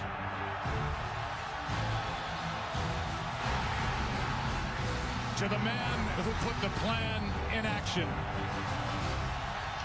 And all the fans, famous and otherwise, celebrating in Cleveland, Ohio. What a series. Squeezed every drop out of this. Part of the young core for Chicago. Chapman, yeah, he blew the save, but he pitched a perfect ninth, and he gets the win. Carl Edwards got the first 2 outs of the 9th inning, and then Mike Montgomery got the final out. History in Cleveland, Ohio. The trophy ceremony coming up, and the Chevrolet Most Valuable Player Award. Long night ahead on Fox and FS1. Congratulations, Chicago. Saved by the Bell will return after these commercial messages.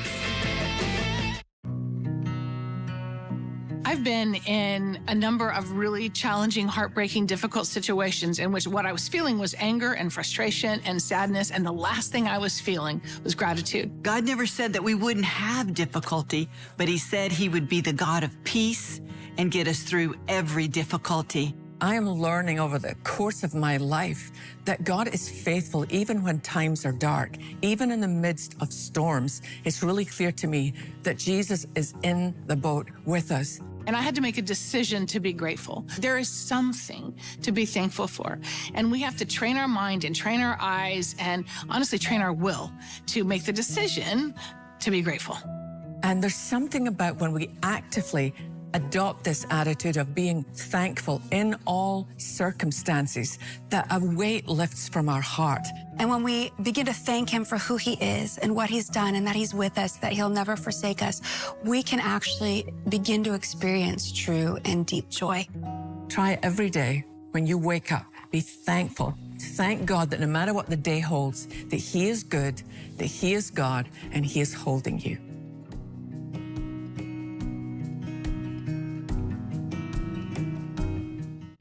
We now return to Saved by the Bell.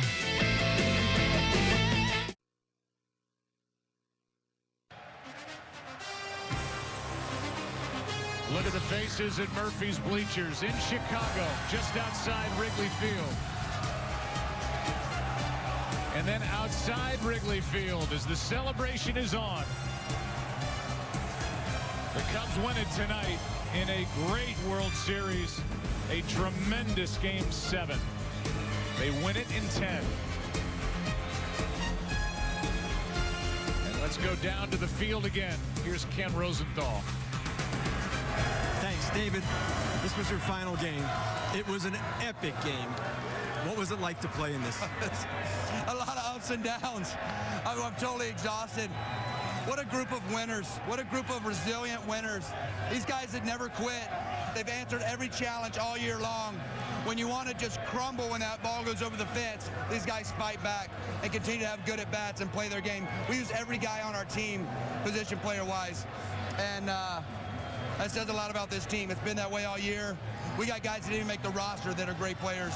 It's a good organization. I'm so happy for these guys, and I'm just glad they took me on this journey. When you hit the home run, you looked almost stunned. What was it like going around the bases? You'd be stunned too if you had my swing. It was good. You know what?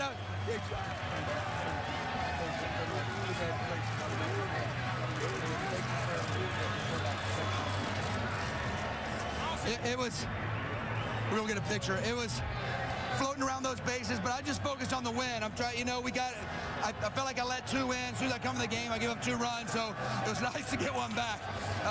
So proud of this group. Last question. You said you're retiring because of your family. You want to spend more time with them. How much was that on your mind tonight? It wasn't. I was staying in the moment. When we won the first start, I thought it was my wife and kids. What a great way, what a great journey these guys took me on, this trip.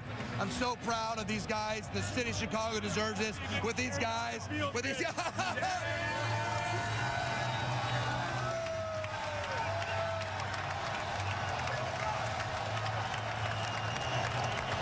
That's the way to end that interview. You saw the hug from Joe Madden, who becomes the 2nd Cubs manager ever to win a World Championship.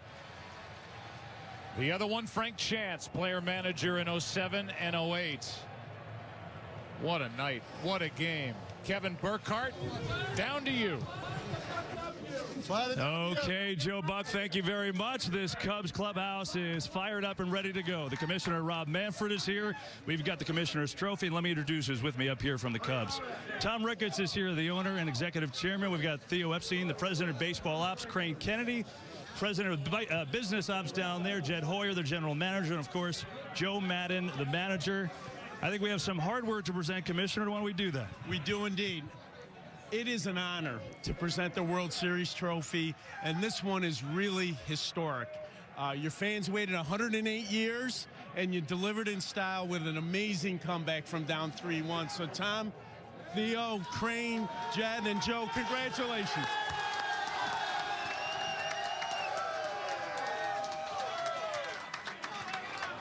Tom, what does it feel like to hold this right now? Oh, it's incredible. I mean, I just think about, so many millions of people giving so much love and support to this team for so many years. To finally pay them back, it's all for the fans. I give all the credit to the players, Joe and his great coaching staff, Theo and Jed, all the hard work they did, everything Crane did for the ballpark and the business and the neighborhood. Man, it's a team effort, and we're just happy to have this. Thank you so much. I know you had a great vision, and I know you certainly hope, but now you can officially say it. The Cubs are World Series champs. How does that sound to you? I just want to say this real quick.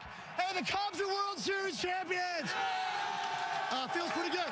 First time I've said it. I'd say so. Go enjoy it, Tom. First time I've said it. It feels pretty good. Thanks.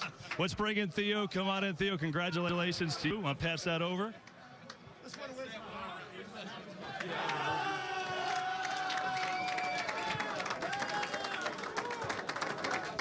I just have to know, you're watching this in the stands, and what are you thinking? How are you surviving this heart attack game tonight?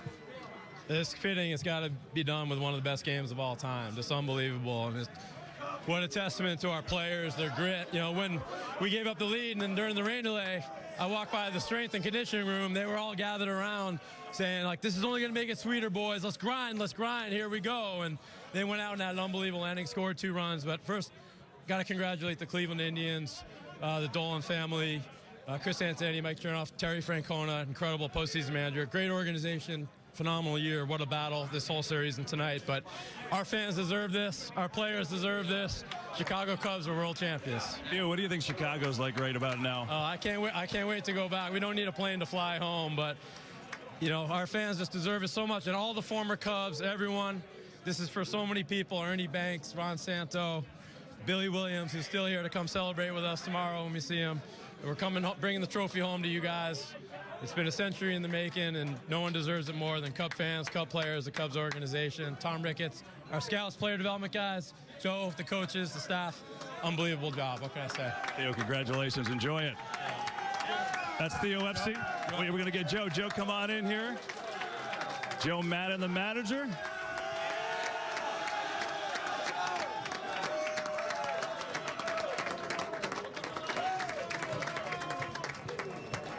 That looks good in your arms, Joe. How does it feel for you? It's the baby. It's your first baby. It's pretty incredible standing here among all of our guys.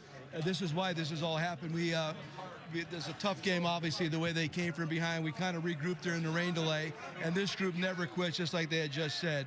So give our guys all the credit in the world.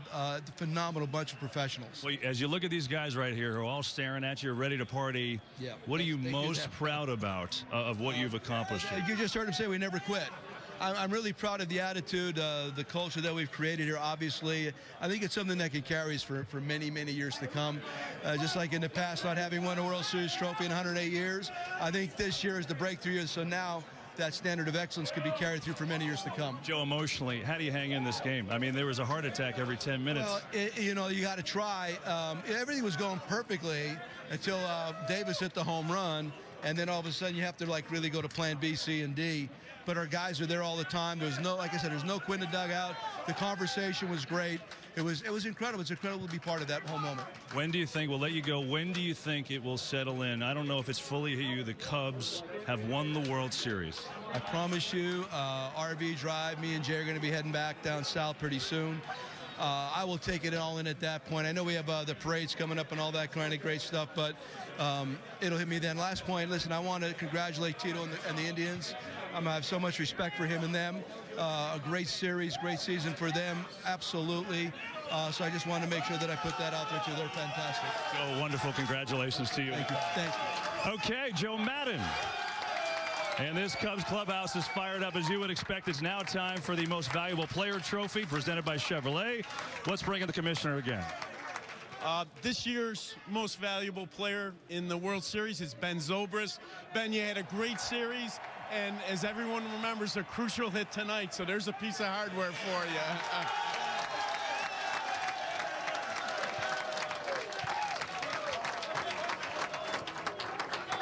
You've done this a couple years in a row. It's pretty hard to do. What does this one feel like compared to last year? It's unbelievable.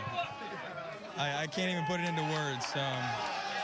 What this team has battled through all year long, and believing that we're the best team, but the ups and the downs and having to fight through things. I mean, it's an unbelievable team to be a part of. Every guy on this team roots for each other, takes care of each other, and picks each other up, and that's what we did during that rain delay. Ben, I have to ask you about the at-bat. The game-winning hit there, and you had 2 strikes. You had one defensive swing, kind of stay alive. But just how do you calm yourself in that moment, and what are you thinking against Shaw there in the 10th? Well, you know, I know he throws a pretty hard cutter, and I was just battling. Obviously, I swung at a ball with 2 strikes and just barely hung in there in the at-bat, and fortunately, he put one close enough to the plate where I could just slap it down the line down there. I mean, I have to thank Riz, because I never would have been in that situation if he wasn't such a good player. Ben, hang on. We have a surprise for you. We're going to bring in Paul Edwards, Vice President for Chevrolet, and Paul's got a little surprise for you, right, Paul? Thanks, Kevin. Hey, Ben, congratulations. An amazing performance tonight and all through the series. And I just want to say on behalf of Chevrolet, our 3,100 Chevy dealers across the country, and kids that play Chevy Youth Baseball, we want to honor you. Look at it on the screen there, with a 50th anniversary Chevy Camaro that's out on the field right now. Congratulations, man. Wow, thank you. Oh my, look at that thing. Oh my goodness, that's unbelievable. Oh man, I'm gonna have to take everybody in a ride in that thing for sure. That's unbelievable. I have a feeling, Ben, if you drive that thing around Chicago, you'll never have to buy another meal the rest of your life.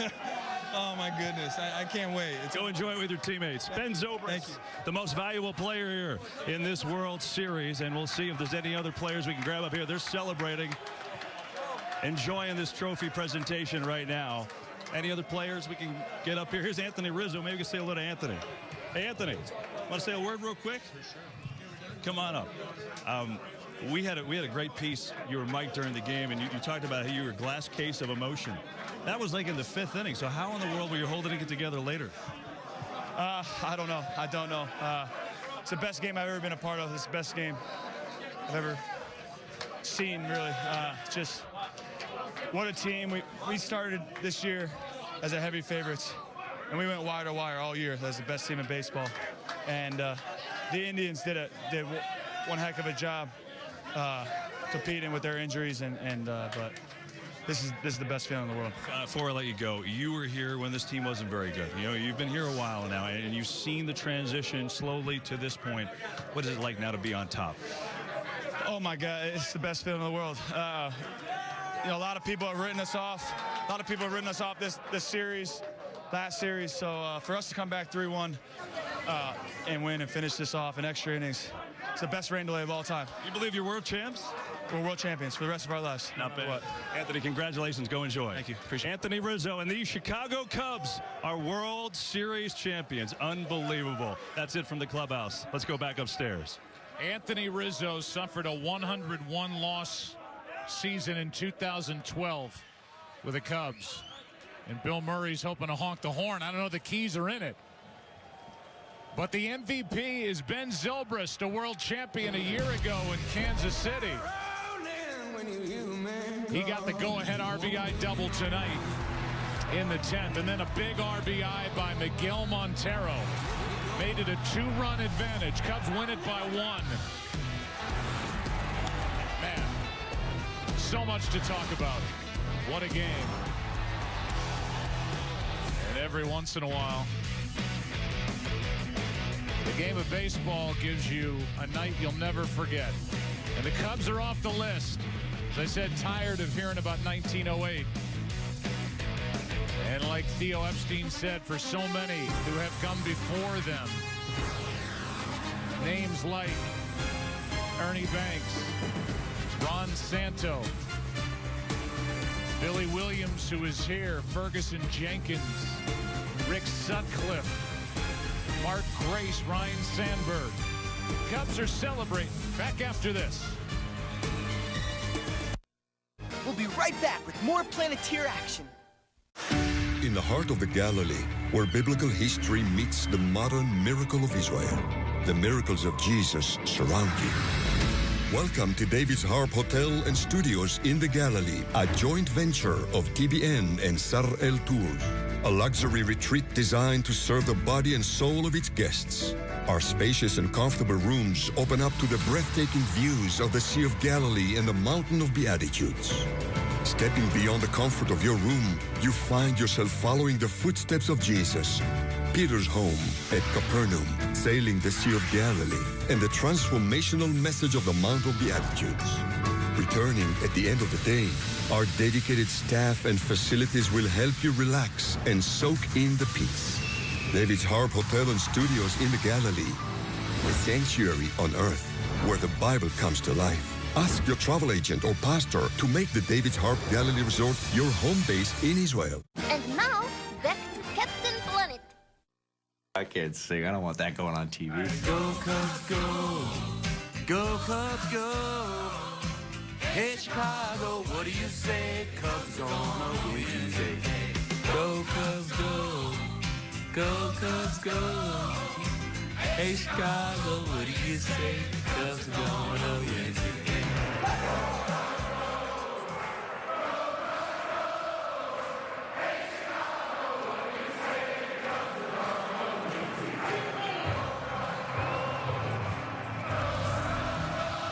The 1908 Cubs defeated Ty Cobb and the Tigers for the second straight year in the World Series. Names like Joe Tinker, Johnny Evers, Frank Chance, Mordecai Brown, Hall of Famers who played on that team. And now this good young core celebrating in the visiting clubhouse here in Cleveland. Cubs win it all in 2016. And we welcome you inside our broadcast booth. I'm Joe Buck along with the Hall of Famer John Smoltz. It's been an honor watching this postseason, watching this series in particular. I think squeezing every last drop out of what these guys could give us. And in the end, the Cubs win it. Let's say one thing about Cleveland here before we get too far forward, and that is the young core of the Cleveland Indians, when healthy, Michael Brantley, the two starters back in their spots. The young core is here. This is going to be an Indians team that is to be reckoned with now in the next handful of years. Yeah, I'm going to argue these are the two favorites going into next year. That's what I think about their young players. That's what I think about their rotation. The Cubs are not going anywhere. And Cleveland and Terry Francona and all that they've been through and the injuries, this was an incredible battle. This was a maybe run a little bit out of gas type momentum that Cleveland was riding. But both teams are going to be fun to watch, not just this year and this postseason, but years to come. Yeah, you just never know who the hero is going to be. And tonight, Ben Zobrist, who really got hot with a bat, the RBI that put the Cubs on top in the 10th inning, just his second RBI of this World Series, but no bigger swing of the bat for a Chicago Cub than Ben Zobrist in the top of the 10th inning over the last 108 years. Yeah, but he was the ultimate protector. You know, we talked about the bottom of the lineup not producing, and then sporadically they did. I think for Zobrist, making sure that Rizzo was protected, that's what we saw there. The walk, and then Rizzo knew that, you know, he wasn't going to get pitched to, and Zobrist came up huge. You mentioned the two RBIs, but I thought his bat this whole series was locked on. Well, we like to hear from the other side, and in this case, the other side is represented by one of our favorites, Terry Francona, who's standing by now. Tom? Thank you. Terry Francona, your team was down 3 runs, down to your last 4 outs. You forced extra innings. The game ended with a tying run on base. Describe your emotions about this night, this team. Oh, man, that was some kind of game. I mean, you know, somebody was going to win, somebody was going to lose. I wish they'd lost. I mean, there was a lot of good baseball. We asked, you know, so much of our guys. from the pitchers, Corey Kluber starting 3 games, and Trevor being in his 3rd game, and our relievers going to the end. And we ask our players to play the game with respect and to leave it on the field. That was it. I mean, they gave everything they had, and I kind of talked about it before the game, what an honor it was, but it really is. I mean, to go through that with this group and these people, it was an honor. Terry, it seemed like you had seized momentum, and then the rain delay. Do you feel like that reset the game? I don't think it really. I mean, Brian Shaw was the guy out there, and of all our guys, he can bounce back probably as good as anybody. I really don't think so. I mean, they're a good team, and they keep coming at you. I mean, that was tough for them. We tied that, and a lot of teams might fold. They didn't, but we didn't either. We ran out of time, and it hurts. It hurts because we care so much, but I still want our guys to carry their heads high because they deserve to do that. Finally, Terry, what did you say to your team, either individually or collectively? We met for a minute, and I mean, they know how we feel, but I just wanted to thank them for me and the coaches, because like I was telling you, I mean, it's an honor to go through something like this with this group, and we don't take it lightly, and we appreciate it and we care, and I just thought they deserved to hear that. Terry, congratulations on a great season and providing a great night of baseball. Thanks, Tom. It was, like I said, it was an honor to be a part of that. Thanks. Thank you very much. Back to you. Well, you can see in that interview why Terry Francona is loved in this game. 2-time world champion manager. He won in 2004 and 2007 in Boston, and he is a leader of men. Nice to have him stop by and gracious in that interview with Tom Verducci. There's our set. The guys are revving it up and getting ready to go.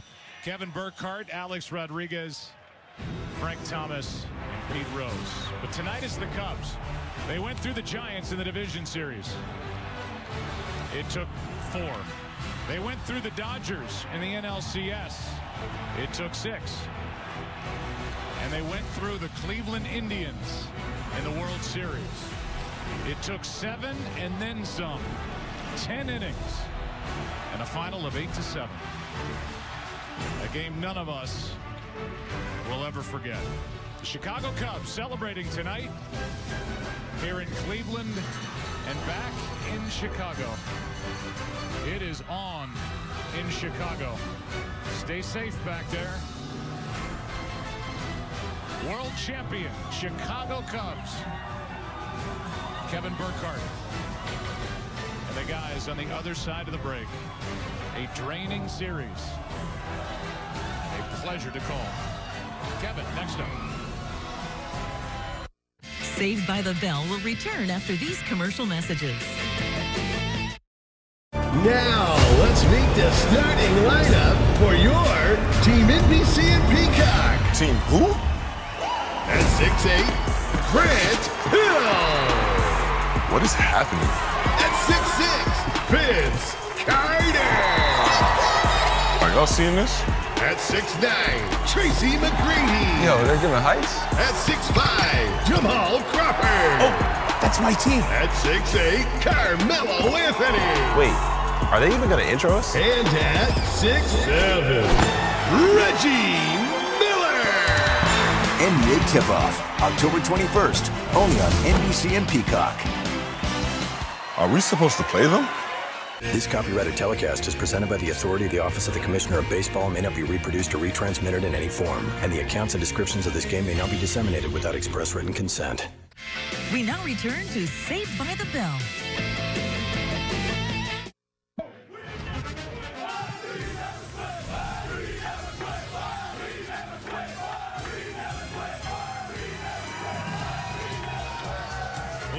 Just in there a couple minutes ago, what a scene it was. The champagne will be flowing in a moment. And how about at Wrigley? As the Cubs wrap it up, what's that scene? Addison and Clark rocking and rolling. Nobody's going to sleep in Chicago tonight, and why would they? Because these Cubs fans who invaded Cleveland are here, loud as ever, as the Cubs have won the World Series. That's a phrase that no one's gotten to say in a long, long time. There's no more Billy Goat. There's no more Black Cat. There's none of that. What a night here in Cleveland. Frank Thomas, Pete Rose, Alex Rodriguez, and I'm Kevin Burkhardt. And wow, the Cubs have won the World Series, Frank, and an unbelievable Game 7 here tonight. Living in that city, 108 years. You know, you forgot Steve Bartman, too, in your earlier comment.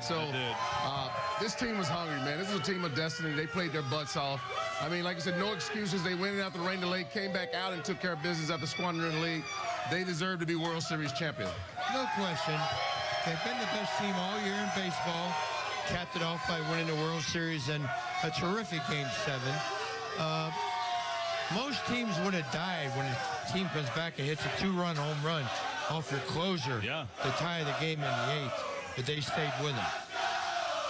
You know, I've never been to a World Cup, been to some Super Bowls. The event, this was amazing. I mean, being here and witnessing this, what an incredible night for baseball. And I got to tell you, I'm sitting here, it reminds me, Pete, why this is the greatest game in the world.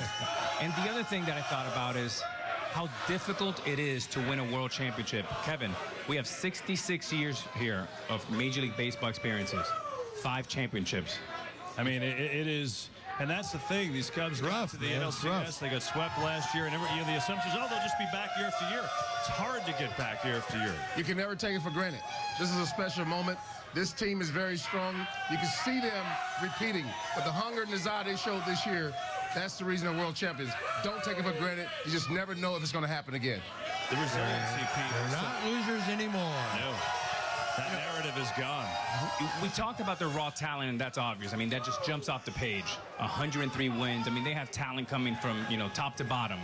But the grit that they showed, being down 3-1, a lot of young, talented teams would have just rolled over. They came back and showed the heart of a champion. I mean, that's the thing. I mean, you look at all the adversity they faced here, okay, in these playoffs. I mean, you go down to the first round, Giants pushed them. They didn't want to go to Game 5. Second round, Dodgers shut them out twice. They had to come back from that and beat Kershaw. They did. And then here, they're down 3-1. Closer gives up a home run. I mean, I don't know what other adversity you could possibly face to overcome, but they overcame it all. That's why they're a great team. They had their backs against the wall more than once throughout these playoffs and the World Series. They're resilient. They found a way to keep coming back and winning. And once they got back here to win 3 games in a row in the World Series down 3-1, it shows you the grit and hunger this team had. And you can't say enough about what Chapman did. 97 pitches, 5 1/3. He bent, but he didn't break. He showed the heart of a lion. Came out and pitched that 9th and ended up getting the win in this World Series Game 7 for these Cubs, who become just the 6th team in the history of the game to come back in the World Series with a 3-1 deficit. Unbelievable. Stay tuned for your late local news. And for continuing post-game coverage of the World Series, turn it on over to FS1 right now as we say congratulations to the Cubs. One of their longtime fans, Pearl Jam frontman Eddie Vedder. And we leave you with his original song. Someday, we'll go all the way. That day is today.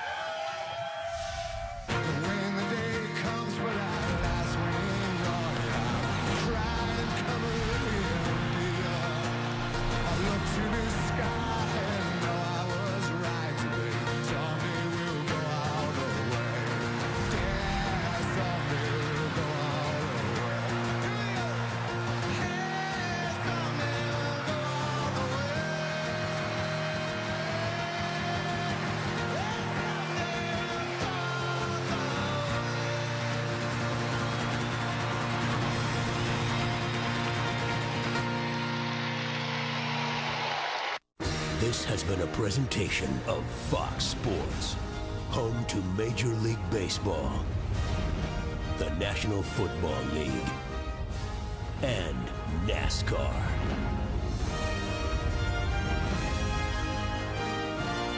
3, 2, 1. See ya.